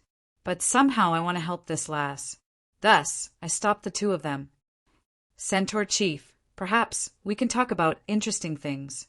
For example, the Beastman's sovereign or the demon's blood. And, for example, the current Beastman's sovereign has been corrupted by the demon. Perhaps it is time for the Centaur tribe to rise up. Look, if Vance City is your territory in the future, perhaps the youngsters in your tribe wouldn't always think about leaving the tribe. Chapter 54. The negotiation with old Miniel didn't go smoothly. Of course, it isn't because of the request to form an alliance. In this aspect, since there is a common enemy in front of us, forming an alliance is a matter of course. This isn't because the old lion is a bad person. In fact, his reputation among the beastmen is quite good. However, a tall tree attracts the wind. The position of the beastmen lord is very alluring. There are many people eyeing the throne of the underground autarch. As long as they reveal a flaw, countless underground city lords would attempt to take over. The Miniel in front of me is obviously at odds with the old lion. His tribe has been fighting with Shou's tribe for a few hundred years. If the old lion were to reveal a flaw, he would be the first to impeach the old lion. After all, based on the current situation of the underground world, there should be a beast man among the autarchs, but that beast man might not necessarily be Shou. Old Miniel's original intention was to talk about an alliance. Since they had feelings for each other, they naturally hit it off.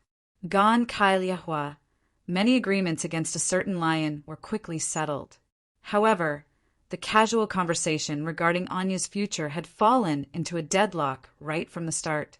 Obviously, to those stubborn old men who are determined to let their granddaughter inherit the family business, the younger generation will have their own fortune, and the younger generation will have their own world are meaningless. In their minds, tradition and the foundation of their ancestors are more important than anything else. For the benefit of the family, they are even willing to sacrifice themselves, needless to say, sacrificing the freedom of a youngster. Furthermore, in their eyes, this decision for you is probably for your own good. Since logic doesn't work, I will just lie. I first complained about how the old man's way of teaching is too old-fashioned, resulting in the youngsters being unable to control them. Then I used Anya and to make a comparison. Look, Both of them are the future successors of a city. High hopes are placed on them. Our Sulphur Mountain cities, and is already at the pinnacle of gold rank, ready to break through to legend at any moment. She isn't even 20 yet. Even in the entire world, she can already be considered a genius. What about your Anya? I don't think she has even reached silver rank. This is just strength. What is more important as a city lord is experience and qualifications. Look, and is already starting to take over as the acting city lord. This time, she is even the ambassador of the diplomatic group. And is already standing alone in the Alliance Conference. What about your Anya? Do you know how we nurture him? Lions will take the initiative to kick their cubs off a cliff, and went out to wander the world by herself at the age of 12 to broaden her horizons. That's why she has today's achievements. You've trapped your children in an empty prairie. How are you going to give them the opportunity to travel and broaden their horizons? How are they going to compete with powerful enemies to strengthen themselves? In your words, are they going to be eagles soaring in a storm or fledglings shivering in the shade of trees? Even I believed her words, but they were obviously half-truths. Anne's personal power level was so high mainly due to her unique inheritance. As for the experience she gained from traveling, I did hear her talk about her travels. It's uncomfortable to be hungry at night, but no matter how hungry I am, I can't casually walk with strangers.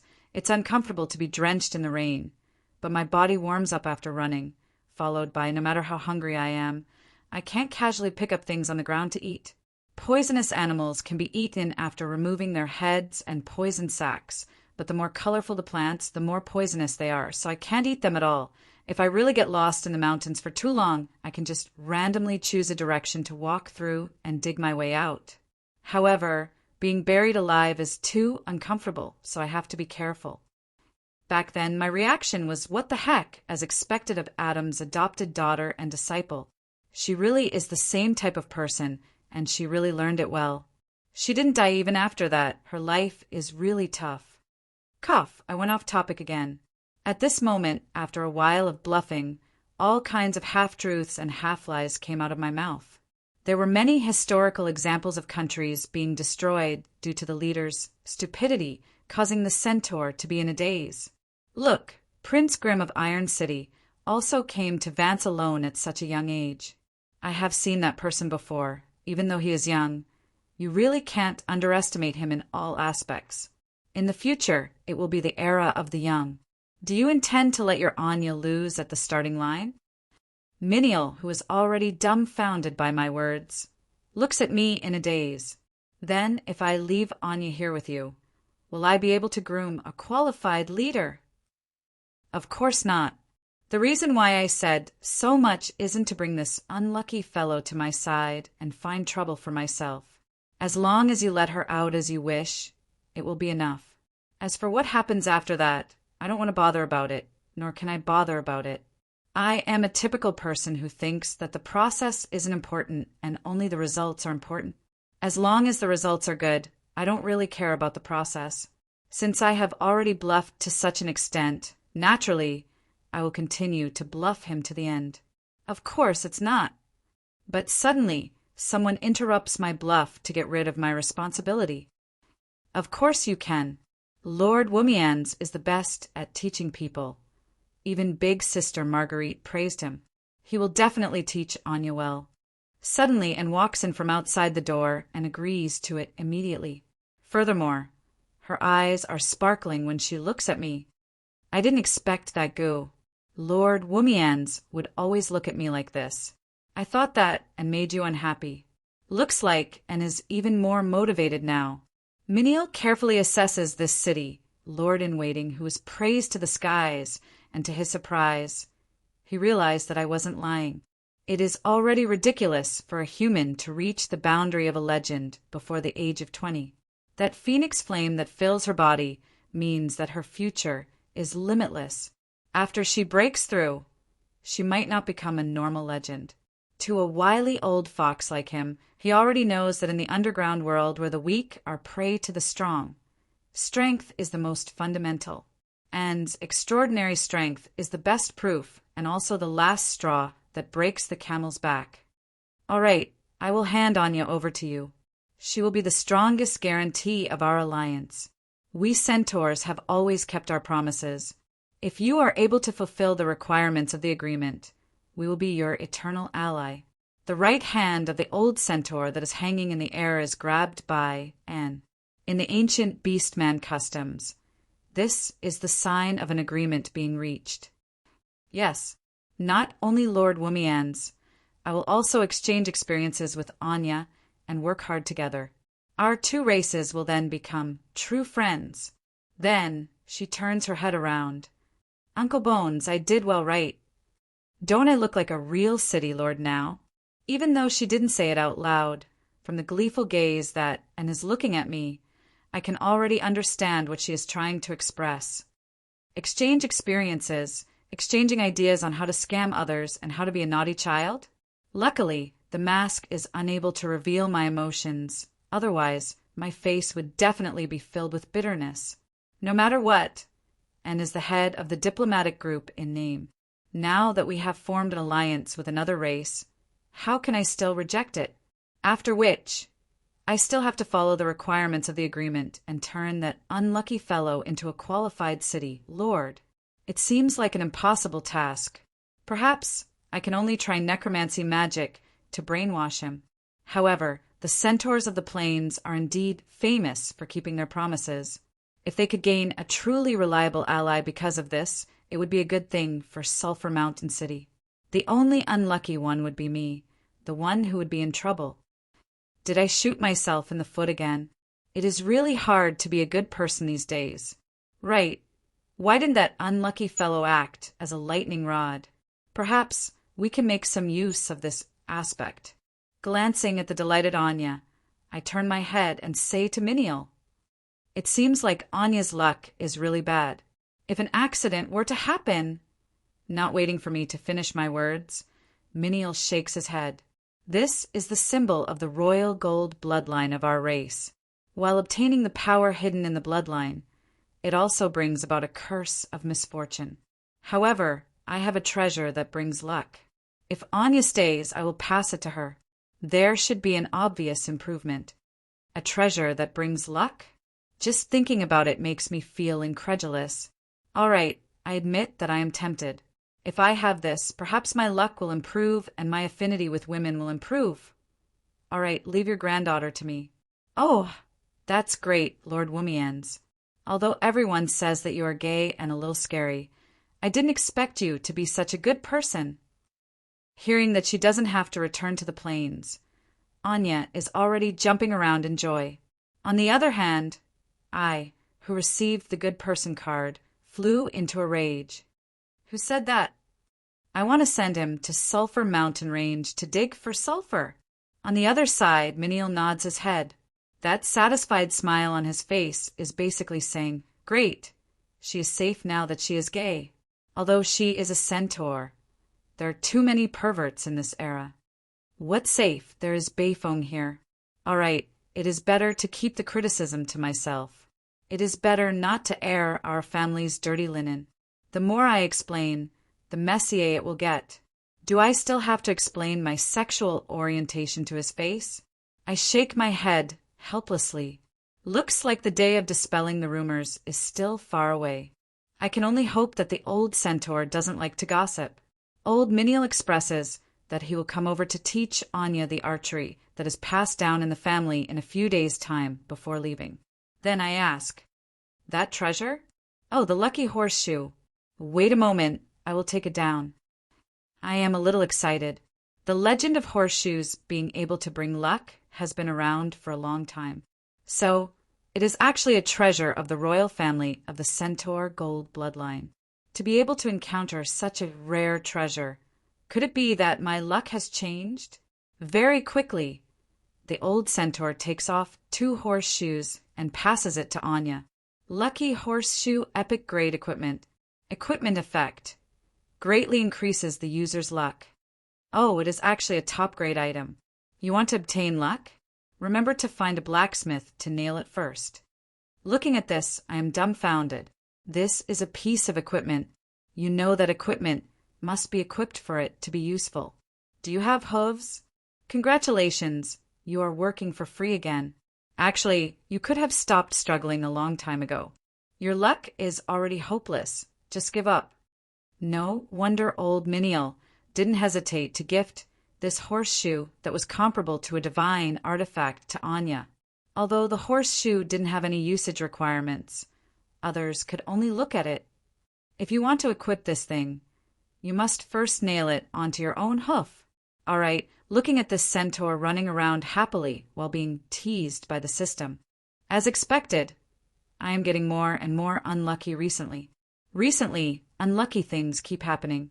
Perhaps the best news that I have heard these few days is the awakening of Eliza.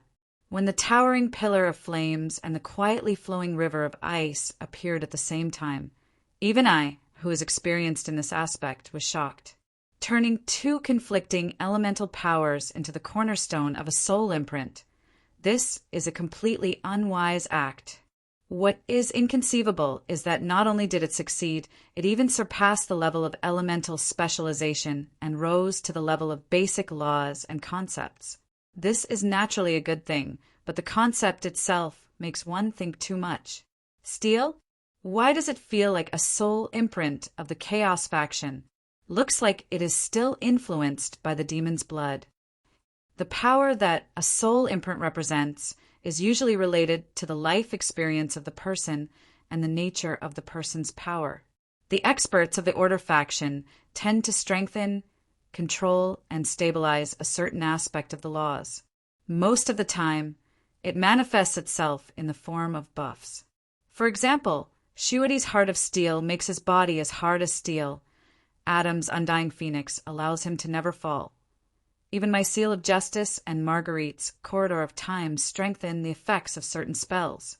On the other hand, the Chaos faction is slightly different. It tends to distort and destroy the existing laws, making it more offensive. The law of plague itself is the destruction of the law of health. The law of elemental control is the destruction of the natural cycle of the elements. The law of undead is the destruction of the laws of life and death. And Eliza's plunder is the destruction of the concepts of existence and possession. It is normal if it appears on a demon or undead. But for it to appear on Eliza, who is the enforcer, I don't know whether it is a good thing or not. However, it feels like this law is still very strong, similar to Wadang. As long as you are interested in a power and your body is able to withstand it, you can steal it. As long as it accumulates to a certain extent, it will definitely become extremely strong. However, if you were to casually use steel, it would cause your own attributes to be too mixed up, which might not be a good thing. Thus, I also requested Eliza not to casually use this power, and she agreed immediately. But somehow, I felt that something was amiss. The advancement allowed her body to recover quickly. On the second day after she woke up, she took the initiative to request to return to the team. Looking at the terrifying amount of work she had accumulated in the mountain of letters that Sulphur Mountain City sent over, I did a few simple tests on her, and after confirming that her condition was inconceivably good, I approved it. Just like before, she calmly and efficiently carried out her duties as my assistant and the head of intelligence. But there is no change at all. This is what is most amiss. That calm expression of hers makes me feel that she is plotting something. Perhaps I have really been tricked so much that I have developed a persecutory delusion, but there is some basis to this guess. A soul imprint is the crystallization of one's past life and power. After it is formed, not only would it affect one's power, it would also affect one's personality subtly. Adam obtained the indomitable Undying Phoenix, making him even more stubborn and strong. My Seal of Justice allowed me to act according to the balance of my heart, drifting to the boundaries of the law. Marguerite's Corridor of Time allowed her to wander in history, becoming an observer of history and reality instead of a participant. Shuidi's Heart of Steel is an obvious example of a mistake. This is still the relatively mild Order faction. The changes in the experts of the Chaos faction should be even greater after they form their soul imprint. I have already predicted that there would be changes in Eliza, and there would definitely be changes in her. However, the changes didn't appear even after a long time. It is as though a heavy stone is hanging above my head. There's bound to be a moment when it falls, but it isn't willing to fall, making me feel uneasy. But very quickly, I don't have the energy to be distracted anymore. The auction is right in front of us, and a vicious battle has been destined to happen since a month ago, when the Eternal Night Scepter was brought to this city. Chapter 55. The glorious Platinum City that carries a long history at this moment is no longer as prosperous as it was in the past. Endless flames spread along the streets, filled with history. The sea of fire that covers the sky swallows everything. In front of the destroyers who have lost their rationality, those precious historical sites that are filled with traces of history aren't worth mentioning. In the sky, the giant dragons and the magical beasts are fighting. The white-winged angels are in a killing frenzy. They are like butchers, slaying all the evil in front of them, even if he was still a commoner just a moment ago. Dead, they are all dead. High Priestess Kaja was assassinated. The Dark Elves have gone mad. They are killing anyone they see. Why would there be gold dragons and angels in the underground world? Are the Order gods trying to destroy us? Or is the army on the ground already attacking us? The Beastman army has entered the city. They are fighting with the Dark Elves. This is no longer the peaceful Vance of yesterday. Countless beacons are lit one by one, and the 1,000-year-old ancient city is about to be destroyed. This also starts from the auction that is destined to be unable to end. For in the morning, the auction that was originally planned to be held in the Platinum Chapel was changed at the last minute. There was no other reason. The chapel that could hold 10,000 people was too small. It couldn't hold the number of people participating in the auction.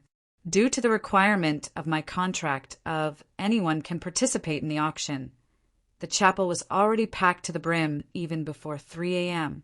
Left with no choice, I could only change the auction venue. Considering that the new location has to be spacious, I directly used the original location of the auction.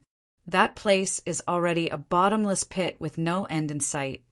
It is definitely spacious enough.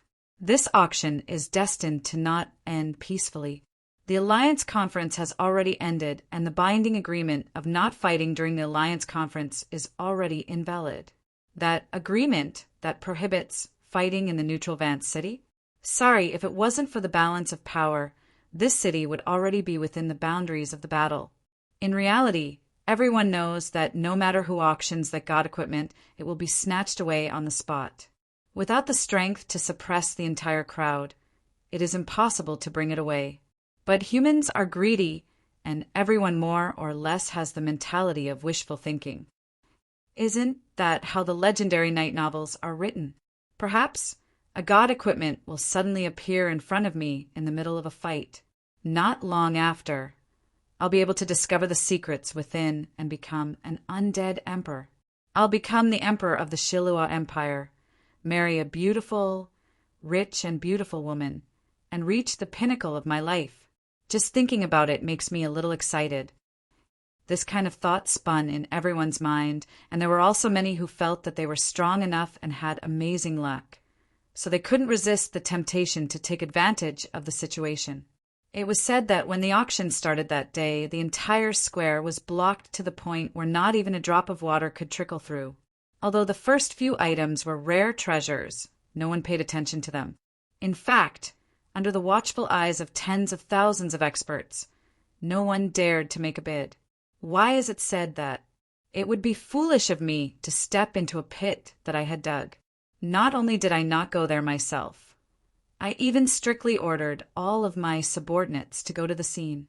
At the same time, I raised the alert level of the camp and activated all equipment that could increase the camp's defense. Everyone wore their armor and rested, ready for battle at any moment. Why? Thinking too much? Actually, it wasn't superfluous at all. Under normal circumstances, a city could only have one master.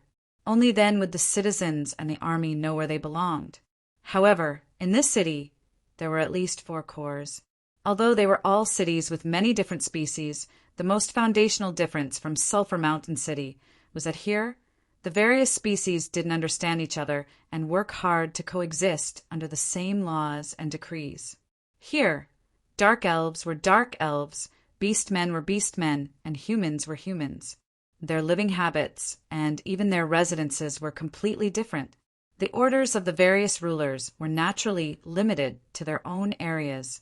If someone went to another area at night and got gang raped or killed, in their eyes, it would be completely normal and self-inflicted. This isn't right, it's really wrong. Excessive isolation made living together completely meaningless. Due to the competition for survival resources, as well as the widespread racial prejudice and all sorts of misunderstandings and rumors, the conflicts between the various species only deepened. The moment I arrived in this city, I discovered that something was wrong. A legendary city with 10,000 years of history? It sounds incredible, but if we were to continue living in isolation and friction, wouldn't it be equivalent to 10,000 years of accumulated grudges? The countless conflicts and even destruction of this city in history proved my inference. This city's system and structure was destined to go through the cycle of accumulating conflicts, exploding conflicts, and rebuilding. And now, with the gathering of the four great lords, there were already enough conflicts accumulated in the alliance treaty. All that was left was a powerful fuse to light the fuse, and I just had to present the Eternal Night scepter at this moment. All right, I also felt that I was courting death, but I didn't expect that under the glamour of this city there would be such a scene. If this was the trigger, then when the flames of war really started, the hidden spectator spies would direct the fuse to me. Then the reason for the rise of war would be even more helpless. The moment the auction ended, the fool who paid 10,000 gold was split into 13 pieces, and everyone got into a brawl. At that time, a seraph threw his sword, but it was blocked by a Tauran weapon master. The blazing god sword actually rebounded towards the dark elf matriarch, scaring the matriarch silly. That matriarch died, but it shouldn't have ended up like this. Did they start an all-out war just like that? Kaja is making too much of a fuss. No, the one who died wasn't that Morspite city's matriarch, Lachina Siphon. She directly pulled someone beside her to take the blame, acting as a human shield. At that time it was a mess, and the matriarchs were all slow to react priests. In the end, she really succeeded. Buffed, that fellow is so unlucky. Kaja's high priestess. Her heart was pierced through, and she couldn't be any more dead. She instantly returned to the embrace of Rose. If I were to take off my mask, my face would definitely be one of embarrassment. The highest leader of the dark elves in name, the illegitimate daughter of Rose, died just like that? Why did he die so mysteriously? Impossible. I have already warned her not to go to the scene. My astonished voice stopped halfway. Although I did warn my allies about the dangers of the auction, it would be inconceivable if they listened to my advice obediently. How could this be? Such bad luck? Could it be that she also had the fate of a spearman? My muttering was treated as a question by the elf spy in front of me. She nodded her head. My lord, please understand. In order to ensure safety in the chaos, Kaja took out the semi-god equipment passed down by Rose, the spear of the nine-headed snake. However, the god of misfortune doesn't treat others differently because of their position. The powerful high priestess actually suffered such misfortune. Then that spear was recognized by others, and many people started to fight over it. Thus, there were quite a few who lost their lives. I was dumbfounded. This is too direct and effective. I expected chaos, but Kaja's sudden death caused this chaos to turn into a large-scale war. An underground autarch suddenly died. Furthermore, she is the illegitimate daughter and high priestess of Rose, whom the dark elves believe in, based on the habits of the dark elves and Rose's bad habits.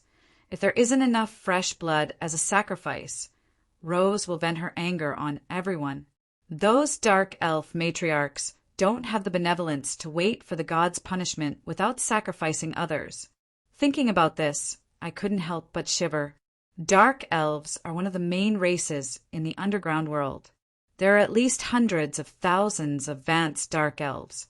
If all of them start to go crazy, perhaps after the calamity, Vance wouldn't even need to be rebuilt. My lord. Is there anything else? It's like this. Lichina's siphon caused Kaja's death. Back then, Rose cast a curse and all of the female siphon priests turned into spider elves. The position of the first family in Morseblight City is on the verge of collapse, and they are weak both internally and externally. You are talking about Victoria Siphon? Suddenly, Eliza walks out from the back. Yes, master. Victoria has made a request to me.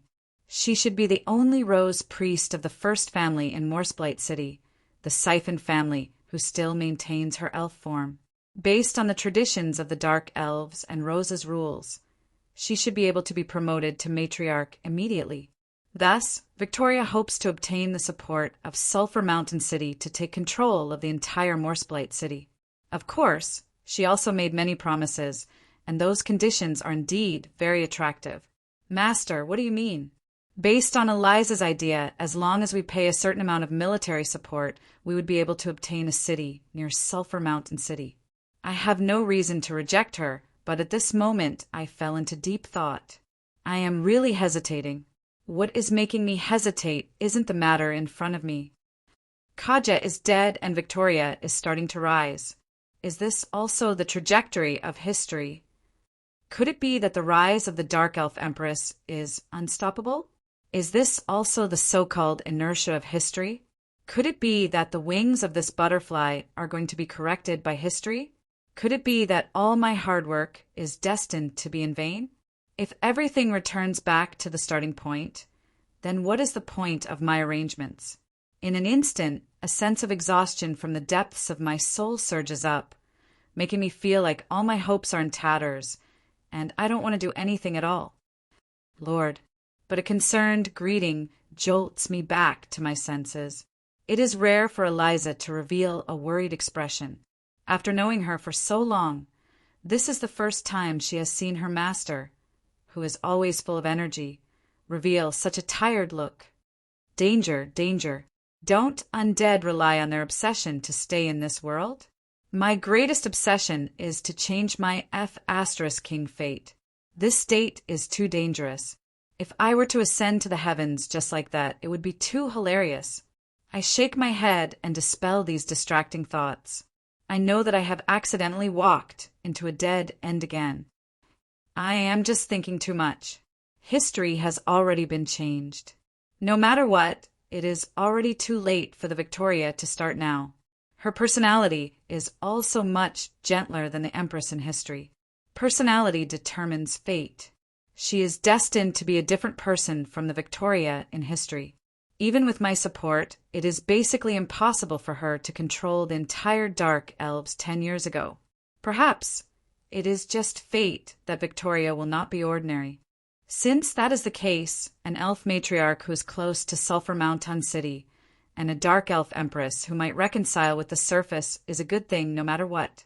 Thus, I nod my head.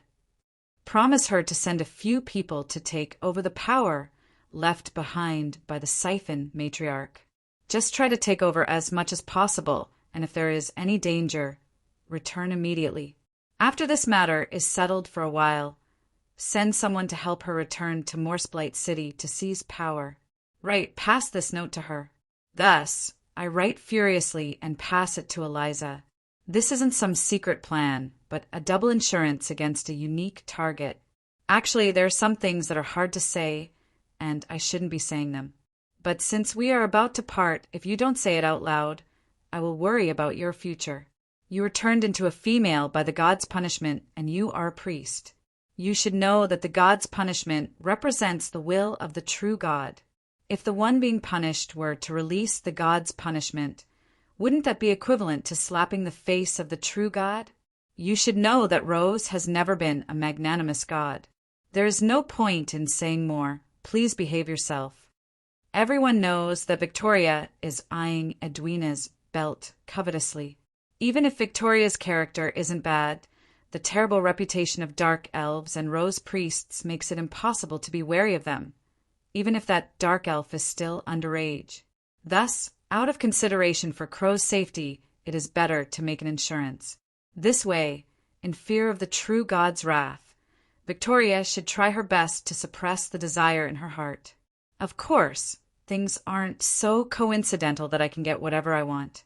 Every sentence on this note is true, but when put together, it is a huge lie. The god's punishment is indeed related to the face of a true god. If the god of justice were to release the god's punishment on an evil person, a lightning of judgment might strike down. However, Rose's situation is really unique. Other true gods are extremely cautious about the god's punishment, afraid that they might accidentally kill an innocent person. On the other hand, Rose often performs miracles in the dark elf city. Her incarnation has descended quite a number of times, and the frequency of the god's punishment is very high. It is just like a summer thunderstorm coming from time to time. After it comes, the sky will clear up and everything will return to normal. Someone receiving the god's punishment isn't news among the dark elves. Based on Rose's busy frequency of performing miracles, she might have already forgotten how many people she has punished. Personally, I think that even if the god's punishment is really released, she might not even know about it. So it is true that the god's wrath is released when the god's punishment is released. It is also true that Rose isn't a magnanimous god. However, I forgot to add in the sentence, Rose's situation is unique, and it becomes a big lie. This is a language trick that I learned from the swindler in the underground prison. I don't think that Victoria is able to see through it. To a priest, the will of a god is like the heavens. Although it doesn't seem to be far away and you can see it as long as you raise your head, in reality, it is impossible to get close to it. She should know the meaning of the god's punishment to the gods. As for what will happen after releasing the god's punishment, any true god's teachings won't teach you how to release the god's punishment, nor will they tell you what will happen after releasing the god's punishment. That would be no different from a blasphemer. All right, this is also for her own good. To her, to him who is intending to return to the dark elves, this is definitely a good thing. After all, the male dark elves are no different from slaves to them. So that they won't fight and kill each other and have a good ending. Isn't it easy for me as a superior? Can I give myself an award? The 10 best superiors who touched Sulphur Mountain City? Not long after Eliza leaves, the cheers of women and the sighs of dejection of men can be heard from outside the window. Then, I took the opportunity to decide on the topic for next week's discussion, on the necessity of normalcy orientation for social development. While the outside world is in chaos, I am busy at my desk. Countless reports pass through Eliza's hands, and in the end, it is up to me to make the final decision. The dark elves who lost Rose's daughter have gone mad. They desperately hope for more souls and fresh blood to help them escape from the god's punishment. It is impossible to expect them to remember the alliance. The Dragon Empress and the Lion Emperor won't let us off. The chaos will eventually spread to the entire city. Let everyone prepare themselves.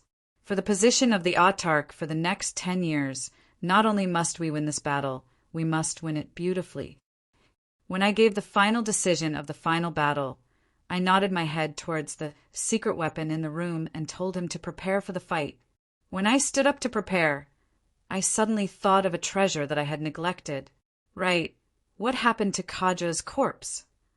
Yes, that treasure is Kaja's body. To a necromancer, the body of a strong is the best material. As the daughter of Rose, Kaja's body has the blood of a true god flowing through it, making it a treasure among treasures. If I can obtain this body of a semi-god, different from the realm of a semi-god, I am confident that I can create an undead lord who isn't inferior to any of the original sins. But the scout by the side shakes his head. The corpse is gone. Those dark elves are searching frantically, but they didn't leave any traces behind. It is as if the corpse walked out on its own. The corpse walked out on its own. Nonsense. Wait a moment. It might really be possible. Isn't what I want to do now to make the corpse walk on its own? Currently, there's more than one undead lord in Vance. If it was any other lower-ranked undead senator, it would only be a waste of this rare semi-god body. However, there is an undead senator who hasn't appeared in Vance for the past few days. Furthermore, she has been hoping to obtain a perfect elf body. The third senator, Queen of Banshees Harloise, this is really troublesome. The ranking of the undead senators is based on their strength, but the top 3 and the bottom are 2 different things. There are even people who say that the bottom is just to make up the numbers, so that the top 3 don't seem so special. The reason why Emperor Yongya's subordinate, Gria, is able to reach the 4th position, but it is impossible for her to advance any further, is because the top 3 were once Emperor Yongya's partners. Their relationship with the Emperor is cooperation, and not as subordinates. Just this point alone is enough to prove that these 3 undead lords are extraordinary. From the history of undead lords, they are even the seniors of the Emperor. Among them, the Queen of Banshees Harloise, who is ranked 3rd, was once the princess of the ancient elf empire. That isn't the kingdom of the elves, which was split into smaller countries in the future. Instead, it is the queen of the ancient elf empire who ruled over 70% of the continent during the elf era. She is also known as the all-knowing one, to praise her omnipotence in the field of magic. She feels a little wronged being ranked 3rd. The main reason is that the body she used previously was destroyed in the Battle of Yongya, and she wasn't willing to randomly find a normal body, which resulted in her being ranked 3rd. If she really managed to obtain Kaja's body, this ranking would probably have to be redone. Yes, half a month ago, there were quite a number of people who reported hearing the ancient elf's epic song, Twilight of the Gods. However, no one was able to find the singer. This is basically her symbol, which is why some people guessed that the Queen of Banshees has already arrived here. That is why even though there are 6 undead senators here, only 5 of them have appeared. Yeah, if it is her, it would really be troublesome. She isn't easy to deal with at all. My muttering received the nod of approval from the elf observer in front of me. Yes, she is indeed famous for her intelligence, strength, and charm. Wait, how do you know that the song is called Twilight of the Gods? That should be the ancient elf language. There aren't many people in the entire Aichi who can understand it. My astonished question made the elf secret agent in front of me smile. She slowly takes off the mask on her face. That is a familiar face, so familiar that I just met her 2 days ago. The high elf's white skin starts to turn dark, and her red hair starts to turn into the unique silver-white color of the dark elves. That beautiful face that belongs to Kaja becomes more mature and confident than before. That pair of willowy eyebrows slightly raise, and her face is filled with the pride and confidence unique to elves. She looks as though she is a queen who has everything and has the natural ability to look down on everything. Yo, long time no see. Little Yonya, how have you been recently?